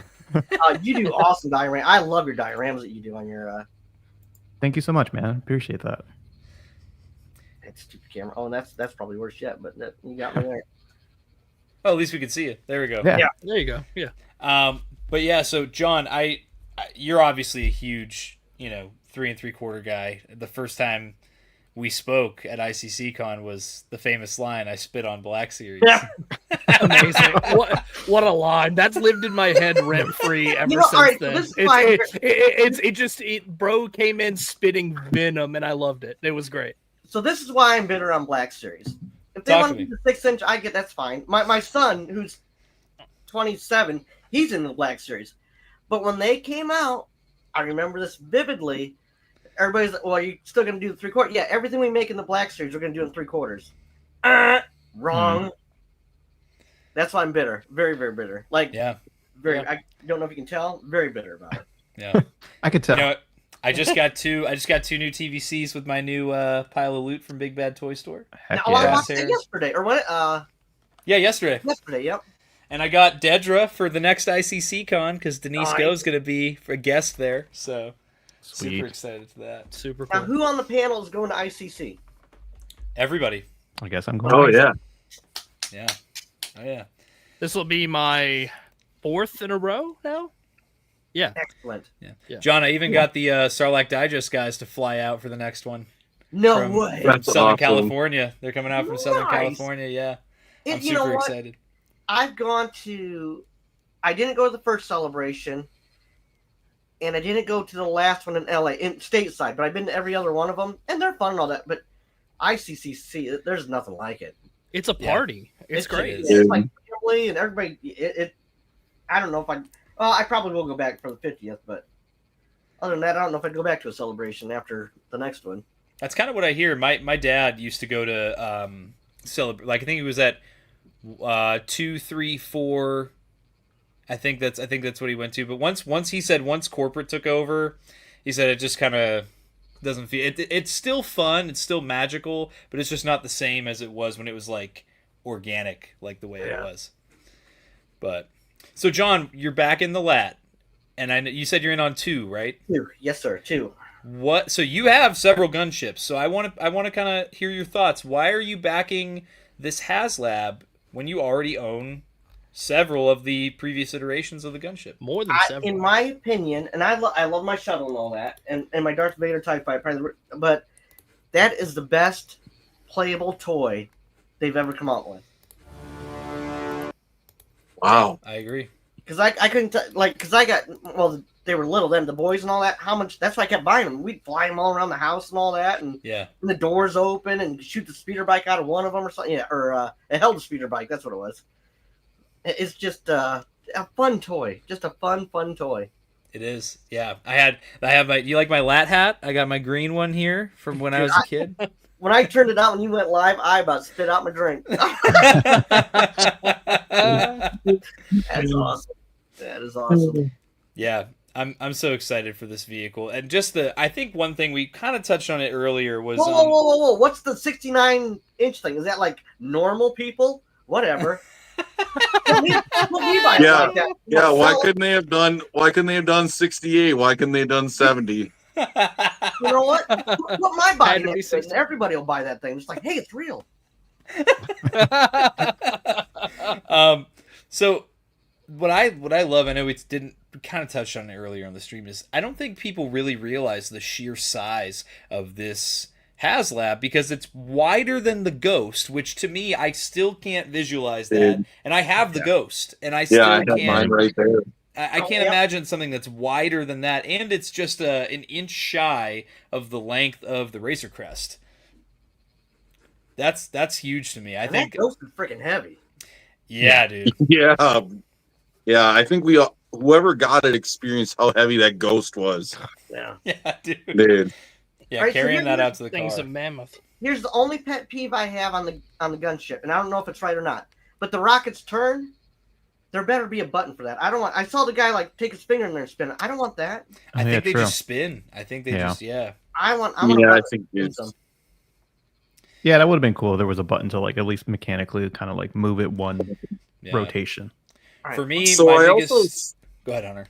I was gonna say I saw that you can put it in the end of the missile launcher, but is there a spring-loaded thing that shoots them out, or do you just click them in and they just sit there at the end? Because you load them into the barrel.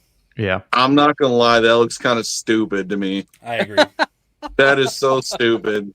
That is one of the only things I think they could have done a little better is maybe had made a red plastic or green plastic firing effect that you could attach the missile onto. Yeah. And attach to, one smoke of the trail. Yeah, missile. smoke trail. Yeah. It's like a smoke trail. That would have been because they did that for some of the GI Joe, the airplanes. They did the missile launching smoke trail effect. Well, that's what we were saying. Yeah, just like that. If they would have done something like that, they're even showing clips of it. If you go back of when it launches missiles, it has a smoke trail. Yeah. They could have done it. I wish they would throw in. Yeah. Or the blast effects, the green lasers. Yeah. I will say, in terms of working mechanisms on this, I kind of realized this the other day when we were discussing the gunship and going over some of the photos. So it does have the button to swing the doors open. And what I find really nice and impressive is that they made that mechanism blend into the actual realistic design of this ship. Yes. As opposed to the old one, which just looks like some play handles that just flip open. It was a play feature. Yeah. So they somehow still kept that feature and made it look good.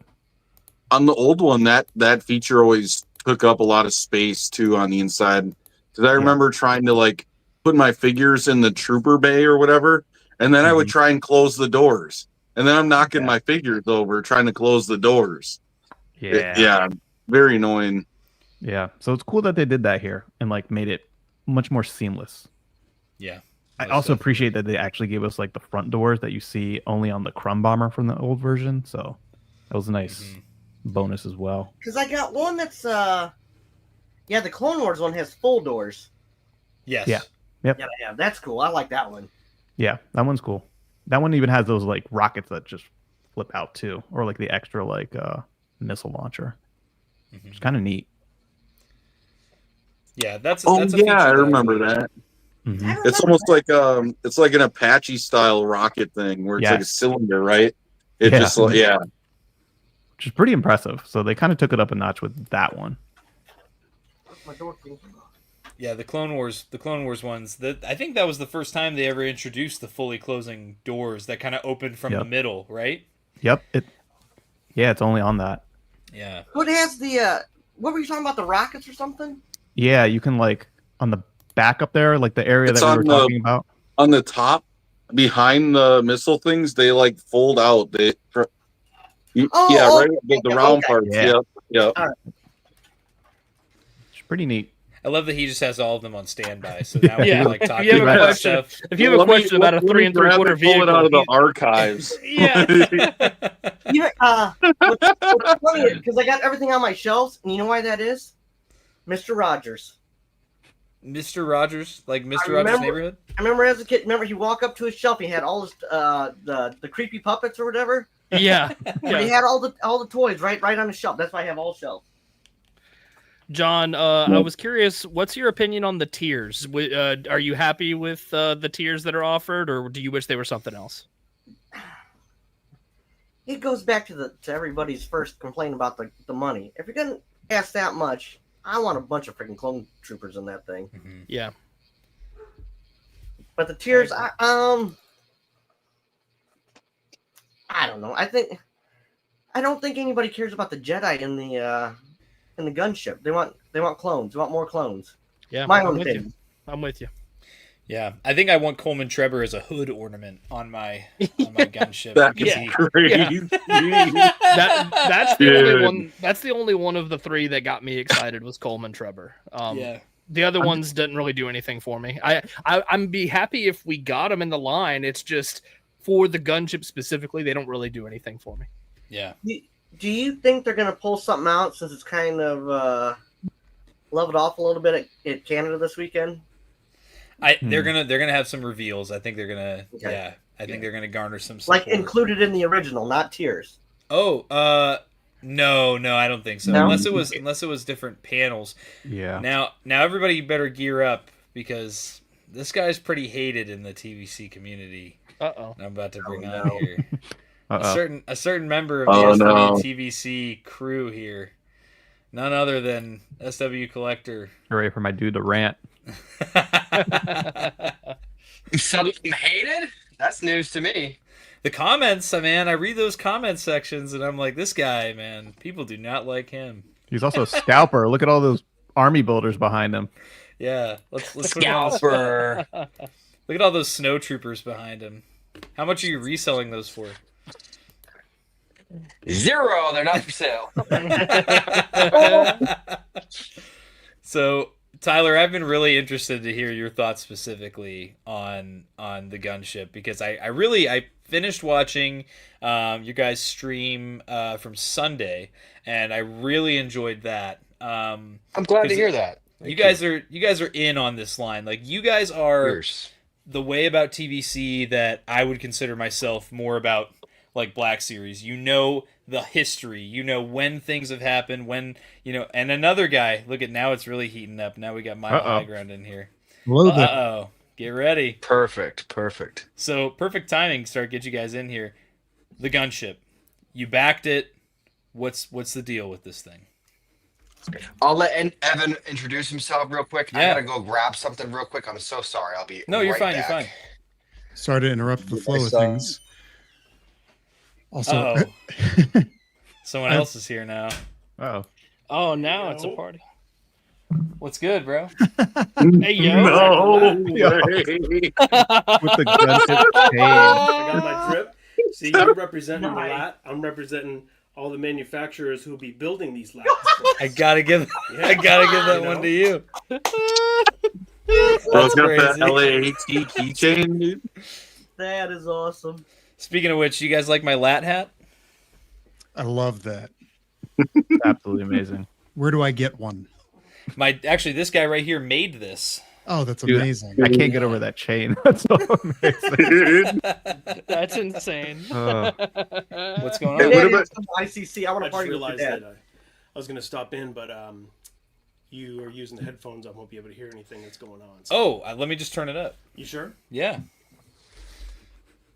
Now Actually, imagine if Bly would have had the 3 3/4 inch hanging from his neck. What's your Arc 170 hanging from your neck there, guy? In pieces in my pocket. Pieces.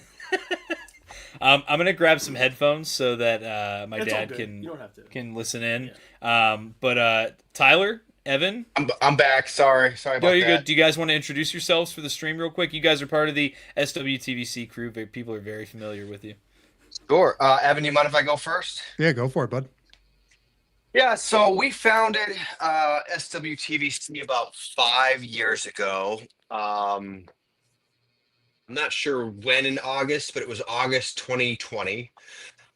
We founded the page in the aftermath of a really atrocious what was it, Evan? Was it some kind of live stream? Was it STCC or PulseCon? It was one of those end of summer things, and it was the one reveal we got was a repacked Luke, I believe. Yeah. It was PLA Luke. No, it was Stormtrooper Luke. Stormtrooper Luke. Yep. It was Stormtrooper Luke. I've forgotten the history. Just absolutely awful, god awful. And we determined that we had to do something. And so we were trying to find, like, okay, where in the community are we missing sort of a central hub, right? Because like Facebook had a group started from a couple years prior. John Miko of the Facebook group started that along with a couple other teammates. So Facebook was covered, right? And there were big YouTubers like Tim from Boss Bounty and Victoria of Victoria's Cantina. And then there's lots of other ones too, but those were kind of the two biggest names. And we were like, well, we're on Instagram and there's no real TVC hub. Yeah, there's Yakface, but like Yakface covers sort of all the lines, right? Yeah. And so we wanted to create the Instagram equivalent of the Star Wars Black Series Instagram page. So that's what we set out to do was create a hub for Star Wars 3.75. And I think we've accomplished that. We've grown a lot in the past 5 years and made some good progress. One of the biggest things that you talked about earlier was sort of expanding TVC beyond what it's traditionally known for, which is sort of an OT focused line. And I will say it hasn't really been that from the beginning. You look at TVC 1.0, the original run of the vintage collection from 2010 to 2013, and it was never really just OT, but there was always sort of this corner of like humbuggers that were like, TVC should be OT only because the original Kenner was OT only, and like get this prequel stuff out of here and get this expanded universe stuff out of here. And so, we've always been trying to expand the line to welcome as many corners of the community as we can, because that just expands the consumer base, it helps grow the line, and it makes TVC stronger. So that includes, expanded universe, this 3-pack recently, which I loved. Video games, animated stuff, just as much as we can. And prequels has been really neglected for a very long time, and we'll speak more about that. But it's good to see that finally changing. So anyway, I've said enough. So go ahead, Evan. Yeah, just to, piggyback off of that, Tyler, you alluded to it where, SWTVC is the Instagram page. We have also, we launched the SWTVC podcast. What an original name. We launched that not too long afterwards. We've been a little bit sparse with it lately, but we've been trying to make up with it with live streams. Life is, who knew, in 5 years gotten a little busy as we've all, grown in different ways and are doing different things with our careers, personal lives, all that fun stuff, but still being able to get together with a cool group of folks to chat about stuff that we love. But at the top of every episode of the show that we do, we talk about how we are a hub and a community for the ongoing push for the continued existence, expansion, and success of what has been dubbed the heritage scale of Star Wars collecting. That's what Tyler was saying, try to expand it beyond just kind of that OT sort of focus, that we want to be able to create a space that, Star Wars collecting and collecting at the 3 3/4 inch scale, it's gates open, welcome in, it's for everybody. And we just want to be able to push for folks of all walks of life, of all media preference, be they like the prequels, the OT, the sequels, the Disney Plus stuff. If they only like one panel of a comic from 1978, then we hope that there's stuff for them to collect. And trying to champion for Hasbro to kind of, give us stuff to buy, not give us, they're a business, obviously, but offer us things for us to buy. So it's been really cool to get to meet a lot of cool folks. I see some familiar faces here on the screen with me, as well as kind of going by in the comments, and some new faces. And all in all, the commonality of it is that we have a deep love for Star Wars, and we have a deep obsession, love, and maybe problem with buying little plastic versions of the Star Wars stuff that we love. So yeah, I think we can all resonate with that. Yeah.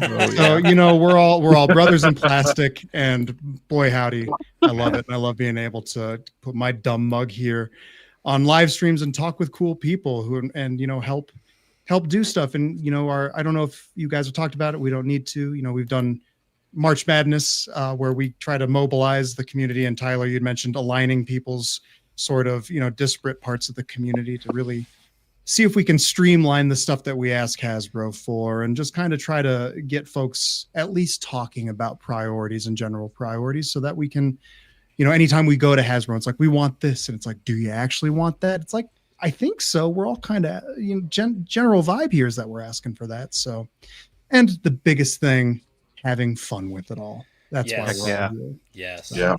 I definitely want to say that, I was not a huge internet person until I kind of stumbled on Instagram and found these guys. And I just want to say you guys made such a really fun and involved space for the TVC community. And I can say you are some of my favorite people I've ever met, and just enjoying this Thanks, man. goofy hobby that we all love. And same thing, even being on this stream right now with some of the you newer guys, this is awesome just to continue to grow together in this thing that we love. Oh, love that. And thank you for low-key pinning the blame on all of us for any of your interpersonal problems in real life based on collecting. So we're all screwed up in the head, man. We all have issues. You made me buy it. Yeah. Financial irresponsibilities. Look at Tyler showing us how he can buy 1 million figures back there. And I got to go buy a couple more. I can buy a 12-pack of Coke Zero with Anakin's face on it. Coke Zero, the Dane Cook of Coca-Colas. I love it. Another solid case for Tyler. Look at this! I bought a Boba Fett that I'm never gonna open. I've got Darth Maul right now. Look at that. Oh, look at that. In this case is 8 minty fresh. Yeah, my favorite. Jod Nanawoods? Oh, okay. Not Jod Nanawoods. Okay. I have 65 of them. Let me see if I can stack these up in front of my face and just completely cover my face. L Rich Flexer. Look at this guy over here. Yeah. I've got to man the gunship, right? So we've got to get enough for the gunship. This guy. Where did he go?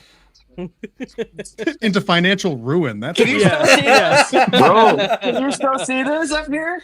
That's his future house right there, that box. Yeah. Bro's showing us the HasLab Sandcrawler right now. Bro, that's the Sandcrawler. Bro's showing us the Sandcrawler right now. The big brown box.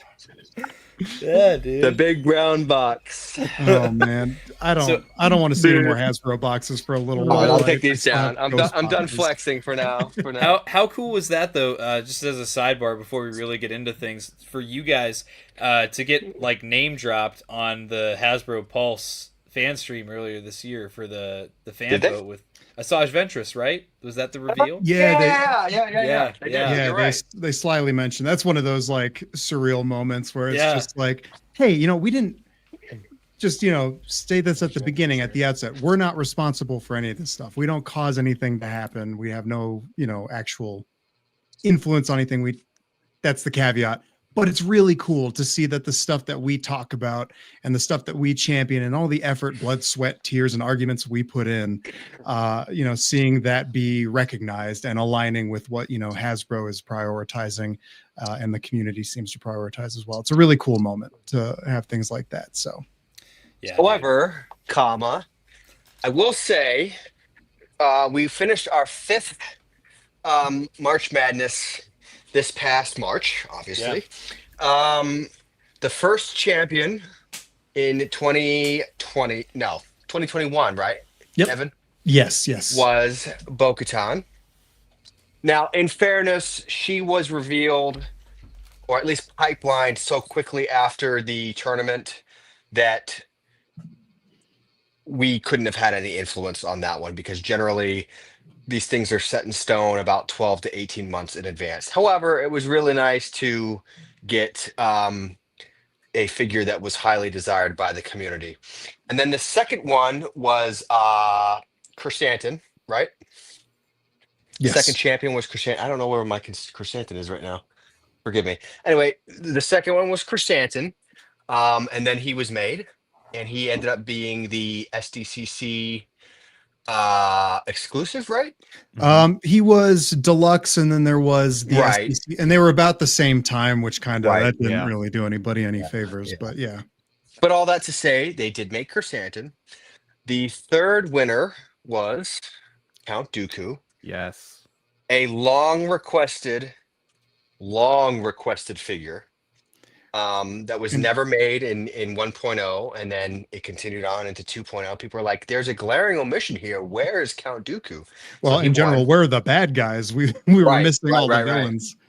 And also, just to say about Count Dooku, then fast forward now to 2026, and that's one less slot that they have to spend on something. Correct. True. It's something that they already have made to support this new story that they want. Absolutely. And he's like perfect, which is phenomenal. Mhm. The fourth winner was Pong Krell from the Clone Wars. It's going to be interesting to see if they make that one, because he's so big. Mhm. So if I can't wait to load him up in a gunship.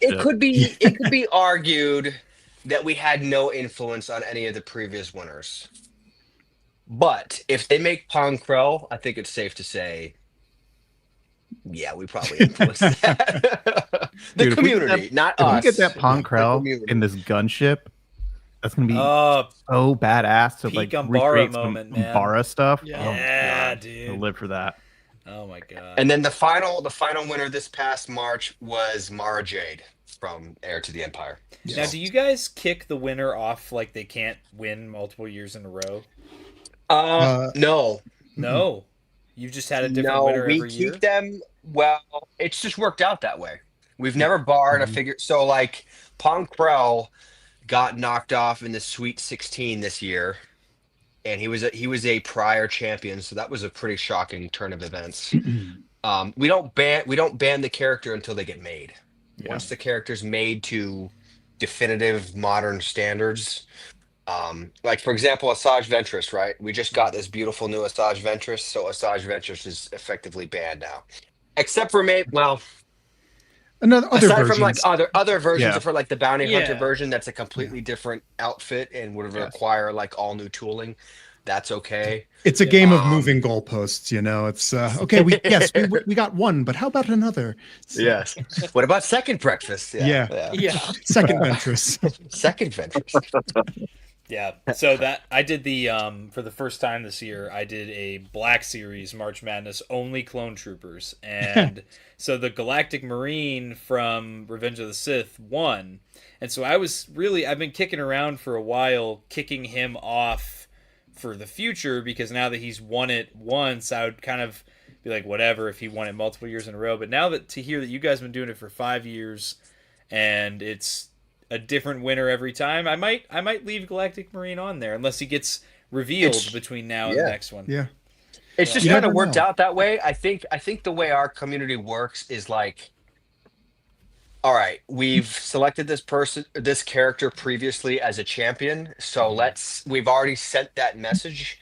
It's not really necessary to send the message a second time. Right. That's generally how the community kind of thinks, and you can see it in like the forums and the different pages. Like, and with the other events that go on too, such as Last Figure Standing, put on by some of our friends out there too, where there's a lot of overlap in the 100%. characters that rise to the top, and there's general consistent themes through what folks tend to be asking for when it comes to the vintage collection, and that's nice. Of course, no two wish lists from any one or any two collectors will look identical.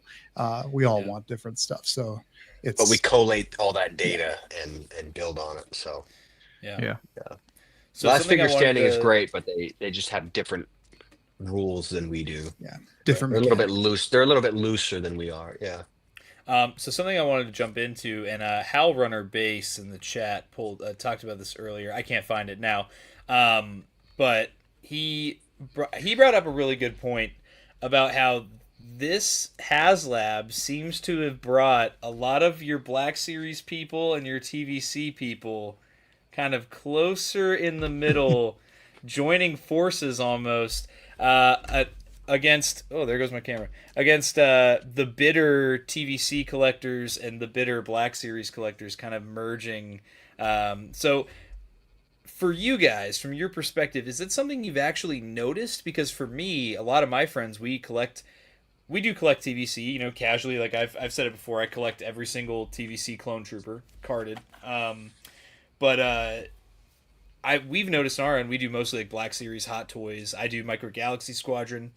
This I'm ready to go all in on, like multiple gunships, get everything Battle of Geonosis, because this is our Star Wars we grew up with. So like I know Wilbon too, ready to jump in on everything. Is it something you guys have noticed, that sentiment from people that usually don't collect TVC? For example, I can think of like Black Series Cantina. I think his name is Zach, I want to say, right? Yeah. Yep. He came out and was like, yeah, back this thing. I'm going to back it. It's awesome. And that was kind of shocking, because I'm not going to say there's been like outright animosity, but you know, the scale wars, right? There's been a little bit of there's been a little bit of tension before. A little bit of beef in here and there, but it's all in good fun. Generally. I think from their end, it's more like a lighthearted rivalry than actual. Because there's definitely some people that are haters out there that like genuinely. For sure.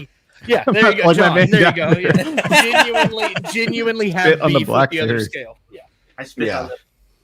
Yeah, it's just I'm green with jealous rage more often than not when, you know, I'm a figure first collector, so I will find myself being like, oh, the Black Series got all these characters that are on my wish list, and so then it's hard for me to like kind of like set that to the side and not be a dick about it.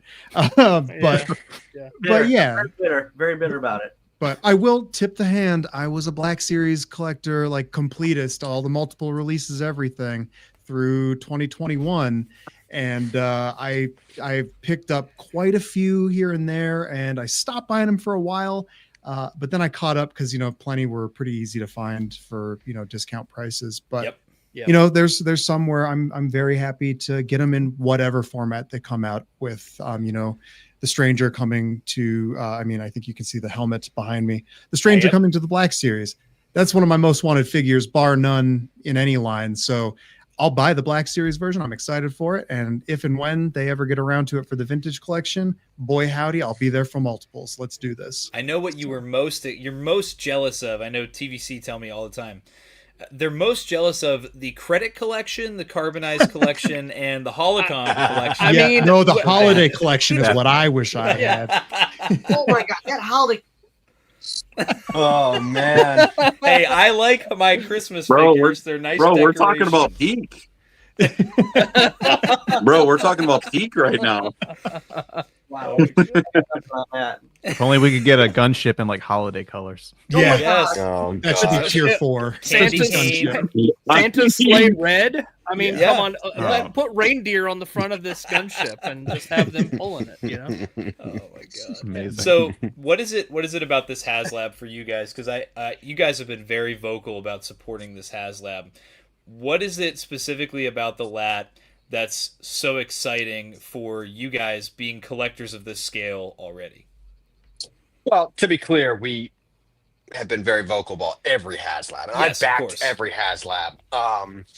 Some were more exciting to me than others, and personally, for me, the gunship I think is the one I've been most excited about. Well, at least since the Razor Crest, I was really into the Razor Crest, but and the barge is truly special. I mean, I do have the barge as well. It's over there. You can't see it, but they've all been special in their own ways. But I think what makes the gunship really special is that it's a departure from OT and OT adjacent, and finally going into an all new era that means a lot to me and sort of the younger TVC collectors. I like the OT and the prequels equally. They're all Lucas movies. They're all Lucas era. Like that's the saga to me. I'm not going to bash the sequels right now, but that's the saga to me. And those will always be what's most important to my heart is those 6, Lucas movies, Clone Wars as well, because Lucas touched that, right? But the prequels have been neglected in TVC for so long that I think a lot of young people have sort of just defaulted to Black Series because that's been the line that's been actually feeding them what they want. When you look at TVC 2.0, meaning 2018 and forward, there's been only, I think, 3 actual prequels movies, all new figures. So we got Count Dooku, we got Anakin, which they sourced to Ahsoka, I guess, and then we got the Clone Trooper, which was originally on an Andor card, and then they later did more with it. Evan, am I missing anything? Was there a 4th one? If I had done my diligent duties, I would be able to tell you definitively, but I did no research or preparation. I just got off of work. So I think those that's about right. might be the only. Now there's been lots of Clone Wars stuff, right? Yeah. And but Clone Wars does not count as actual prequels in my book. And real quick, Tyler, you mentioned Anakin was the all new sculpt, but even then that was they used 2 releases to kind of incrementally make that Anakin figure, where the legs on a Clone Wars version, and they used arms from a 2012 figure still. Great figure, love that figure, but still some dated pieces on it. But then because of that, they were able to leverage those legs to make partially tooled to then have what amounts to an all new figure. So it's cool. Yes. Sorry to be pedantic about that. That's what everybody loves. Tooling. Let's do this. we really dive deep into this stuff. By the way, I love your hat, your LAAT hat. It's really thanks, man. The LAAT, yeah. My dad made me a LAAT hat, man. He's heading out, by the way. He literally drove to my house just to do his little appearance here. That is so incredible, man. He's a real one. My dad is the reason that I am obsessed with Star Wars and collecting and all that stuff. And huge chunks of my collection are stuff that he passed down to me that he had in storage and stuff. That's like amazing, man. My Power of the Force 2 stuff, my 99 Phantom Menace stuff is all his collection, and then I have the space to display it where he did not. So it's because of him that I'm obsessed, and it was this scale, 3 3/4 scale, and you guys hit the nail on the head.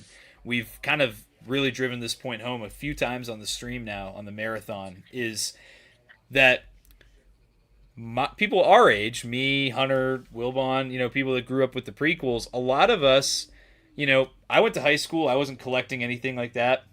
When I was in college, I started collecting, and I immediately gravitated toward Black Series because they were putting out more prequel and Clone Wars stuff more regularly, and they were putting out what I wanted character selection wise, and that I feel like this is like a turning point for the TVC line to really rope new people in, because I know Tyler and I, we've talked about this directly, is I feel like if TVC stays on a trajectory forever of just being OT, OT, OT, never anything else as far as big projects and stuff go, OT era, I should say, right, then you're putting it in like a slow and painful death, which I don't want to see happen. Because if you don't bring in exciting things for new prospective audiences, then you're not going to have a successful line that's going to endure over time. 100%. And that, TVC almost died once or twice in the last 15 years. So that's not what we want to see happen. So that's why I've been like peddling this HasLab so hard, because this is what I want from that scale. And they're never going to do another LAAT, regardless of this funds or not. No. They're doing a HasLab. They're never going to do another LAAT. No, they will not. Yeah. They will not. Nope. And it's obvious because, okay, so you want to talk about the history of the line here. TVC 1.0 ended in 2013, right, Evan? If I'm getting my history right. I believe 2012 with some rollover product. Okay, In all right. Yeah. Well, so they had TVC Phantom Menace product was one of the last waves of the line, right? And then they also had the Phantom Menace 3D figures, which were like the same figures but on different packaging and cheaper, right? Evan, you see where I'm going with this, right? Yeah. So those Phantom Menace waves were kind of smack dab actually in like the middle to later part of TVC 1.0. But they caused a log jam, right? They did, because it was, and of course John can speak to this better when he shows up. He's a dearth of knowledge on this. With the Phantom Menace, though, the episode 1 re-release in 3D, that was sold as like, they treated it as if it was a new Star Wars event, but it was really, hey, we're re-releasing a 13-year-old movie that people were lukewarm on at the beginning anyway. And, they released plenty of old figures like repacks and stuff, and then plenty of new figures, but they were releasing them in 2 lines at the same time. Some of the same exact figures, like, I think the Obi-Wan, Qui-Gon, Maul, Aura Singh. The TVC figures were also then repacked in other packaging for less money, or maybe more. It was just a glut of products, and it was a lot of the same stuff for something that at the time still hadn't hit the right nostalgia point. Yep. And then retailers were sold on this as, hey, this is the next big thing. Yes. So of course, after that, there was going to be a bit of a contraction in the market there. They were burned by excess products. It just wasn't a good time. My understanding was, I believe TVC was more expensive than the same Phantom Menace product in a different packaging. And so what they elected to do, because TVC seemed to be in this log jam, I guess, was they rested or ended TVC. And the prequels really got blamed for, Phantom Menace specifically got pretty much blamed for killing off TVC 1.0. And there was a big gap between 2012 and 2018 where Hasbro experimented with 5 POA and really dumbed down figures that the articulation went way down. I mean, 3.75 inch scale, like the scale in general was on life support. At one point, the super articulated version of the figures was a Walmart exclusive line, and that was really when it was sort of on life support. And then they brought back TVC in 2018, and you know, they had that Revenge of the Sith 41st Elite Corps clone trooper, the gray one, the one with the gray trim, not the camouflage one, but the other one. Yeah. And you know, it was on the skinny mold, right? And people didn't really love it was that also sculpt. it was also an online exclusive, so there was no store presence for anything like that. So, and they have put out some prequel stuff here and there, but a lot of their choices were really, really, really bad choices. Like they put out as an Anakin, and they put out they put out Phantom Menace Padme, and not the Padme that you would think of, but a different one, Queen Amidala. What's even worse about those is just not even good modern figures. No, they're horrible figures. And so, like, what's there to be course, exciting about? Of course, they didn't sell well. Of course. And this just re-emphasizes the TVC collectors don't care about prequels because this stuff isn't selling. No, the figures were garbage. Like they also repacked the other version of this Clone Wars Anakin, the original one, which had an atrocious head. And this was back when they were first introducing photoreal, and it just did not land on that figure, and it was really awful. They've refined that photo approach, which is nice. But so all that to say, they've slowly, you know, gotten a little bit better about prequels, but they haven't really devoted a lot of new tooling. They've done a lot of repacks and retools and but we're entering this next year with, you know, the Battle of Geonosis theme. We're entering a period where finally we're going to see some serious new tooling investment in prequel movie characters. And that has just not happened really since TVC 1.0 for the most part, with the exception of the three that I mentioned earlier, you know, Dooku, the clone, and Anakin. How do you guys... Oh, go ahead. What I don't understand with the prequel, like, hatred or whatever, especially with the toys, because I'm probably the oldest one on your panel, right? I'm 54 years old. When Star Wars came out, I was 6 years old. When the Phantom Menace came out, my oldest son was 6 years old. So it has a very, very special part in my heart for that. I remember leaning over, reading him the scroll and all that. But the point I make is when I would have been 28 then at the time.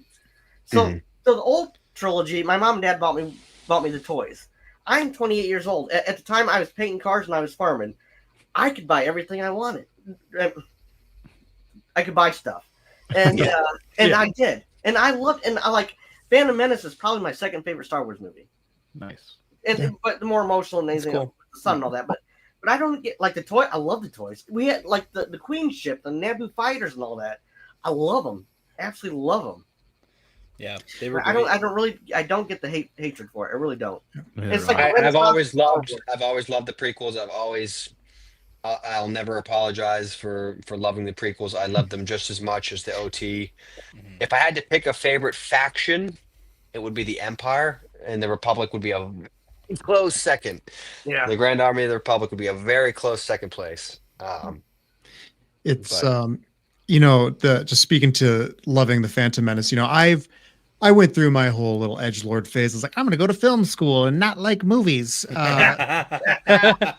know, that's what we do. We are 20s. So I've had my fair share of dumping on the prequels. I know people like that have never been to film school. But then wait.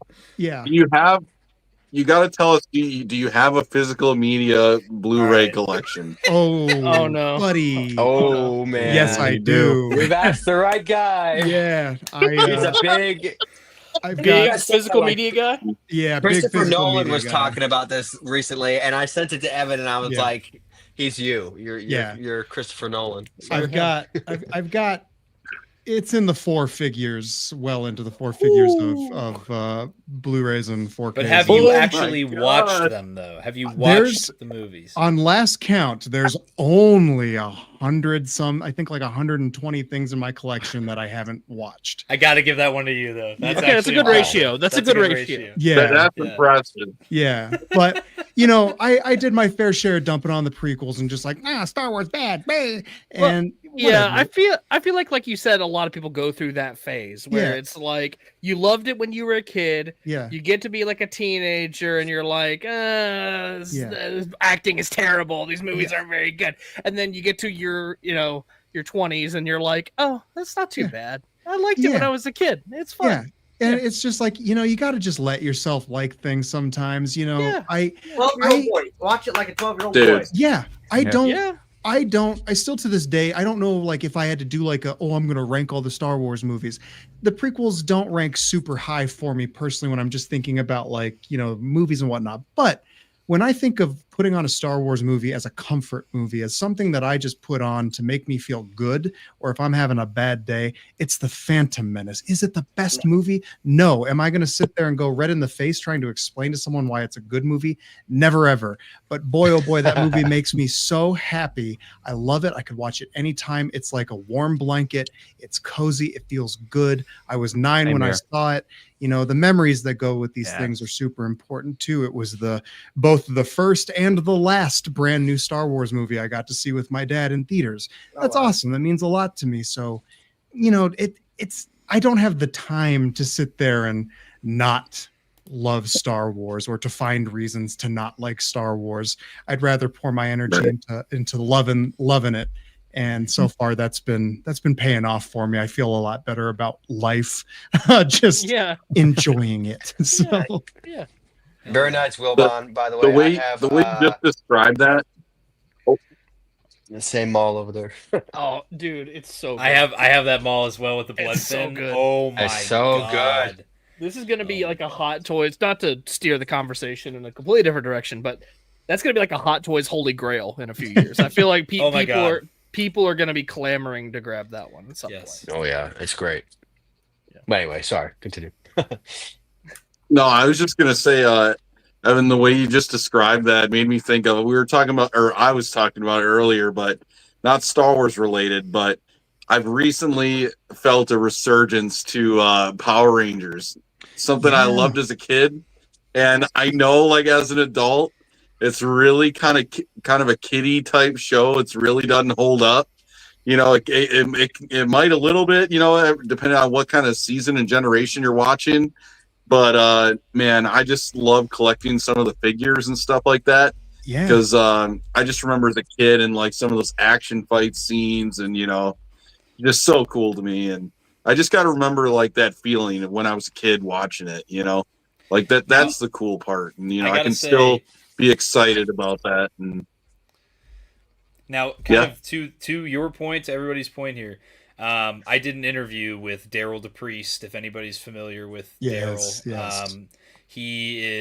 If you go to ICC-Con in Nashville, Tennessee, he has a vendor booth there every year. That's actually how I met him, and he sells stuff that he would get as samples when he worked at Hasbro, and so he was basically in charge of marketing the Star Wars toys from 2005 to 2015. And in the interview that I did for my channel, he lays it out as to why 3 3/4 got reduced to 5 POA, why it was on life support, all this stuff.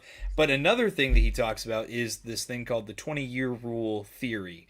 And it's something that was first realized at ICC-Con in 2024 by myself, 212 Hunter, and some of our other friends. He had all of his Clone Wars toys and all of his, 30th anniversary, all that stuff. Well, here we come into the sales floor, immediately gravitate right toward his booth. We're taking pictures and videos of all the toys. We're talking about remembering like little intricate details. We end up talking to him. We didn't even know who he was at the time. And we end up talking to him. I think my dad and I sat there and talked to him for like an hour and a half, just babbling on and on about Star Wars toys. And it was such a special moment to hear from him, like that sense of like fulfillment. It's a theory he's always had that, you know, after about 20 years, you know, you become an adult, you get established a little bit, you have some fun money, and then you look back toward the things you grew up with, whether it's Phantom Menace, or in my case, it's, you know, Revenge of the Sith and Clone Wars a little more. It's in other people's cases, it's Attack of the Clones. It's one of those very special things that definitely right now the LAAT is in that sweet spot. It is perfectly in that 20-year rule gap. And I think that before the end of the campaign, I think I have a lot of hope after seeing the Snowcat just fund all the stretch goals tonight. Yeah. That with 3.5 hours to go, it inspires confidence. I'm telling you, these HasLabs, it's like, I'm telling you, it's the turning in your homework thing where like nobody does it until it's like the last day. It's, oh, I got to do that. I got to do my homework. I got to turn that in. So right now we're all the annoying kid. Yes, we are. Yeah. Overachievers. They're like, hey, do your homework, everybody. Where's the Venn diagram of people who were lazy in school and collect Star Wars toys? I feel like there's a lot of overlap there. Yeah, it's just one circle. Yeah.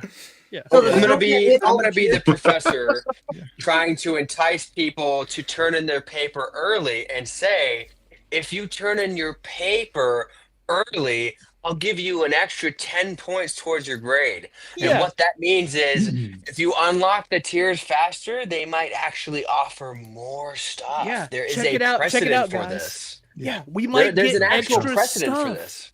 Yeah. It was either the Sentinel or Galactus, maybe both, to where they funded all the tiers so far in advance that they actually literally threw in like free stuff. Yeah, that happened. Yeah. That was a real thing that happened. If you're on the fence or you're like, I'm gonna wait till I get paid right before, just back it now. If you're already anticipating you're gonna get it, that way we can get this stuff funded faster. Indeed. Yep. Yeah. It's when it comes to the HasLabs too. Give me 1 second here. I live right next to the highway, so I try to stop the mic when there's a loud car. We have had a solid number of backers since we started the stream. There's no way to tell if it's because of the stream or not, but I would like to think that the Back the LAAT Marathon is affecting those numbers at least a little bit today. So we got. I think that helps for sure. Yeah. I think Mr. Stevie's sketch has also helped, but I think this stream has been very helpful. But to get to talk to go back to what we were talking about earlier, just to finish sort of close out the point, right? So Phantom Menace was blamed for TVC 1.0's demise, right? For years. If the gunship, God forbid, doesn't fund, don't speak of that. I'm just saying. I just want to throw this out there, right? I just want to throw this out there. There's been this long-standing sort of thing in the community where like Hasbro and retail are like very opposed. Like, oh, prequels are toxic; they don't sell, right? And it's because of what happened with TVC 1.0, right? That they kind of stayed away from the prequels for a very long time because there was like this perception that the prequels are like, oh, not going to sell well, not going to do well, right? Now Hasbro is starting to listen to the community like, hey, there's young people, there are prequel collectors, like start catering to this younger generation. So they're kind of dipping their toes into the prequels right now and giving it a chance. So they're going to see how this goes in the next year or so, right? They're throwing us a bone. If this gunship doesn't do well, it'll be another 10 or 15 years before the prequels are catered to again. I just want everybody to understand the implications here because historically it's already happened. We have waited so long for Hasbro to give the prequels a chance again. I cannot emphasize enough how important it is to send that perception into the dustbin of history and say, no, the prequels are popular. People do want this stuff. Like, I cannot emphasize how important it is for people to send the message with their money that, yes, this is what we want. Because if it doesn't fund, it's going to have bad consequences for people who And want prequel stuff. Hasbro might see it as like so prequel stuff is a Black Series collector thing. It's not a 3 3/4 thing. Yes. So the younger Which people is prefer devastating. 6-inch scale. So they're gonna cater all those characters more to 6-inch, which they kind of already do. So and the thing is, you can do that, but you ain't going to get vehicles. You're not going to get the world building stuff. The stuff to really build out that proper scene. It's too from large the of a prequels. scale. Exactly. Yep. And like that time of like when TVC had a bad reputation, I guess, if you want to say that, for like the prequels or whatever, unfortunately affects like the way I enjoy watching collecting and seeing other people collect, because I'm not seeing like cool photos people taking of like a super articulated Jedi just mowing down a bunch of B1 battle droids. I want to see that. I like seeing that. I like see people have that on their shelves, and I could not enjoy that kind of thing because we didn't have proper figures to do that with. So now is the time, if that is something that excites you and you want to see on your shelf or just see in your community. And figure photography. Correct. I stress this all the time. I think figure photographers are so underrated in terms of their importance. Yep. The amount of free advertisement that Hasbro gets from figure photographers is like unquantifiable. It's like a geometric rate of free advertising for them, right? And again, I think that people have really defaulted to Black Series for many years because the main characters from the OT, the PT, in 3.75 have been garbage. Yeah. They've been garbage from the OT, they've been garbage from the PT, and meanwhile you have these really good looking characters in Black Series that are like, they're really well articulated, the faces look good. People want to recreate their favorite scenes and their favorite, video games and all that stuff on camera, in edited digital art, right? And we haven't had the figures to offer them that haven't looked like garbage. And finally, we're getting figures that look really good. They look like, Harrison Ford shrunk down, or they look like Hayden Christensen shrunk down, like for the first time. And that has made the scale more attractive to people. And it's so important to have figures that look good and look definitive and are hyper articulated and can do all the things that you want them to be able to do. Like, it's really changing, and Black TVC has really closed the gap in terms of quality and articulation in recent years, because Black Series was just so far ahead for the longest time. It wasn't even close. The canary in the coal mine to me for TVC getting up to that level with Black Series was that new Darth Vader they came out with. Yes, that the thing Dark is Times. The Dark Times, that mold, Vader is fantastic. And it's funny, now I got that one, and then I bought a New Hope version because I was like, that's I want like that one too. That one's that's great. like a gateway figure, right? Mr. Stevie actually did a poll here on Instagram where he was like, what's the greatest TVC figure of all time? Or was it TVC or 3.75? I'm trying to remember. I think it was TVC. Okay, I think it was TVC, but either way, that Dark Times Vader was the winner. That was the winner. It's so good. It's a banger. Surprise. It's a great figure. And something else to kind of piggyback on what you were saying, Tyler, in terms of the importance of photography. Also having the definitive figure, but now we're getting these background play sets and stuff like that. So I'm seeing people who aren't even necessarily shooting for high quality, professional photography, also just have fun setting up a backdrop and putting the good new figure in front of it to share with the community, which helps as us a all backdrop. Yes, it helps us all engage with each other, but also enjoy these things that are on our shelves. Share it with people who are like-minded with you, and I think that is super important. 100%. That was the first thing I did when I got Jedi Legend Obi-Wan. I think literally hours went by and I had a photo put together. I think another thing too, I mean, from speaking from the Black Series side of things, we are, and again, speaking to a testament of how good TVC has gotten, and how, it's kind of like a dark horse right now, because we are constantly bitching and complaining on our Black Series streams about, well, why does the TVC figure get thigh swivel, but they took it away on the Black Series? Why does TVC get this one or two extra accessories that the Black Series doesn't get, like the magic for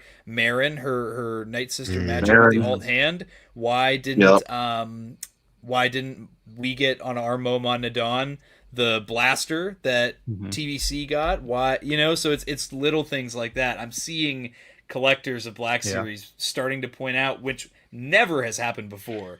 Now they're starting to point things out. And it's nice to have that nostalgia from like the Attack of the Clones lines and 3 3/4 scale, having those little accessories and stuff. I will say though, it goes both grass ways, is always greener on the other side. Yes, it is. Yes, it is. I just want to point out this example right here. The Dark Trooper Moff Gideon, right? Our version in TVC. Battle of the Scales. Yeah. But yeah, you got ahead. I know you did it. No, we need swappable heads, Tommy. I'm not trying to start a scale war here. I'm just making a comparison. So our version did not come with the portrait, the season 3 portrait. Correct. And it also, the Black Series version came with the collapsed electro staff, like when it's like a tiny little like baton size thing. We only got the full size spear. So it just, I think what made that one a harder one to swallow was just like, oh yeah, we didn't make a new head for this. Just go ahead and use the old one, dorks. And we're like, that's inaccurate. And they're like, oh well. Anyway. Don't care. Yeah. They missed the note. They missed the note at the factory, don't you know? They missed the note. Yeah, there's a lot of back and forth, and you bring up a good point though about the grass is always greener, because that's something that we constantly are complaining about on. But I will say though, I've been collecting Black Series for like 6 years now, like heavily, and I never heard complaining about the TVC figures being better or having more until this year. This is the first time that I've started past 12 months or so. I'm starting to hear Black Series collectors going, well, wait a minute. The TVC figure is better. The prime example of this to me has to be Hammerhead Momon Nadon. Yeah. Oh, interesting. With like the extra accessories like the blaster, the cup, the other hand for it. Like both are deluxe, yet the TVC gets more stuff. But don't worry, the TVC fans negated that by being like, oh, but the card is too big. Bah! Oh my god. Yeah, I'm sitting here like, dang, all that stuff is cool. I was one of them. Listen. I do thing about agree TVC though collectors, that for vintage, like the cards need to match. Like you That's what guys I are mean like really into the presentation of your like the packaging and everything. So like everything should be the way you guys want it. Like, I don't see why. I'll show you how the card should match. I just want to say that Hammerhead's really awesome, and it makes me want some Jedi Athorians. Right, yes. Rob, yeah. Right, so this is the Hammerhead, right? Yeah. The new one.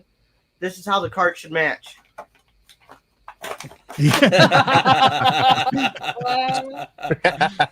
how the cards match. Let them breathe.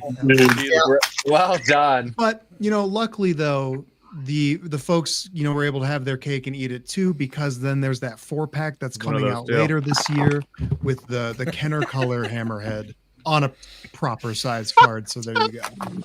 It's that MNF 4-pack, bro. So I don't even have a Hammerhead yet. Now, how many of you guys are openers and in package? It depends on what it is. So, like for me, I collect TVC clones on card, but a lot of times I'll buy 2 so I can open one, and then pretty much everything else in my collection, I'm an opener on. Yeah. Yep. I equate it to, I'm going to date this model, but I'm only going to look at her in this magazine. I want to play with her. I want to play with her a lot. I do gotta say, here's one thing I'm jealous of. Oh, go ahead. I was just gonna say I understand. I was just gonna say. Oh, sorry. Oh, it's like a Tyler, shut up. Oh my gosh.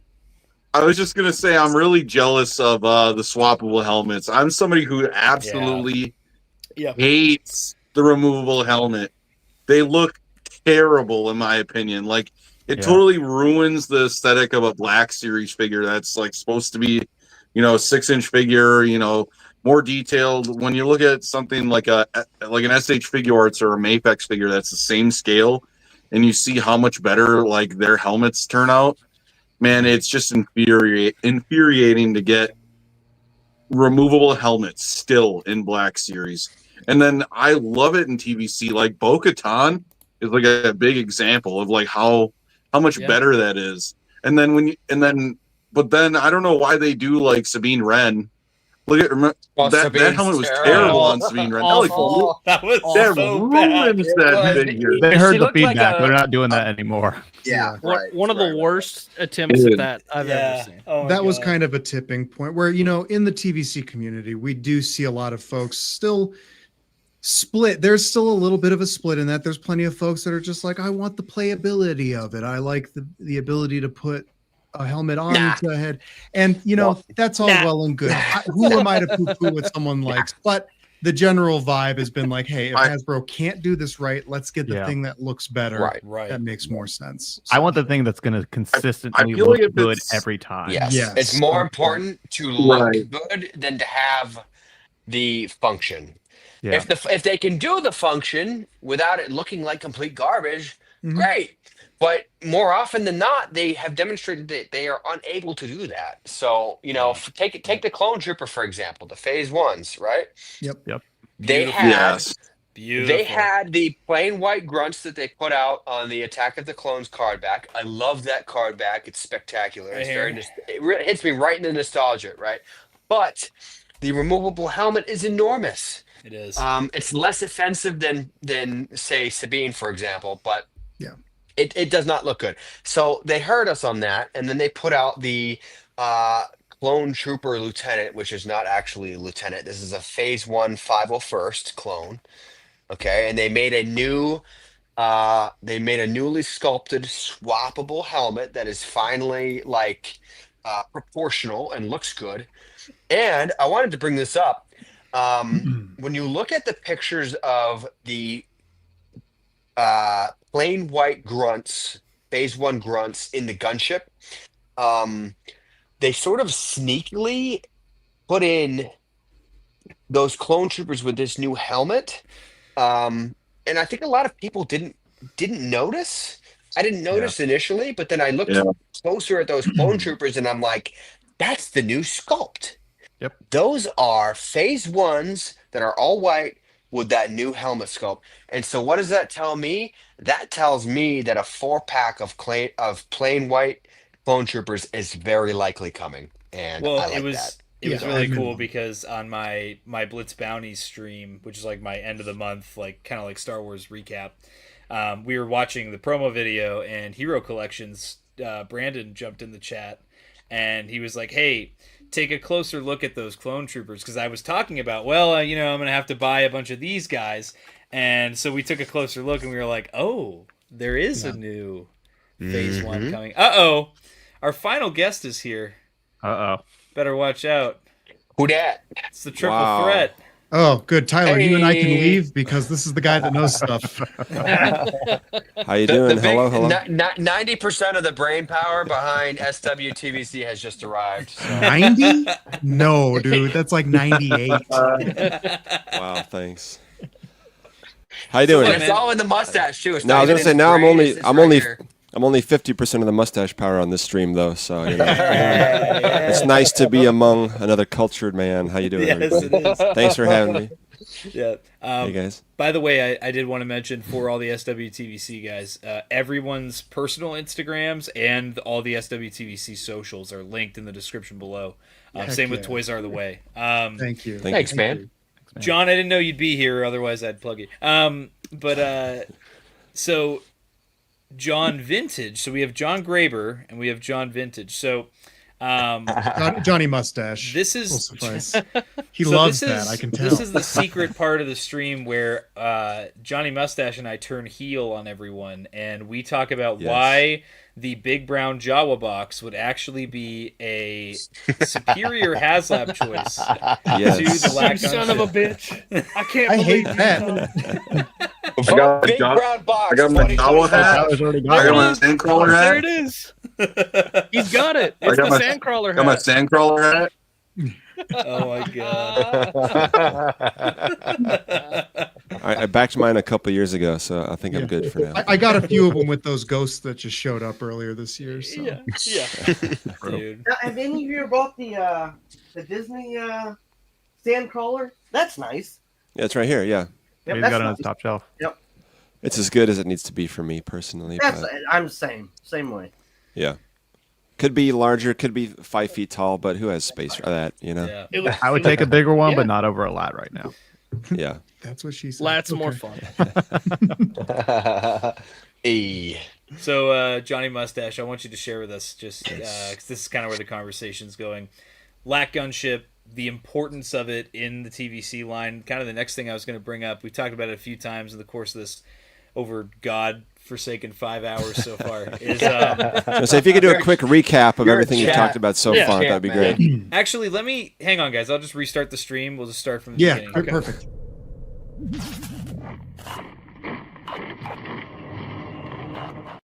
We'll make everybody watch the whole thing Nice. again. We're good. So what is the importance here? I was going to take the conversation here next. The consequences and ramifications that if this does not fund for what could come in the future for TVC, because I think some people hear us talk about that on our videos and streams and they think, oh, those are just empty threats. They're just trying to harass collectors into buying this thing, backing this thing. Well, there's a camp of people trying to like stick it to the man almost to Hasbro about one thing or another. So what are the genuine, based on, you could look at Black Series HasLabs, you could look at, other evidence on things like this. What would happen if this fails for TVC? I would cry, and I don't want that to happen. I mean, I'm sure you have talked about it, but, Mr. Stevie on Instagram showed that cool image with the gunship right at the center of everything. We're going to have a year of Battle of Geonosis reveals, whether this thing backs or not, hopefully. But wouldn't it look a lot better with a gunship right at the center of it? A nice, new, beautiful gunship at the middle of it? Yeah. It's like all these things are probably going to, or are going to release, but like imagine if you had all that stuff without a Republic gunship. Yeah. That's not a world I want to live in. If they were big sad with the old one. Yep. Yeah. And once they reveal all this new stuff, all these Jedi, I'm seeing some enemies, I'm seeing some clones, I'm seeing some larger things, I'm seeing a lot of handwriting I can't quite decipher. Once these things come out, we're going to say, dang, I'm glad I have the gunship, or, I wish I got the gunship. So Exactly. I just want to stress again, I said it earlier, the stuff that's planned for the next year for this Battle of Geonosis theme is pretty much already set in stone, right? So if the gunship, again, God forbid, if the gunship fails, it's not like, oh, they're going to throw out this theme and all of these figures go out the window, right? No, what'll just happen is all of these figures will be released and we'll be missing that centerpiece. And won't we feel silly if we don't have the centerpiece of next year's theme, right? So like, let's make sure we have the centerpiece, yeah? Like, I want that update. I think this thing looks great, and I also want people who've never had a gunship to have it there so That's they a can huge display part it of with this. all It's a of this huge stuff. part of this. I don't own a gunship currently. I Neither do had I. it when I was a kid, and I played Well. with it until it basically didn't exist anymore. It was broken. There you go. I want you to as an have adult collector, Yeah. I need this gunship for my collection. I don't know what. I may, other than getting a dated vintage collection one, I keep or comparing one this from 25 years ago. I keep comparing this Yeah. to the housing market. Okay, I have a bunch of old guys telling me that I just need to pull up my bootstraps and buy their $750 12-year-old LAAT. Yeah. When it's the same thing as that, I bought my house for 12 horse turds back in 1893, and I haven't updated my house in 45 years, but you're gonna buy it for 1.6 million, right? It's the same exact thing. I love you, man. You're great. Yeah, there's a gas leak and it smells like sewage and everything is sticky, but buy it. It's like nothing new and fun is ever allowed to come out because we just need to be served slop over and over again. Here's what I don't understand though, right? Is that like, okay, so I own 4 out of the 7 previously released gunships. I own the Moonless 10 Tiger Shark or Rancor, whatever you want to call it, gunship. I own the black trimmed Command gunship. I own the Lucky Leku, and I own the Revenge of the Sith one. Right? So 4 out of 7. And I have people who are like, "Oh, I have the old ones. I'm good. Why would I need a new version of this?" And it's like, okay, but you're okay with the Millennium Falcon getting the BMF, the big Millennium Falcon, right? You're okay with the 90s AT-AT getting upgraded to the big AT-AT. So like, why is it so hard for people to fathom that, yeah, we want a new LAAT? Look at the cockpit on the old LAAT. I don't know if you have that picture available, but the cockpit in the old gunship is like this tiny little I know what you're talking coffin slot, right?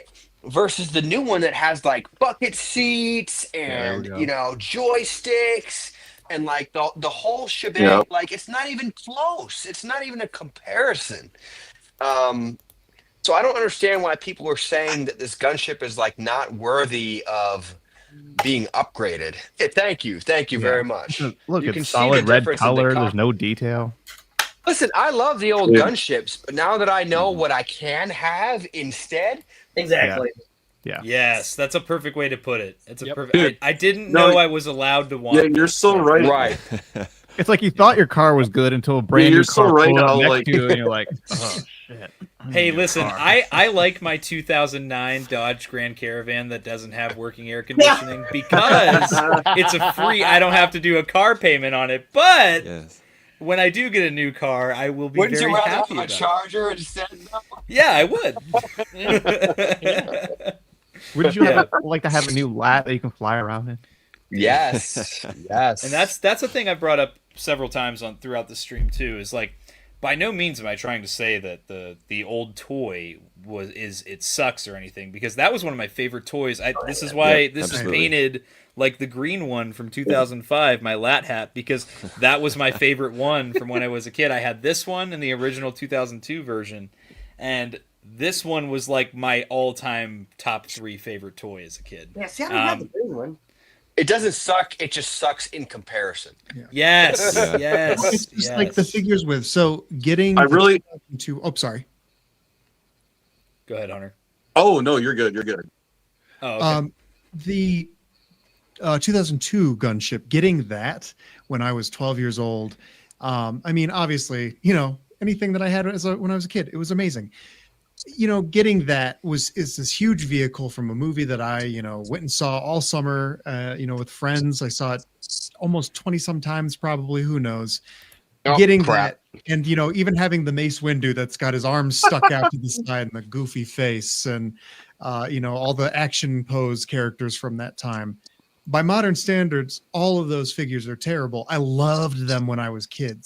I loved them. I loved just dropping the little platform out of the LAAT. But yeah, give me new ones as an adult. I would love to be able to enjoy really cool modern versions of that. It's exciting. What I don't understand is people on one hand saying, we already have a LAAT. This is a stupid HasLab project. This is a poor offering. Why would they redo something? Blah, blah, blah. All those arguments, right? But then in the same breath saying they should have done a Sandcrawler or they should have done an Imperial Shuttle. It's like, my guy, they're both redos. Like, what are you talking about right now? What's funny is I said that same exact sentence to Hunter earlier today.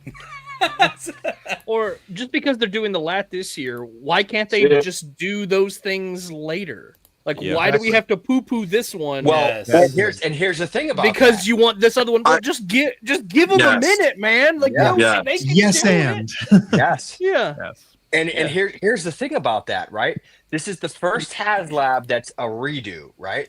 And you have all these people in comment sections all over the internet saying HasLab is supposed to be about never before done things, right? That's what they originally said, never before. But they want the Imperial Shuttle. So they want the Imperial Shuttle. So here's the thing: if this HasLab project fails, they probably will listen to those comments and say, you know what? Those people were right. We're never going to offer a redo ever again. So if this redo gunship fails, they may not ever do a Sandcrawler or an Imperial Shuttle or anything else that's a redo, because you know what? They're gonna point to that and say, well, that redo failed. Or anything else you want redone to like definitive TVC replica standards, they're probably not going to do it, because the only lesson they're going to get is, oh, the redo failed, whereas all the other new ones passed. Yeah, right? the redo and at that price. We can't offer it as something that is reasonable for these people. One of the big things that's rumored for 2027 is the Death Star, right? And that thing would likely be at least twice the cost of this gunship. Oh, right? that thing would be $1,000 easily. At least, Easily. yeah. Do you think they're going to try something that ambitious, that legendary, that huge, that expensive? If something at half the price fails, no, they will not. No, they will not. So there's a lot hinging on this HasLab. It's about more than just the gunship. Like, it's so important for this thing to fund because of the bigger implications. Do you think there's a rule at HasLab that whatever HasLab project they're going to do, it has to blow up at some point? Maybe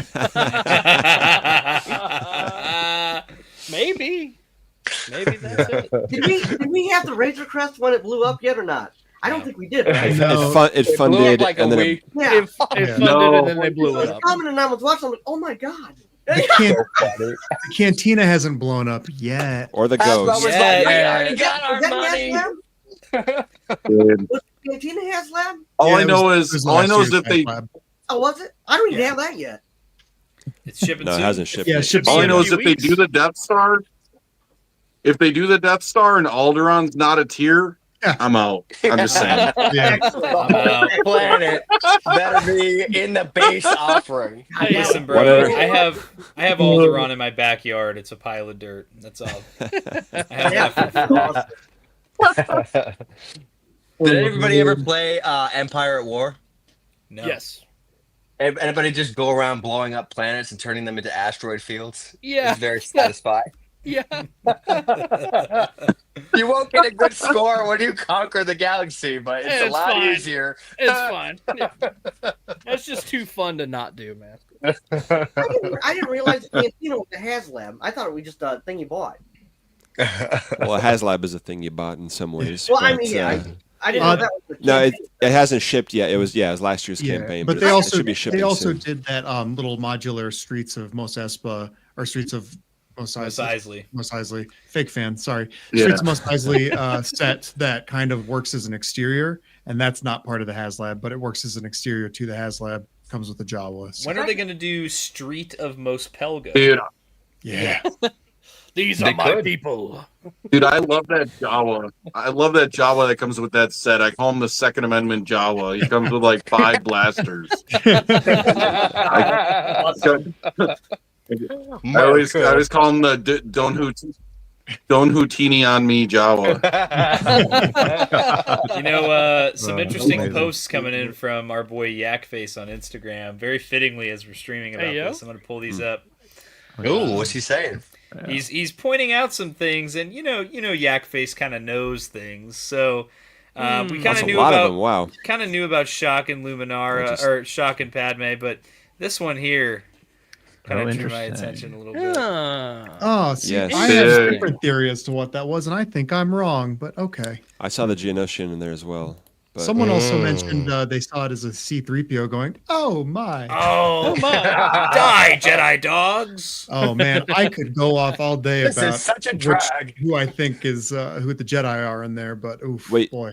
So Evan, you thought this was Django, right? Did you think he was going pew pew? Well, yeah, it's a bang bang. Yosemite My Sam name is style Django. in the sky. Bang. Okay. Look, we've got nothing but time to kill on this stream. If you have theories about who's who, I want to hear them. I mean, it would be a fascinating point of record just to look at this later after Battle of Geonosis ends, and be like, oh wow, I was so wrong about that. But Real quick, you've been streaming for what, 5.5 hours now, and you've got 124 people watching, bro. Yeah, we've maintained over 100 people for most of the stream. And it's kind of crazy.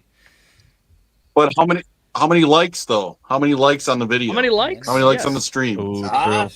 We're missing some. 125. All right. That's about right. That's about right. Oh, that's pretty good. I know my MNF gang is in here. There's some familiar faces in chat here. Yeah, I'm sure some guys from your channel are as well. Oh yeah.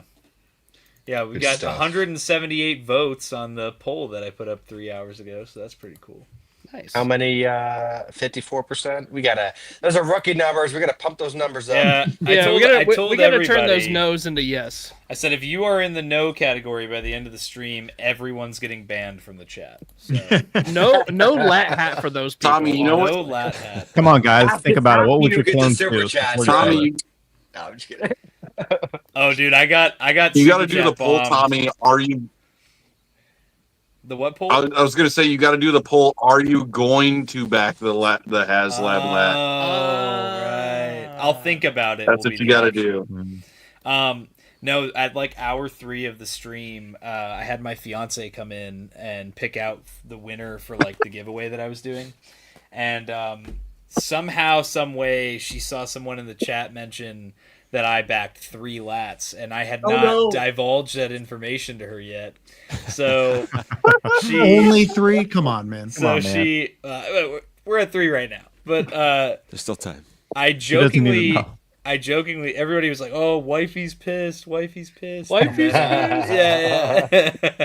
The moment that Jin found out he's backing 3. But then a bunch of people sent me super chats to help fund my LAATs. That's hey, shout out to if you know Hero Collections coming in with the notepad emoji. He's writing it down. He's always writing stuff down. Good stuff. Good stuff. That's a big name to be in here. Big name. That's my boy, man. So I recently sold all of my old Entertainment Earth Clone Troopers from those 4-packs back in the day. Let me see if I have any of them handy. You didn't ask 212 Hunter if he wanted to buy the 212 ones off you. Come on. Wait, I think Are you talking about the? You talking about the Phase 1 ranks? Is that what you're talking about? Yes. From like 20 years ago, those Entertainment. Yeah. Okay. So I had a whole army of Phase 1s, and I sold them for $450. Or no, excuse me, $500. And I paid for shipping, so it came out to about $450. And I was like, boom, there's a gunship right there. Boom. Sold. Hell yeah. I was thrilled. I got to sell some more Hot Toy stuff. Some stuff that I'm like less attached to.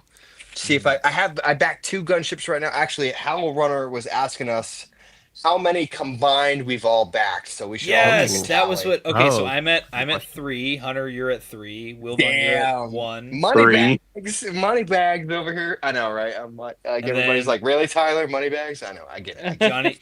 Johnny Mustache. Only 2 so far, but I'm definitely 2? considering more than that. All right, I suck at math, so let's get a tally here. I might see if I can move some things, sell some stuff, and maybe number 2 because you got the wheels turning, Tommy. You got the wheels. One right now. Though. So 3, 6, 7, 9, and then Tyler got 17, and then I only got 2. I want to get a third. We'll see. Okay, so that's 11. So then, Evan, how many are you in on? Only 4. Oh my god! Nice. Only My 4. man. And that's low. That's low based on your previous HasLab. It's 6. I saw that. I'm tempted to do a 5th, depending on how it goes. I'm really excited about this. Me and Evan are in the same boat. 4, thinking about a 5th. Nice. One for each. Wait, do we have like? John, you got 2. Do we have right? like 1% of the backers? Now I feel dirty. Do we have like 1% of the backers on stream right now? Very chat. We got if you count the ones in the chat, I think that's a substantial percentage of the amount of total backed. So I think that's what 21 or 22 LAATs between the people on stream right now. Well, now I'm gonna drink more. I'm just I want to shout out a buddy of mine, AOS.customs. He backed 10. I don't Oh know my of God. anyone that's backed Yeah, more than that. He's wild. So if anybody knows somebody who's backed more than 10, I want to I'm not know. on that. I want to know. That's wild. That's Oh my crazy. god, Wild. bro! Yeah. That's wild. Let me take out a Yeah, small dude. personal loan real quick. Yeah. Dude. Look, you can credit one of the tiers getting funded if any of them get funded due to just the people in this on this stream and in the chat right now. Honestly, Honestly. So I'm sorry, we determined it was 17 between all of us? 21 Like- or 22. Oh my gosh, Yeah. wow. Nice. Yeah. Now that's a real Holy battle cow. of Geonosis right there. Yes, it is. Yeah. Yes, it is. yeah. That's so epic, dude. All right, Yeah, so we man. got to bring all of our gunships to ICC Con and fly them around, right? I was literally just gonna say that. Oh we my could have god. had a plate handle. Not that I'm bitter about that or anything. Yeah, where's the Oh. handle? I'm gonna need to turn into Pong Krell to be able to Yeah. hold all Dude. four. Yeah. So I will say, I'm gonna have to put wheels on it. I'm not trying to have them add like anything wild to this because it seems like they're very resistant to that idea. But if they could add some sort of like translucent plastic snap-on carry handle, oh shoot, this thing's falling apart. To where you can hold on to it. I don't know how they could do it That on was the the new best part of the version, gun. but It had whooshability, as we used to say. whooshability. Oh, I'm gonna Whooshability. steal that. I don't want it to impact the actual sculpt. I want the sculpt to be like movie accurate, right? Screen accurate, but I would like to be able to hold that Yeah. the same way as the old one somehow. I feel that. Anyway. Yeah. Dude, it's just stuff like this. This energy that we have right now is, I think, the thing that's been missing from this campaign the whole time. Like, I think that we've got so sucked into the negativity, and a lot of people just crossing their arms and stomping their feet over this being a HasLab, and then we all, we get defensive and combative with people because there's people just coming out and saying that it should have been mass market retail at $200, or it should have been the Sandcrawler, it should have been the U-Wing. And I'm like, if it was $50 cheaper, I'd be more likely to. Really? We freaking out over $50. Are we it's really? It's over $400, bro. Like, come on. I've spent $50 in dumber places, like like skip your McDonald's for the week. I've thrown away gentlemen $50 on dumber shit than you could possibly imagine. V-Bucks on Fortnite, okay? Like, come on. Are we really losing our shit over $50? My favorite is $3.99. I would have backed it. My favorite is the surcharge. Like, come on, man. Okay, like it's a shipping cost. Premium, bro, and then you don't have to worry about it. That's the breaking point for them. Yeah, okay. Oh, It's dude. like you just didn't want it anyway. Then, if you're really that upset about $30 or whatever that's going to cost, you didn't care about it. Yep. Yeah. Oh man. It's My but favorite I feel though like was that, like, when they teased the sand in the case, right? Yes. Everyone was like, sand immediately. Oh, it's got to be the Sandcrawler because we're still on Return to Tatooine. These people really thought that Return to Tatooine was going to be bookended by 2 HasLabs. Okay, fine. If we're going to do that, then I want a gunship at the beginning and I want an ATTE at the end. How about if we're going to do 2 HasLabs per theme? All right. Hey, I'll take that deal. That's a good deal. I'll take that deal. That's a good deal. I'll take that deal. Dude. I'm kidding, obviously. But people were like really upset that it wasn't. I'm like, did you guys forget about the cantina? Like, you already got the HasLab for this theme. It was the cantina. Like, also, Sandcrawler's so tall it would never fit in that display. Dude. Yeah, I don't know if you heard gigantic. It would be giant. I don't know if you heard in the stream earlier. I said, yeah, no, it's actually going to be the Star Destroyer wreckage on Jack 2. That's what it was going to be for playset. Ooh, that's we mentioned, you were talking about the HasLab at the beginning of the theme, having 2 HasLabs jokingly. I know you may have already talked about it in the past 5.5 hours. Who can say? I haven't been here that long. But I know I've had conversations with other folks that are even here. You know, John, I know we've talked about it. Brother, you know, does a HasLab, would it be better served coming at the tail end of a brand story instead of launching the story? So that, say, you know, Battle of Geonosis happens, and to cap it all off, here's a HasLab to support all of the cool stuff you bought throughout the year. It's all building to something, and here's the centerpiece that'll go with the stuff that you know is supported. You have the stuff in your collection now. Or let's say at the beginning of the year they announce it and just have a longer ramp up time where they like say, hey, this is coming. And so then they start releasing things over the course of like 3 months, let's say. Yeah, then then it culminates in the project being done, and then you can have it's like, maybe in the middle is the way to go, where it's like you announce it, have some stuff come out, then the campaign ends, you release some more stuff, and then it ships. So then by the time you get it, you have all this stuff to go along with it. I think that would have helped for sure, considering like this one had no like. You can go, Tyler.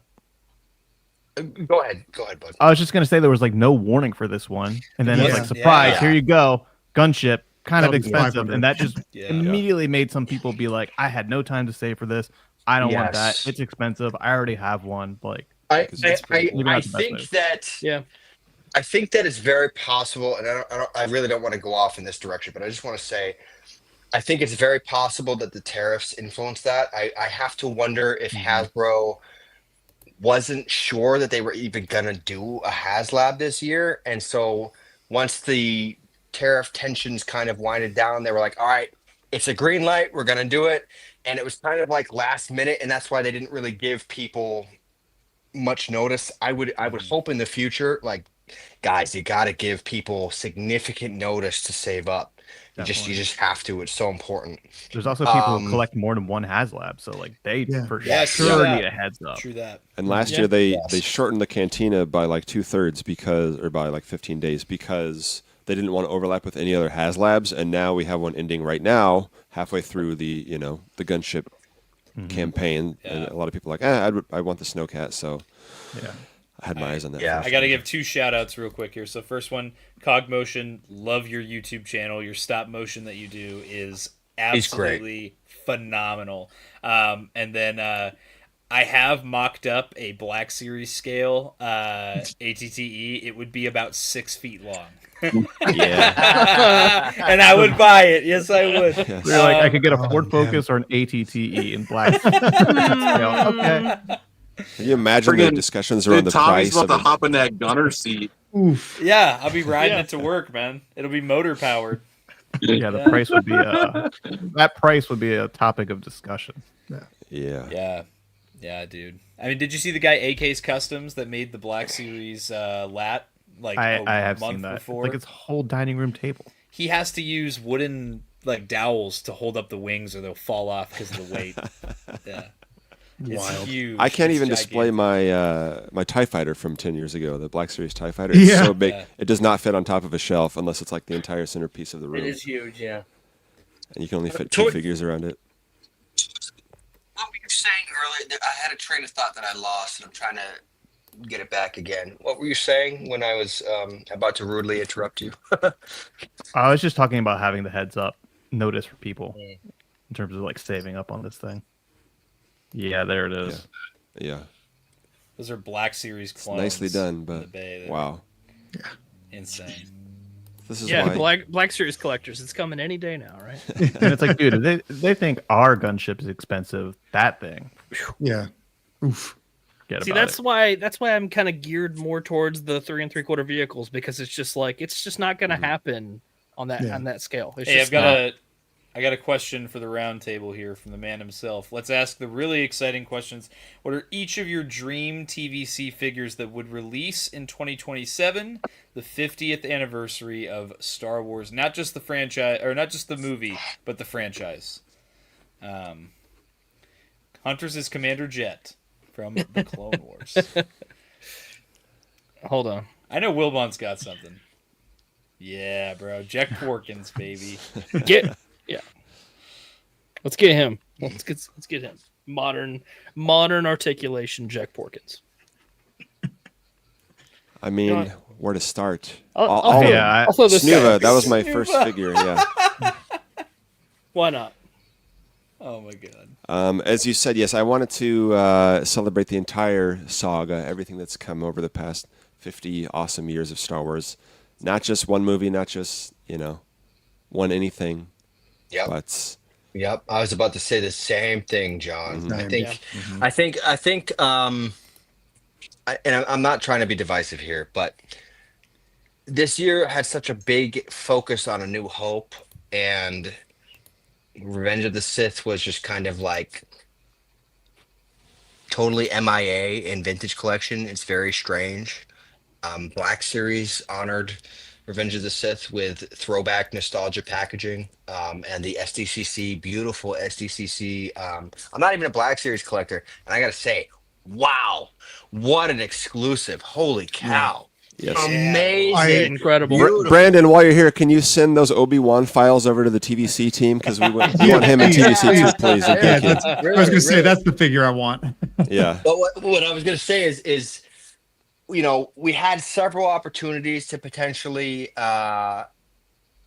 celebrate, Revenge of the Sith 20th anniversary in some small way. We had this. The Anakin was sourced to Ahsoka, right? We had this.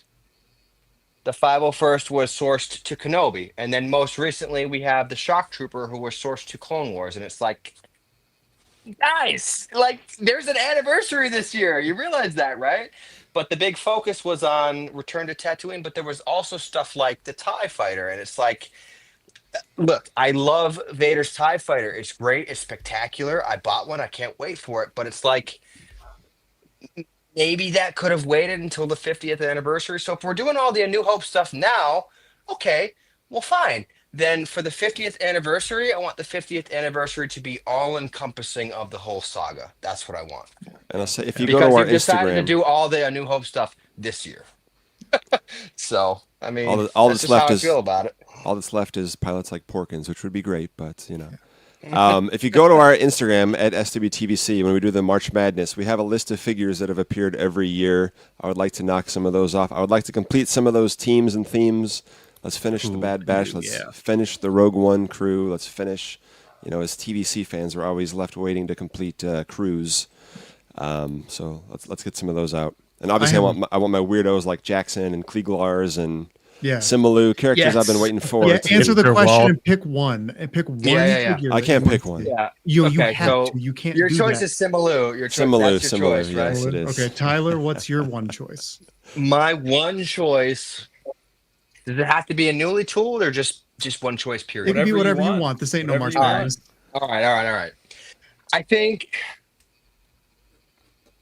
you really, really got to put out a new Tarkin. I don't really want to have to wait until 2027, but for God's sakes, you've made some of the most important Imperial officers. We need Tarkin, for the love of God, in Vintage He's going to be a pack in Tarkin. with the HasLab Death Star, bro.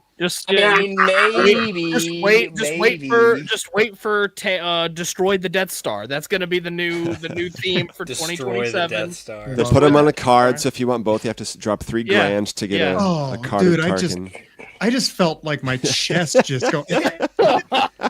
He's the pack in with the Death Star. The tiers will be like Admiral Mahdi and those other guys. No, they'll do what Lego did. They'll just make it Galen Erso and Director Krennic. That'll be the exclusives. Yeah, there you go. Yeah. All right. If I really had to pick one, you do, because I think 2027 is 2026 is pretty much set in stone, right? So if I had to pick one for 2027, it would be Rook to support this 3-pack. Yeah. It would be the expanded universe Rook, not that disgusting abomination from Rebels. Okay. I hope we get the expanded universe one. I'd have to go with my number one. I think my number one most Runner. wanted for Black Series is the same as it is for TVC. I gotta go Dirge, dude. I like my Dirge. Good choice. From 2003, but I have the Separatist Forces Dirge from 2003. No, with the Tommy. swoop bike. Now, Tommy, you know we want that in Black Series. I want it in both. I want it. Give me give me the Dark Horse Comics proportions. I want the big hulking one. Yeah. What is it? The not Oberus Sky. It was the moon of Naboo where he killed all the Gungans and showed up for the Gungans first had time. that Just to show how cool he was. Yeah. The Gungan virus. I remember being infatuated with that comic as a kid. Dude, the Republic, the Dark Horse Republic run was formative for me. I have them. Sure. I have the one the graphic novel with Obi-Wan on the cover, and the one with Windu on the cover, and it's like Windu and Quinlan Voss are on Nar Shaddaa. Is it right? Yeah. I've got all the individual issues from when they came out. Yes. And, that's what I have it. Yeah. Yep. Yeah. I love that. There he is. There's Dirge. A new one would look great with that gunship. I would gladly take a new one. So this is way too. I've got the other version with the big jetpack on card over here on my wall. I think I had that one. I need to get that one. I have that one on card too. This is way too based of a hashtag to have, so I'm gonna have to ban you from the chat. The scale war has to continue. Okay, so Dirge, a clone, I can't reach it, but I can reach this. And Snuva, or was it Jack Porkins? John Simalu. Tyler, you said Rook. I'm gonna go with Rook. Yeah. Okay. Cool. Pass on mine. I don't want to say mine on this. No. No, say it. You have to. Oh no. Hasbro's listening, man.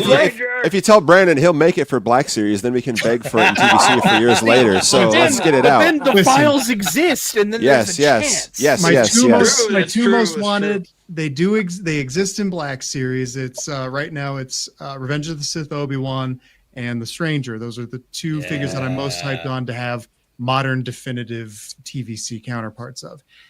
But I think that things like those would be more likely than what I'm going to say is my current choice. And I started a hashtag for it once upon a time. We've talked about it. It's become a running joke. People think less of me because of it. Rightfully so, most likely. But I gotta say, while people are watching, hashtag bring me Ben Solo. I need it. I know. I was waiting for hashtag we need the client. Yeah. I would like to see the client. Hold on. Time for Turgle. Put Turgle in TVC, bro. Time for Turgle. Absolutely. Time for Turgle. I just want to say, Evan didn't mention it here for whatever reason, but while we're talking about hashtags, guess who started the Balance the Scales hashtag? That guy right there. Wow. I hope you know that, I don't know if you guys watch the Hasbro fan streams, but for the last several months now, our whole group of friends on the Black Series side, we start spamming the chat with "We need the client" for TVC. We need the client. You know what? And I appreciate that because we actually do want it. We do. Because on the last one we did it on, the Pulse account actually replied and said, "Yeah, we hear you. We hear you." You know what? We need to join forces in spamming the chat. We need the client because we do a live stream. We need to be a unified front in letting Hasbro know that TVC needs the client. Well, we've been fan streaming. It's awesome. I don't know if it was started as like a trolling thing, but we do genuinely need him. Yeah. Just make fewer than you made for Black Series because I don't think all these is full up. Right. You're right. I do want him though badly. Production runs of him. I see people comment this all the time. Mainly, it was made as a joke because of how often we heard it. Like it was like, is this the most desired TVC figure? Is it really the client? He's up there. He's up there. That's kind of wild, honestly. On the community I love priorities. He goes. He fills out the scene around the Razor Crest. So and the bar. I'm happy to help however I can to spread the word that TVC needs the client. And Evan, since you mentioned the Stranger real quick, I gotta say again, in the same wave, I love the Bounty Hunter Venturous figure. I've been wanting that in TVC for my god, over a decade. Excited. It looks great, but I need them to shrink it down too. Please, they should. I'll buy both. I'll buy both. Dude, that was like my favorite reveal from that stream. As much as I wanted the Stranger for the Black Series, when I saw that Asajj, that was just such a left hook that I was like, that's one of those where I was like, oh, they'll never make that. It was like, holy cow, they did. Wow. Yeah. Okay. Yeah. Honorable mention though to Jedi Count Dooku from Tales of the Jedi, which would only be a partial tool. That would be have cool. to spend money, and I don't think he's even on their TVC radar. So I just hope someday. I really loved those episodes. I was a Dooku non-believer. They're so good. And then I really loved those 3 little mini episodes of a cartoon 20 years after seeing Attack of the Clones, and I was just like, okay, I get it now. I like him. Yeah. Real quick though, back to client. Like I saw somebody point this out, and that was that, like, when you realize that the client kind of started the whole show, right? He sent the Mandalorian on this bounty for little baby Grogu, right? The asset, the child, right? Yeah. Like, he started the whole thing. The biggest thing he's is, he's to a me, is crucial character. The Navarro playset, to me, like, that does need the client. To me, is the Navarro playset. Yeah, we have the bar. Yeah, and we don't have the. He gets killed in the cantina. And then I'm not shows a big TVC person. Do you guys have Grief Karga or not?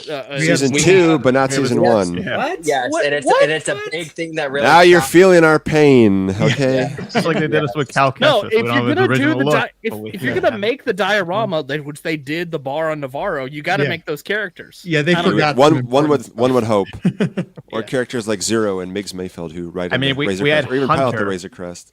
You're talking about Zero the Hut, right? Yes, Zero the Hut. That's my boy. I want him in both scales. Yeah, all That's scales. my boy. Oh man, it's one of my favorite Star Wars characters of all time. What's the senator doing in this neighborhood? Mama, give me the Back the LAAT. John Wayne the space jockey has a custom. Wait, you gotta make John big and then do the voice. Wait. While we're doing voices, we gotta hear John's voice. Oh my snooty. Oh, I love you, snooty. Wait, we got the whole thing here. Where is she? Mama, I need a bottle of speeder. Oh, yeah, there we Sauce go. noodles. I gotta. That's amazing. Do you believe in love, Mama? It's so bright out here. Here's my fiance. Fun with that. Amazing. that is pretty awesome. We got here Johnny Mustache's Geonosian real quick. All right, take me off the big I'm screen. in for the Battle of My hair's all Geonosis. jacked up. Come on, Mustache. You gotta give it a little bit of that. Nice. etc. That's the main one, you know. But And so and so on and so forth. We all know, yes.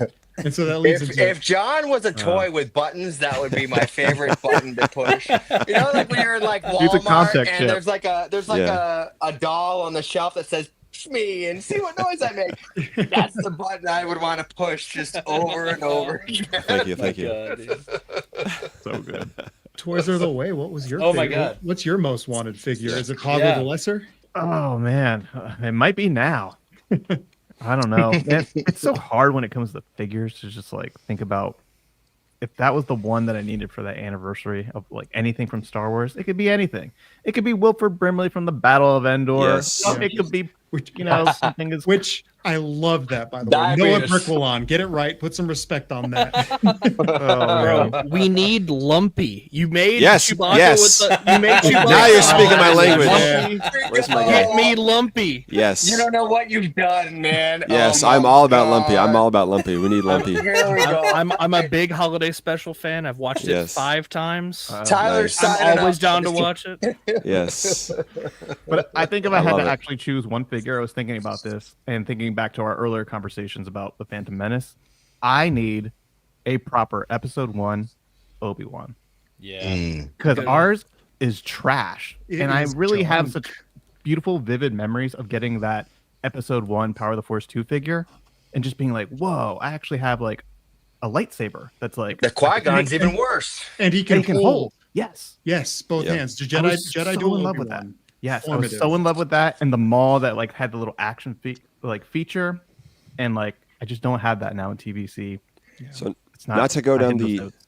not to go down the Jedi tooling rabbit hole quite yet, Evan. We'll do it one day. But so in Black Series, Episode 1 and Episode 2 Obi-Wan is the same body, I believe. Yes. Is that accurate? Would it, are we on the precipice of a new? It's accurate. Are we on the precipice of a new Attack of the Clones Obi-Wan for Battle of Geonosis? Maybe. I don't know. I think so. If they did an Would be episode nice. of Obi-Wan, they could easily just pop a new head, and there you go. Yeah, He needs new boots for episode 3. What else? Forgive me. A new New belts. different torso because there's a different cut on the tunic. Yeah, different head. So. Well, obviously different. Yes. Yeah. John Graber, before you go, since it's almost your bedtime. It's an hour past. Well, it's past your bedtime. What's your most wanted TVC? Well, I was gonna say Neil as a joke, then he threw up Neil on there. No, I think that was that was a purist question only for Star Wars to us old people, because Star Wars is A New Hope for you youngins. I would say Tarkin. I would say Tarkin. Yeah. Tarkin. Nice. Hell yeah. While we're on the choice. topic of impressions, real quick, I do also do a nasty Count Dooku. Oh, your swords, please. Wouldn't want to make a mess in front of the Chancellor. Oh, I love it. Nice. Good stuff. Subscribe to SWTVC. Yes. I actually do a really good Watto, but can I do it right now? On the spot. On the spot is hard. Yeah. Enjoy that here. Man, shit in the back of the baby. Nice. Oh my god. The Snowcat has exactly 1 hour left, and it has almost 15,990, which is crazy. Wow. The LAAT Wow. Gunship has gained Yes. 28 backers since we started the stream. Look, if we get 3 more by the end of this stream, I'm changing the hat again, boys. You convinced me. I'll back a 5th one. Let's get that hat come on. changed. Let's get that hat changed. There it is. Exciting times ahead. I'll be curious to see this final surge for the gunship. Yeah. Oh, I mean, literally, I did not think the Snowcat was going to hit especially the last stretch goal, and to see how that did these last couple days. I know the GI Joe people are crazy, like supportive of their stuff. Yeah. They seem to take their time on this one, though. But yeah. I think it's just been a lot of HasLabs for people. It's a lot. It is. Well, you know, we were talking about the community in general was talking about, oh, there's HasLab fatigue. Well, the Snowcat just blew it out of the freaking water. So maybe that's fake news. I hope we do something similar, because my heart will break into 1,000,000 shards if we don't get those. So you've been dying a little bit each day since the LAAT came into your life. Yeah. Yeah. Put the little bodice on the LAAT, and then more people. Since and then one more here. Since my boy Michael Galupo requested it, this is my latest one. Booty. Oh no! Cargo planet. Local boy, huh? The radio. Breathe it in. My boy. She's my sister, and she loves me. Bull Gullet will know it's a dream. They brought you here to tell me. Cargo pilot. We could do that too, but we don't have him in TVC. Yeah. Brandon, please. I'm just going to ask for every character. Every figure that you have a digital sculpt for in Black Series, just go ahead and put it in TVC too. Yeah.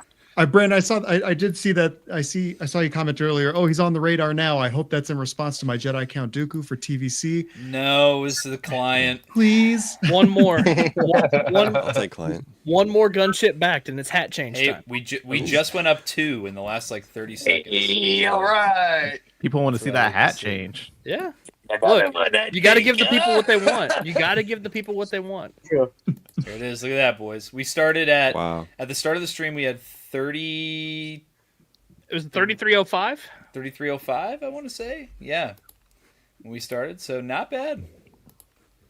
Not bad. We had multiple people in the chat today be like, "Yeah, I backed because of the stream." So that's awesome.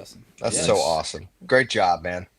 Dude, Brandon says it was, Evan. Yeah, and to that I say it's minimal tooling investment, new head, new torso, and then new soft goods cape, new lightsaber. You already got the legs. The arms can work just fine. Hopefully we'll get a new Yoda to go with Geonosis. Do we need a Yaddle? Oh, based yeah. on that You- sculpt? Yaddle. Honestly, I could go on. I got to stop. You I'm sorry. have to have Let him Yoda go. with the gunship. Yeah. He brings the clones in. Come on. Yeah. Keep going, John. I think wasn't Yoda in his sketch. right, this is for Avery in the chat. Oh, bro just grabbed a whole planet. He grabbed Mustafar. Wow. Very good. Very good.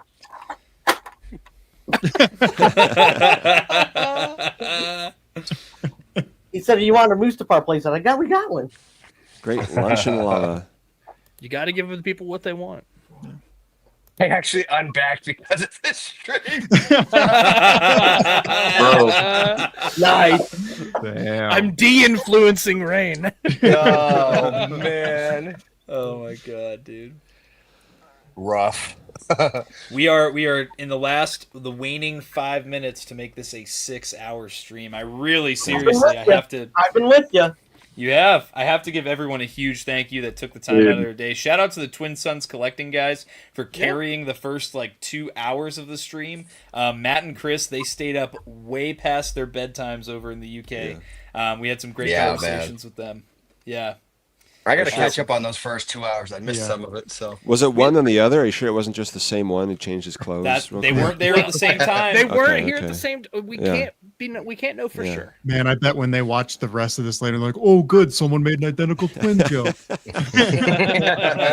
Actually, we made it on the stream to Chris after Matt had left. Oh man. But yeah, thanks to everybody for joining in on the stream. This was so much fun. Hopefully, thanks for doing this. I have in fact been wearing the LAAT hat for 6 hours, and my head is pounding right now, dude. I believe it. Because I have a hat, headphones, and then the LAAT hat on. So my God, man! Ibuprofen saved the day today. Legendary, dude. Seriously, legendary. But I think if I had to make a closing statement on this stream, I really have, for the first time since I've been collecting as an adult for 6 years now. I have never felt such a jointed effort from the two scales for one thing in one scale to succeed. I've never felt that way, and honestly, it's really fun to kind of dip my toes into the other side of collecting without it being little cat fighting. And honestly, dude, it's fun to just interact with people on the other side of the YouTube thing as well, because I've always watched you guys from afar, just to kind of stay in the loop on things, but to interact directly with everybody is a lot of fun too. So yeah, this is the kind, I feel like this is the kind of vibe that this hobby needs right now. Absolutely. In order for it to evolve and flourish. Got Brandon jumping in. Shout out Tommy for leading this charge. Shout out to everyone for supporting. Let's get the gunship, and may the force be with you all. Absolutely. Very nice. Nicely said. And shout out Shelf Life. Everyone needs to go subscribe to Shelf Life. Yep. He's a great new channel on the block here. And don't gas me up though. Don't gas me up though. No, I don't need that. Tommy's a real one for putting this all together. Yeah, man. We gotta rally the people. Dude, we gotta get people excited about this. Yeah. Even just having fun, just dicking around, talking Star Wars toys. Tell your friend, tell your grandma. Let's get the word out about this thing. Tell your friend who's a trust fund baby. I'm gonna call. You got money. Right after the stream, I'm calling my 82-year-old Nana. I'm gonna be like, Nana, you got to get on Hasbro Pulse and back this thing. Someone needs to go. Nana, liquidate your stocks. Let's do this. Nana, mail me my birthday check early this year. Someone needs to let Elon Musk know to back 10,000 of these. Then it's done. Then it's done. Yeah. Then it's done. Kevin Feige bought a couple barges to get that over there. Yeah. My closing statement comes from Scott Solo. Hasbro Pulse, they accept PayPal credit. Just saying. Pay it in 6 months. 0 interest. I'm just saying. And my dad just texted me. He wants everyone to know that he will make a premium version of the LAAT hat for a giveaway. So. Oh, that's amazing. I love that. What about the chain, though? I like now that chain. That's something. Hey, congrats on the 6-hour mark, by the way. Woo! Nice. There we go. Absolutely legendary, man. Be honest. I found out Tommy 6 hours 9 minutes is the record for figure ball. So if you make it to 6 hours 10 minutes, that's longer than any stream we've done. We were hitting 6 hours. My fiance wants to know. Be honest. Did Tommy bag a 4th lat during? I did not. I will say. That's not over yet. Yeah, come on, man. Well, as far as we know, I mean, we can't see his screen, or his phone. We don't know for sure. That's a problem for future Tommy. We got a little less than 10 minutes to gas him up to get another one. So come on, man. Just, get another one. Why not? Wouldn't it look great when you just have them all landed there with all these Jedi and clones taking out all these clankers? I will admit, I have been throwing around getting an extra one to paint as the Tiger Shark gunship. Yes. I think that would be sweet, but that's why I got 4. We'll see. But yeah, guys, make sure that's sick. Make sure you check out SWTVC. Everything's linked in the description below. 212 Hunter, Wilbon, thank you for going on the long haul with me for 6 hours. Their stuff, and for Wilbon being the host of Monday Night Figure Ball. All Figure Ball's social media is in the description below as well.